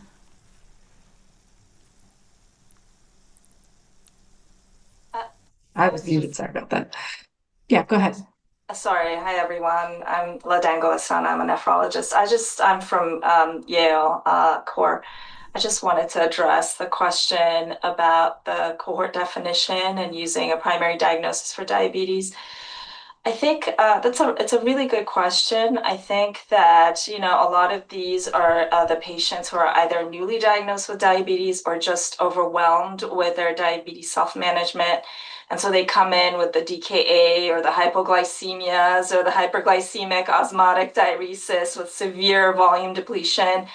And if anything, I think these are the patients that are most easily targeted with hospital and especially post-discharge coordination of care, because it has a very large impact on their outcomes. If we can get their diabetes under control with promoting their self-management and education, I think it makes a huge difference in their outcomes, including diabetes complications. So I just wanted to mention that. Thank you. Thank you for that. Thanks, Ladon. Okay. And let me just finish the comment on volume. Somebody commented about outpatient visits being included, and they're not, except for ED visits and OB stays, which are considered outpatient, but ambulatory clinic visits are not part of the outcome. So I just wanted to make sure that was clear, or maybe I misheard that. So I just wanted to make sure that was understood.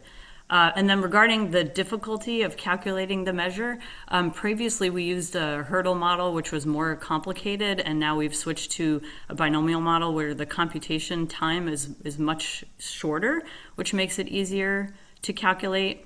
The other thing that might make it more difficult is that you need data from both inpatient and outpatient and DME and all different sources to be able to calculate the rate, but that makes the measure robust as it is. So we hope we've made the measure a little bit easier to calculate with the improvements that we've made over time.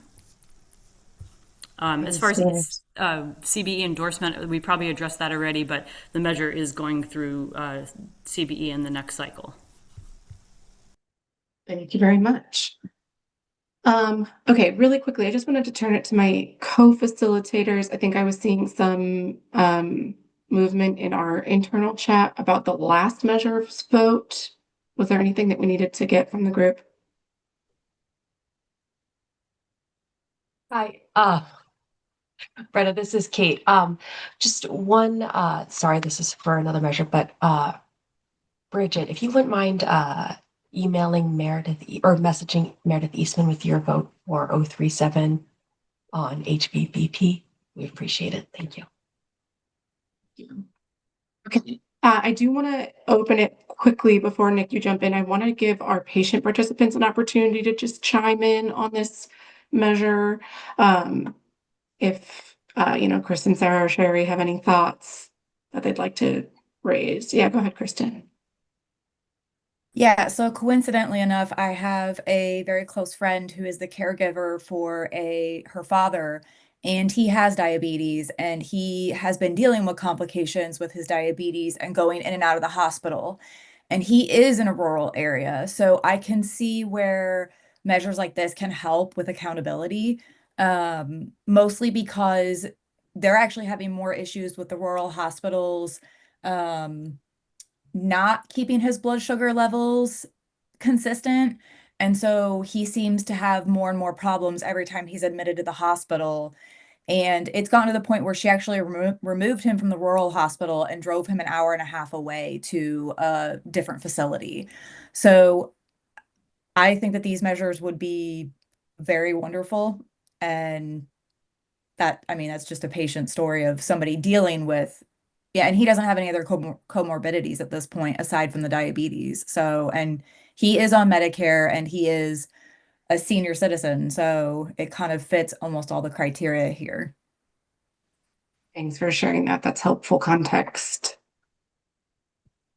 All right, Nick, thank you for your patience. Sure. Yeah, I'm going to put on my physician as well as my patient hat for this one. Reducing readmissions around this, great idea. It merits consideration. The challenge is this 30-day window. In the hospital here, we could do everything right. And if the second half of the equation, that is the healthcare infrastructure in the community, is not there as a receptor to the patient, exactly what you heard about your friend's dad, they wind up back here and then we get penalized for it. So I've experienced this with my mother, making sure everything in the hospital went absolutely right, and yet we couldn't get her in soon enough to see the people that she needed to see. I don't even live in a rural area. I live in an urban area, and we still have patients that struggle to get the right drugs, the right durable medical equipment, and then the right specialty follow-ups that can lead to readmissions. So I think it's that 30-day window that I have concerns about penalizing the hospital when it's the other half of the equation. This belongs in the ambulatory world. Thank you very much. Go ahead, Lisa. Thanks. I just wanted to address Nick's, I'm Lisa Sitter from Yale Court, Nick's concern. So this comes back to all measures that either focus on readmission or return to hospital. And we certainly do not disagree that their readmissions and returns to hospital, whether they're for emergency department visits or observation stays, are complex events in a patient's healthcare life that have complex influences. However, part of the reason that the readmission measures came about was a recognition that hospitals, by and large, are the most influential healthcare entities in a community. And they have tremendous influence over care in a community. So, and then the EDAC measures, these excess days and acute care measures, came about as balancing measures around the readmission measures. So the goal really is to provide the public and the hospitals in the form of detailed hospital-specific reports that list their entire patient cohort, their risk factors, what their readmission event was. That gives them a lot of detailed confidential information so that they can work on improving relationships with the community and improving communication and care coordination. So we recognize entirely that in no way can every aspect of a return to hospital be entirely held responsible to an individual hospital, but hospitals do have a tremendous amount of ability to influence them. Lisa, I agree, but make it 7 days. You know, hold us responsible for the first 7 days. After that, you know, I'm with Northwell Health. We're the largest employer in the state, working in a desirable town. We still can't get enough endocrinologists and enough primary care docs that have access to follow these people up in a timely fashion, regardless of the influence that my hospital can exert. And we actively recruit every day. Yeah, I'll defer to CMS. There are actually 7-day measures for hospital HOPDs and observation stay events in CMS outpatient payment program. And again, pay for reporting is how this measure is being used, not pay for performance. So just. Yeah, that could be a step away. And, you know, I know yet they'll tell me if you lower 7-day readmissions, you're going to lower 30-day readmissions by extension. But it's defeating to the people working on it. Great feedback. Appreciate your thought. Thank you both. Julie, go ahead. To piggyback off of Nick, I mean, we do know from evidence that what we do in the hospital only impacts the patient for about 7 days post-discharge. So I will save my full soapbox on this for our ECAT discussion, but anybody who knows me from this committee knows you don't prevent readmissions in the hospital. You don't prevent readmissions in the hospital. You prevent them in the outpatient space. And so rather than devoting resources to the hospital to prevent readmissions, we need to be devoting these resources in this measurement to the ambulatory space. That said, as somebody who straddles both spheres, and I work as a hospitalist, I have been the medical director of a transitions of care clinic. I am doing primary care currently. That diabetes is probably one of the areas that I roll my eyes the most on discharge, in that I see substandard care on discharge in diabetes. Patients being discharged on insulins that aren't on their formularies and they can't afford. Patients being discharged on insulin that don't even need to be on insulin. Patients being just a lot of formulary mismatch, a lot of just lack of attention to it. And so I do think that there is more that we can be doing in the hospital to be ensuring a safe transition in this space. And I would be comfortable and supportive measuring that. Thanks, Julie. So we've already heard a lot of feedback, both here aloud and in the chat, about diabetes care, whether or not it is sort of sensitive to discharge planning, and whether hospitals should be held accountable for these results. And then we've also seen a fair amount of discussion around that 30-day window. Any other comments or questions from the recommendation group? Yeah, Jeff. I would just say that in Maryland, we have a similar measure that is actually not condition specific. It's hospital wide. And it's been, I think, some might disagree with me, but I think the general consensus is that it's been a pretty valuable measure, and these are important things to measure. So definitely worth looking at. Thank you. And Marty. Oh, you're muted, Marty. The Battelle analysis that we got said it had not been submitted for endorsement, but I think I heard in the discussion that it has been submitted, correct? It will be this cycle. It has It since will been it has since been submitted. Yeah. been submitted, and then so it'll go through the process this cycle. Okay. That's right. Thank you.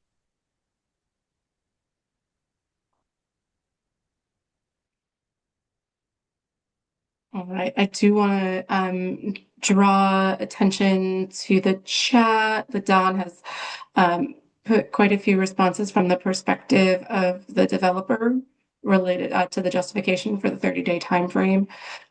So I would encourage folks to just take a look at that if you still have questions. And while folks are doing that, I don't see any more hands raised. So I want to turn it to my co-chairs to see if you have any additional questions you'd like to see the group discuss, or if you think we're ready to vote on this one. Yes, I think we've discussed at length. Yeah, I think we're probably ready. All right, thank you both. So Isaac, can you take us to voting here? Yes, the question should be up in just a second. Voting is now open for Measure 53, excess days in acute care after hospitalization for diabetes. Do you recommend including this measure in the hospital inpatient quality reporting program? The options are A, recommend, or B, do not recommend. And just a reminder, if you're voting to not recommend a measure, we ask that you provide a rationale in the rationale tab. We are expecting 22 votes. We have 15 in so far.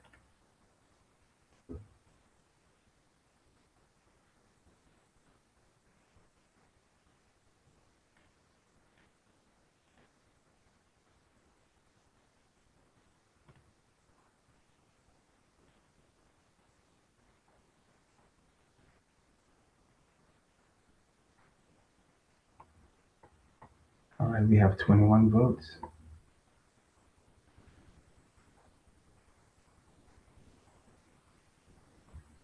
Just pausing briefly for people to provide their rationales. All right, we have all 22 votes.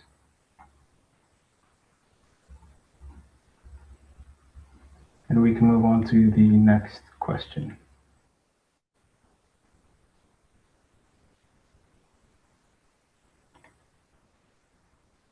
All right, grabbing a glass of water. Okay, thank you, everyone.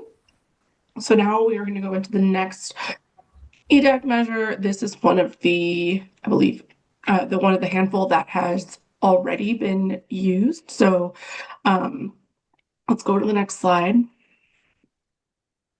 I'm not going to reread the entire measure description. It's structured very similarly to the diabetes measure, but I am going to turn it back to CMS. Marcia, if you wanted to. Yes, I go through kind of the wanted to changes do. Oh, kind of wanted to do all those three together.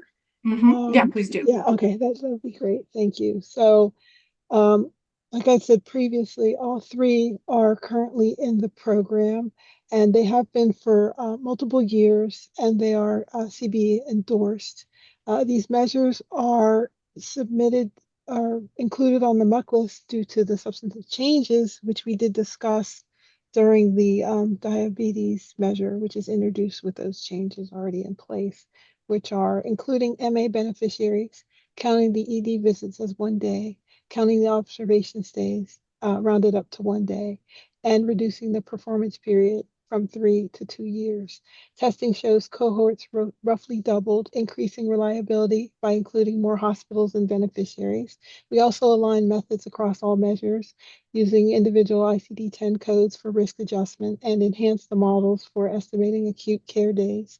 These changes simplify the calculations and enhance data availability during the performance period, delivering more precise and actionable data to hospitals.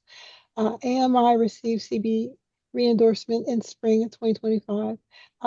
Heart failure and pneumonia are slated for 2026 re-endorsement, with MA enrollment doubling over the past decade, now representing over half of Medicare beneficiaries, including both fee-for-service and MA data, enables CMS to track quality measurement across all Medicare beneficiaries.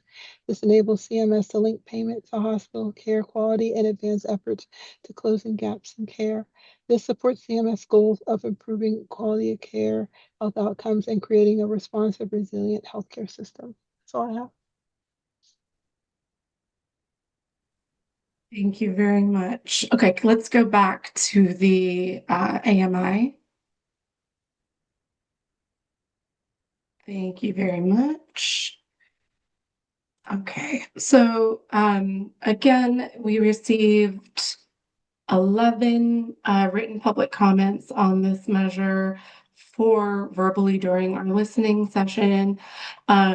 And the comments were very similar, so I'm not going to read through all of them, but I will say that we heard some support for the change of increasing the emergency department and observation stays to 1 day, and that plans to use that that some health systems that are planning to use that time frame in future benchmarking work, and they believe that it'll improve consistency among measures, so some support for that particular change.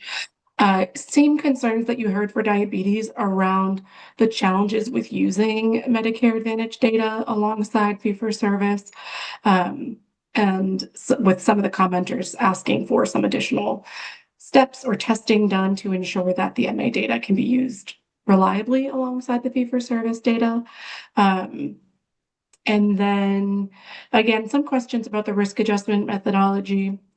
Again, questions about the 30-day window. And then there was one specific question around acute myocardial infarction and whether or not an EDAC measure is necessarily appropriate for AMI as compared to diabetes or heart failure, just given the low frequency with which this occurs. Let me see if there was anything else. I think the other piece is, again, just around the granularity of the risk adjustment. The commenter was supportive of efforts to improve the granularity there, but found that some of those changes may increase some vulnerability to the coding variation. So it's something worth discussing as a group. So let's go. I don't recall. Do we have a slide here for the closing care gaps? Go to the next one. We do. Okay. Again, these measures are risk adjusted by age. We know that older patients are more likely to have multiple comorbidities, frailty, and functional limitations, which increases their risk of complications and mortality after an AMI. That elderly heart failure patients who are frail and have multiple comorbidities face a significantly higher risk of hospitalization, rehospitalization, disability, institutionalization, and death, and that elderly patients with pneumonia have high prevalence of comorbidities and a high in-hospital mortality rate. Geographically speaking, patients presenting to rural hospitals are significantly less likely to receive key procedures for AMI, things like cardiac catheterization, percutaneous coronary intervention, and coronary artery bypass surgery compared to those at urban hospitals. Rural facilities employ general cardiologists, but are more likely to refer patients elsewhere for heart failure expertise. And again, the mortality rate for pneumonia is significantly higher in rural areas compared to urban ones. And is there another slide here? Yeah. Again, when we look at dual eligibility, those folks have higher risks of mortality from AMI, and hospitals that have a higher proportion of dual eligible beneficiaries tend to provide lower rates of key heart failure care processes and have a 30-day readmission rate and have higher 30-day readmission rates. Uninsured individuals have higher in-hospital mortality and lower use of guideline-directed therapies for AMI compared to privately insured individuals. And those enrolled in Medicare Advantage are more likely to be discharged home and less likely to be discharged to skilled nursing facilities or inpatient rehab facilities compared to those enrolled in fee-for-service Medicare. And then finally, we look at language and literacy. Low health literacy is common among heart failure patients and is linked to worse outcomes, including higher hospitalization and mortality rates. And patients with limited English proficiency reported significantly more post-discharge problems than those who are proficient in English across all measured domains. Okay, let's go back to the measure description. And I'd like to turn things to our advisory group. Just for any initial thoughts on what we should prioritize for this discussion.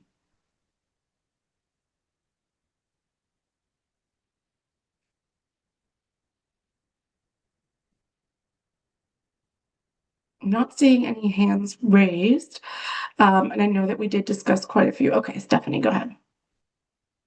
I'm going to go on record and say that my organization has been worse than the nation for excess days in acute care after AMI and heart failure for quite some time.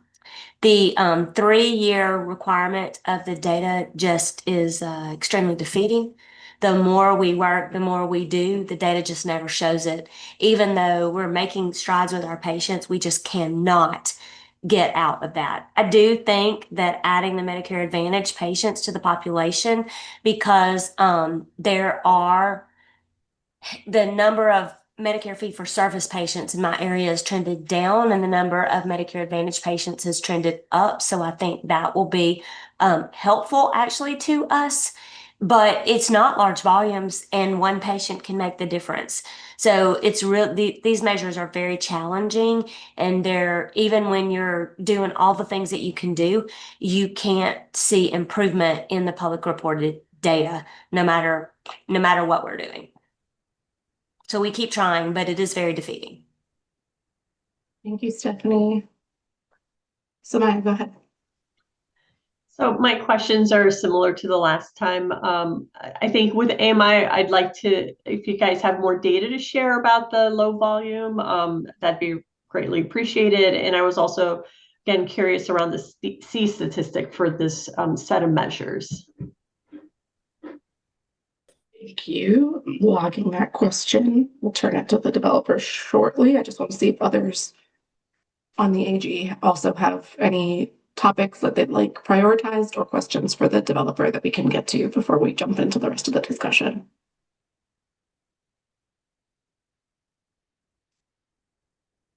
Okay, seeing none, I'll turn it back to Yale to address Samaya's questions.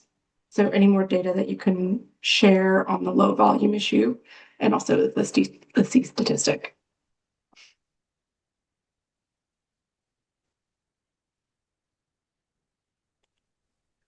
Hello, my name is Katie Balistraci. I'm at Yale Core. I will start to answer this question and we'll turn to my colleague Shusha, who is an expert in analysis, for any additional help in making sure we answer the question fully. So the C statistics for this measure is in the 0.68 to 0.7 range. This measure specifically, just as a reminder, has been CBE endorsed. It went through CBE endorsement this and came through this past spring, and it was passed with conditions from CBE. They were interested in having us in 5 years do a little more look with aspects of MA data, but definitely supported the inclusion. Are there other things, Shusha, my colleague at CORE, that you want to add? Yeah, I would say the C-stat is generally lower than mortality, probably between 0.6, 0.7. And I do want to just some concern raised by Geoff about how we did the modeling. The modeling actually currently is we simplify to a binomial model, thinking binomial as a count model. Basically, first predict the proportion of patient in the acute care days, that is like a ED, OB, and inpatient by days. Then we times back the survival date, either it's 30 day or if they die before 30 day. That's our modeling approach. We do not use a Cox model, and that change improved the model performance and improved the computation efficiency, and is considered to be a non-substantive change and has been currently implemented in the program already. Thank you, Shusha, and thank you for the correction on the C statistic. And also, I would like to chime in about model performance. Now, our goal is not try to maximize model performance. You know, we're doing this in the context of evaluating quality of care. That's why we only, account for information prior to patient admit to the hospital. And also model performance depends on the condition and outcome you're looking. For certain outcome, like you may get 0.8 C statistics. For certain outcome, we say it's still not good enough because based on the existing literature, right? For certain outcome, you get 0.65. We say, okay, that's as good as you can get. So I think it would be important to keep that in mind. And then, particularly because we only adjust for patient condition, right? Particularly if we think hospital or provider can contribute to the outcome to a great extent, and then signal need to be there, right? If everything can be explained by patients' pre-existing condition, let's say model performance 0.95, that actually implies there's a little provider can do, right, to account for the outcome. So that's why we always say we are not trying to maximize model performance. If you adjust for the complication in hospital, you definitely get a better model performance. So we make a point to do that. Thank you all. Any patients on the committee want to weigh in on this measure?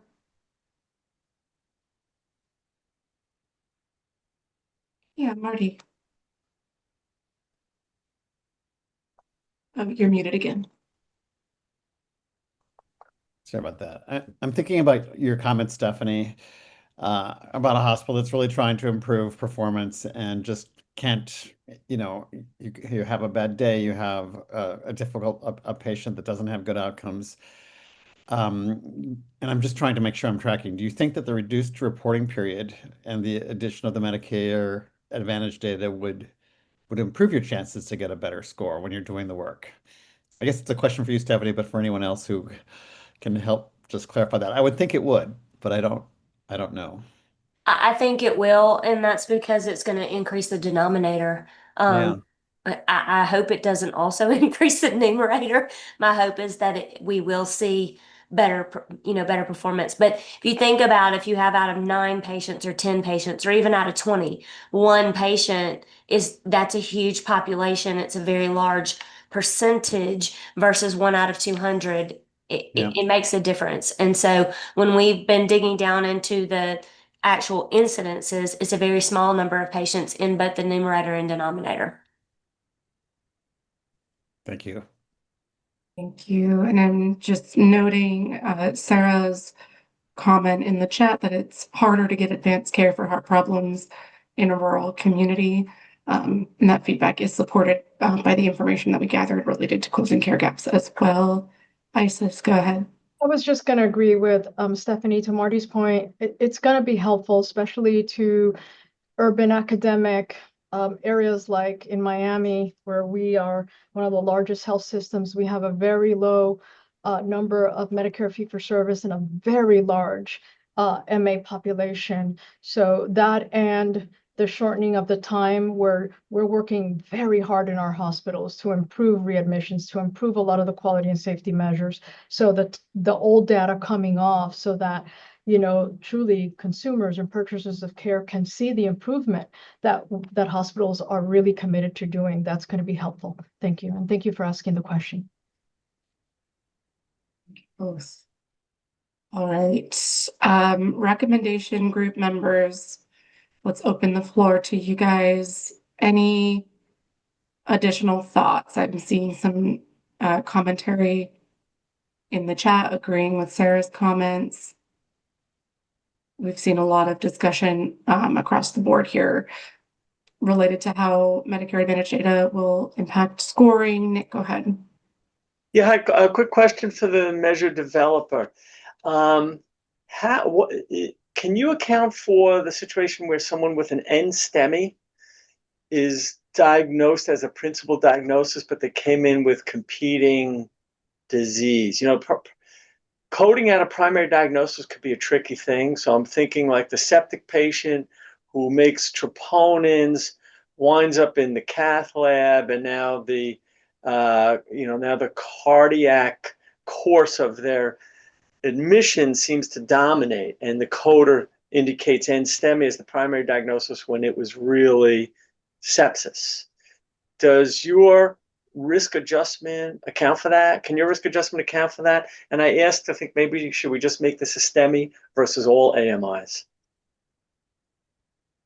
And my last comment is same thing I said about the 7 days versus 30 days. That goes for every one of these EDACs. And by the way, let me just say I'm in favor of EDACs because a lot of systems and hospitals were playing an observation game and hiding these patients under OBS. So I love that we look at EDAC. I'm not against it, but from a hospital perspective, I think it should be 7 days. Thank you. Yep, appreciate that. Does somebody from I want to jump in. I'm sorry. We can wait until all the recommendation committee has a chance to speak, or we can. We're seeing a lot of agreement in the chat on what Nick said, so I think it might be worth it just to respond to it now because I think there's some interest in that. Great. I'm going to turn to Lisa Suter from CORE to address the questions that Nick offered around various diagnostic differences for patients coming in. So, Nick, first of all, thank you. Thanks to the whole committee for the incredible insights that we're getting out of this conversation. Obviously different hospitals have different approaches to how they review their codes and prioritize coding, and there are likely to be external influences related to reimbursement around some of that. These measures have been validated against medical records, but not in the last few years.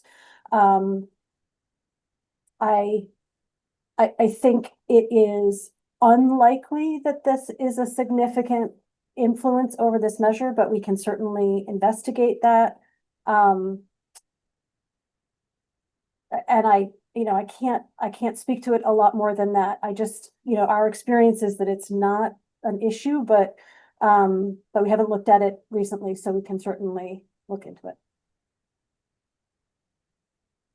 Yeah, so this is Shusha from Yale. So I just want to add on, you can download the full list of the risk variables in terms of which codes we are adjusting for now to see whether missing anything. And we do have an annual reevaluation process. We can definitely incorporate any of the feedback there too.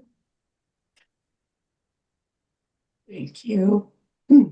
Okay, so since this is now the second EDAC measure, we reviewed. I'm just going to summarize really quickly what I think I've heard here, and then if folks have any additional comments that they'd like to see raised before we take it to a vote, we can do that.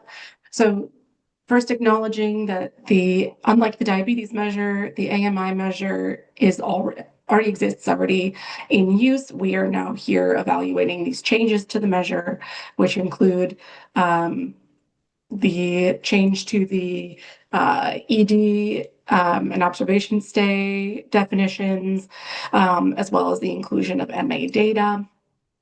We're also hearing that folks still have the same concerns that they raised in the diabetes measure, so things related to the 30-day window, but I'm not hearing the same concerns around the actual coding for AMI that we heard for diabetes, as in it's easier to sort of understand what the encounter level diagnosis will look like for AMI. And there were some questions around low volume, but the EL team, I do believe, responded to that. So did I miss any key topics or any items that folks want to see raised up before we take this one to a vote?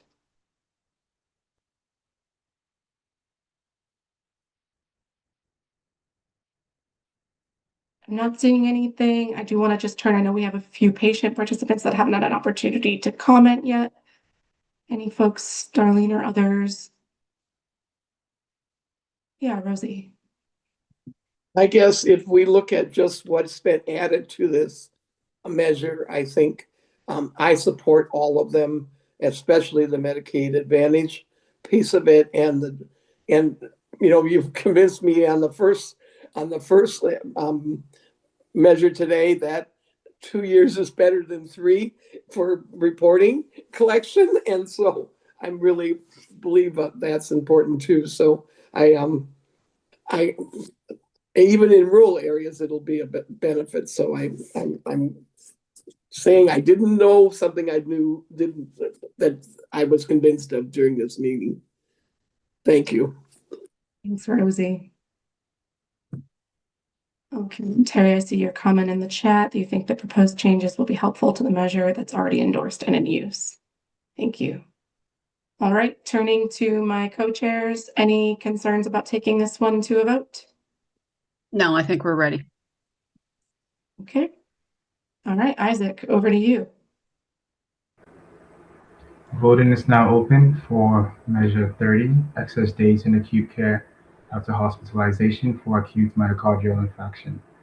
Do you recommend including this measure in the hospital inpatient quality reporting program? The options are A, recommend, or B, do not recommend. Please provide a rationale if you vote to not recommend this measure.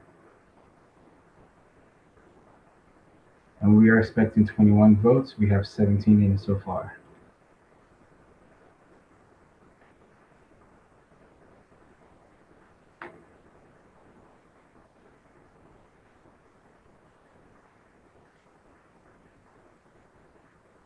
We have 20 votes.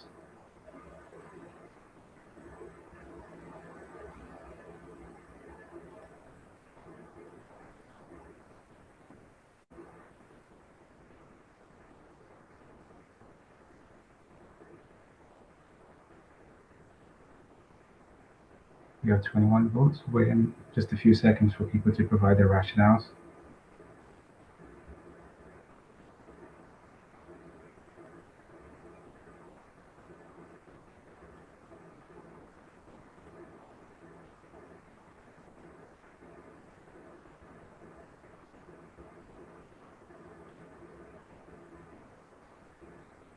All right, we have all 21 votes. Over to you, Brennan.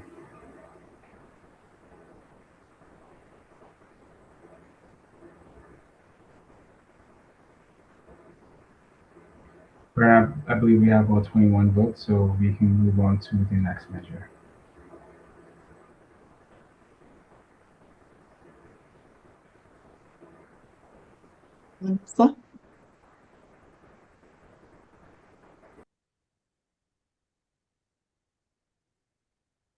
Okay, we are going to go to our third of our 4 EDAC measures now. And this one is related to heart failure. This is MUC 2025-031. Let's go to the next slide. So I'm going to be pretty brief on this one. You've already heard from CMS about the changes that are being proposed for this measure. They are the same as those that were proposed for the AMI measure. The overall measure description is the same. And what we heard in terms of closing care gaps is also basically the same. So rather than rehash each of those, I'm just taking a quick peek at our public comment themes here. And I think it's all very, very similar to what we've heard before. I do just want to note sort of two specific comments related to heart failure. So I will say the first is, again, positive public comment information about adding MA data, and also an acknowledgement that this is of high clinical importance, but also believes that encouraging hospitals to have robust post-hospital care programs is clinically important. We did hear from the American Thoracic Society that defining pneumonia only by, I guess this is actually pneumonia. I'll save this one. I must have come through the heart failure measure. Yeah, in general, I think, again, there's just some question about how this measure aligns with other heart failure measures. But in general, no real difference in terms of what we heard from public comment compared to what we got on AMI. So with that, I'd like to just turn it to the advisory group members and see if you guys have any specific questions or concerns related to EDAC for heart failure that you'd like us to prioritize here.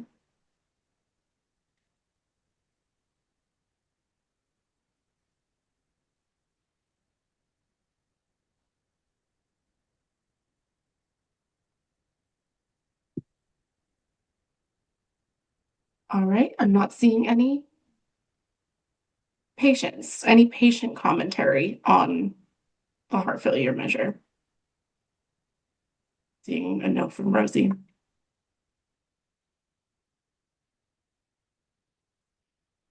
Okay, I'm assuming that a lot of this silence is because folks have the same thoughts on this measure as they did on AMI. And if that's true, I would encourage folks to put that in the chat. I just want to make sure that we're giving this measure its due diligence, but if there's nothing new to discuss, that's also fine. So with that, I just want to open the floor to the recommendation group.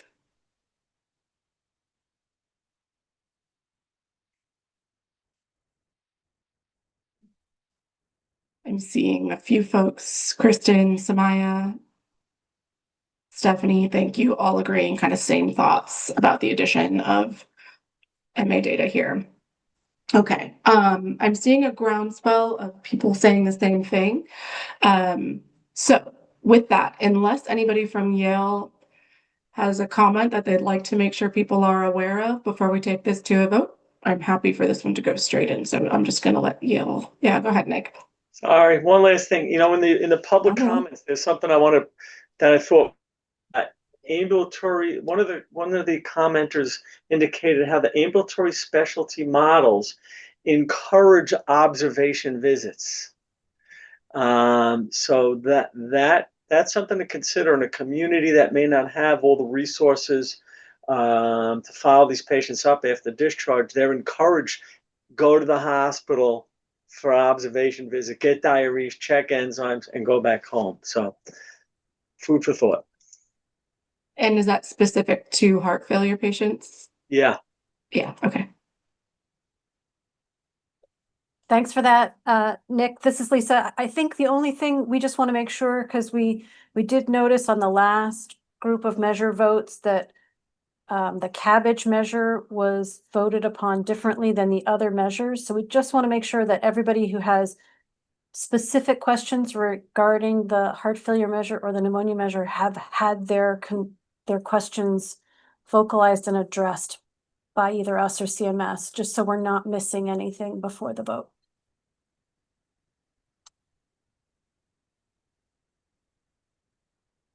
And apologies for not being on video.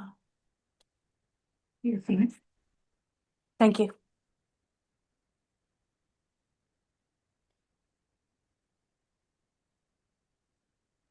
I just want to make sure I'm giving everybody an opportunity, but I'm seeing lots of sort of sames in the chat. So Julie, Darlene, are you comfortable with us taking this one to a vote? Yes. I am. Good, let's do that. All right, voting is now open for Measure 31, excess days in acute care after hospitalization for heart failure. Do you recommend including this measure in the hospital inpatient quality reporting program? The options are A, recommend, or B, do not recommend. And we're expecting 21 votes. We currently have 17 votes in.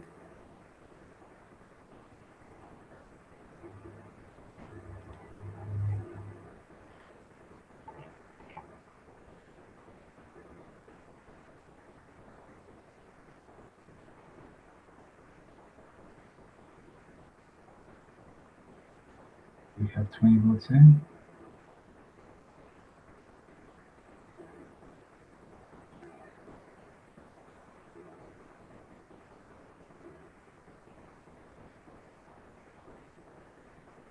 Please make sure to provide a rationale if you vote to not recommend a measure.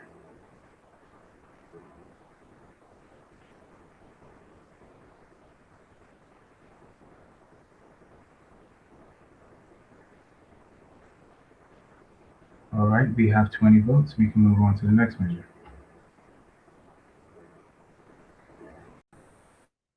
Thank you, Isaac. All right, this is our last measure. This is our last EDAC measure and our last measure of the day. So deep breaths, everybody. Good work. Thank you for staying on.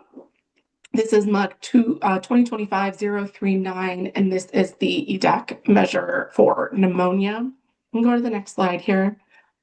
So same story as the other EDAC measures. However, this is the one where we did get some public comments specific to pneumonia, and I just want to make sure that I cover those for consideration. So this was from the American Thoracic Society, who said that defining pneumonia only by ICD-10 coding is unacceptable, that ECQMs won't verify diagnosis of pneumonia, which could lead to poor diagnostic quality and misapplication of the measure to the wrong target population.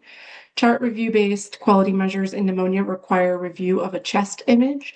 The automated extraction of chest imaging to confirm evidence of pneumonia is feasible to implement and not difficult to ascertain by electronic methods, but so not holding an ECQM to the same standards as a chart-based measure could lead to multiple unintended consequences, including encouraging overdiagnosis of pneumonia, punishing hospitals with higher diagnostic accuracy, and overall clinical mistrust of ECQMs.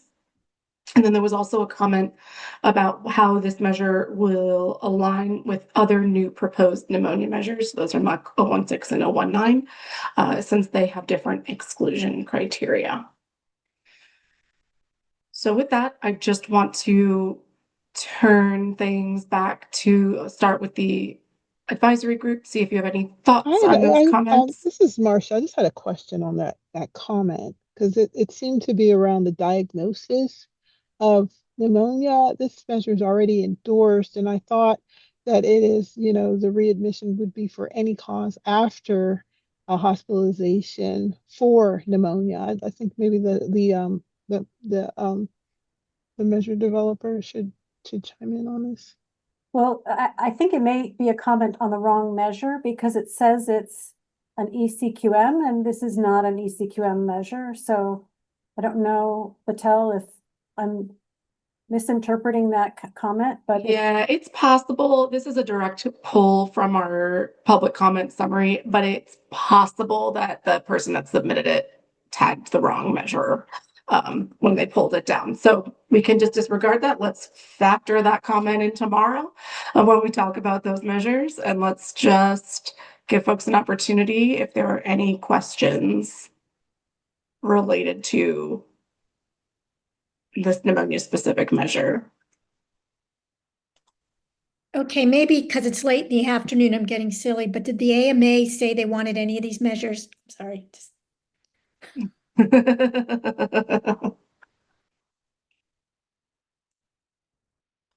I will say we did get comments from the AMA in the public comment period.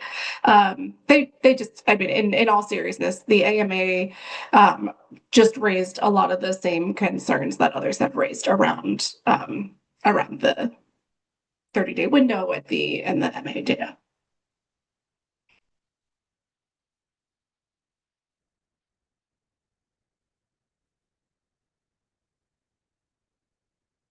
I'm seeing comments in the chat. Largely agreeing. Okay, so assuming that folks feel the same way about this measure as they do about the prior measures, I'm just going to ask that folks do the same thing as we did for heart failure. Just make a note in the chat if you already are comfortable with this, or if there are, I just want to make sure that everybody's had an opportunity to consider this measure. I see Marty has no new questions. Any patients have thoughts or questions about the pneumonia measure? All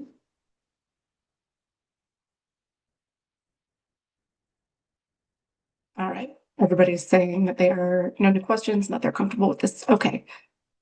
Julie and Darlene, comfortable taking this one to a vote? Yes. Okay. Go ahead, Isaac. Voting is now open for MUC 2025-039, excess days in acute care after hospitalization for pneumonia. Do you recommend including this measure in the hospital inpatient quality reporting program? The options are A, recommend, or B, do not recommend.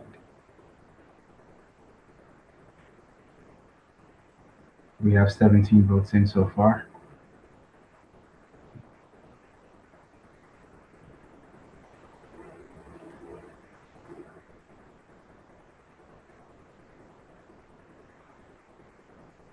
All right, we have 21 votes. Please provide a rationale if you vote for do not recommend.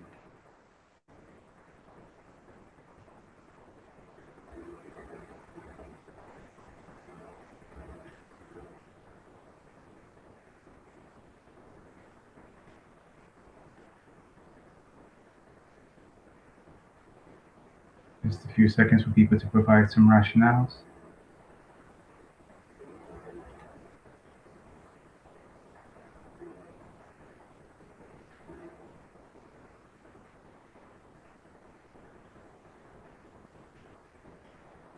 All right, we can go ahead and close this vote.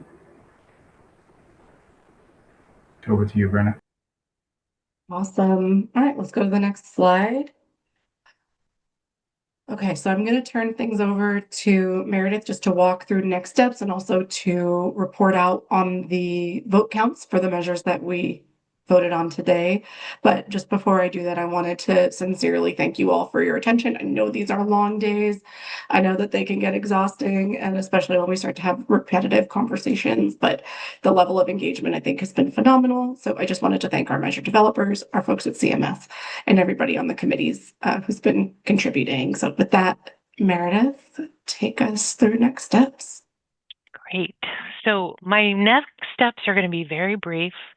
They involve getting a good night's sleep tonight and coming prepared to re-engage tomorrow morning.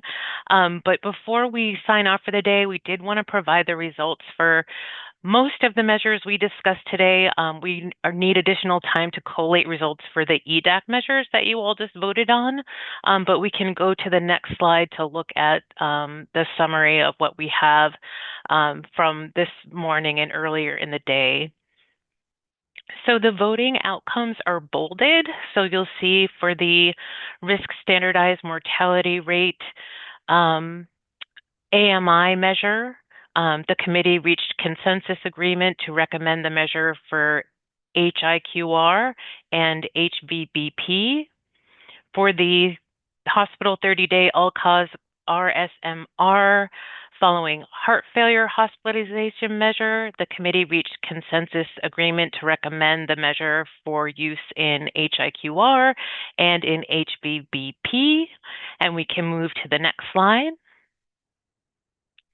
For the RSMR COPD hospitalization measure, the committee reached consensus agreement to recommend the measure for use in the hospital IQR program, as well as HVBP.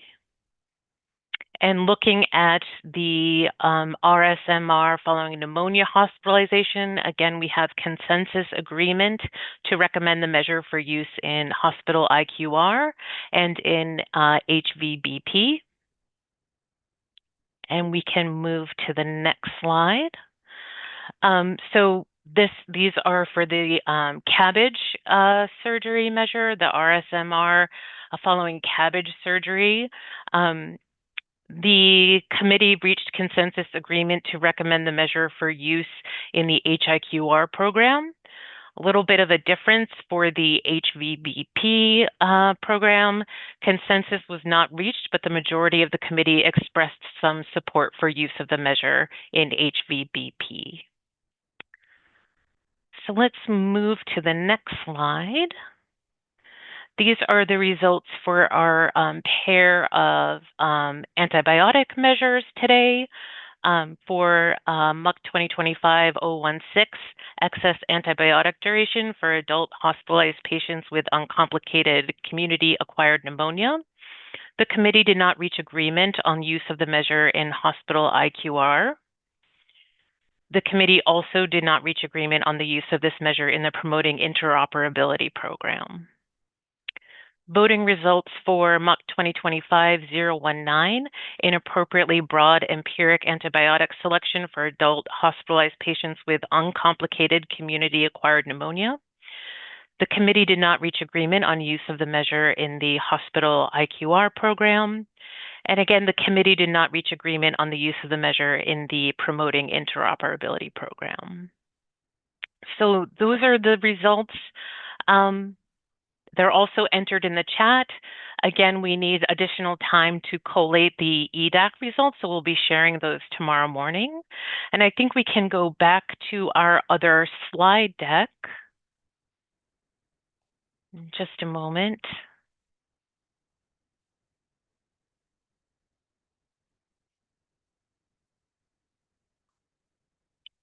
So we can move on to the next slide, actually. Great. That is the end. Thank you to all of our participants today. I want to especially thank Darlene and Julie for their great work as our co-chairs on this committee. We are projecting another full day tomorrow, so please do rest up. And we look forward to seeing you tomorrow morning at 10 a.m. Eastern using the exact same Zoom link. So thanks again. Have a great night.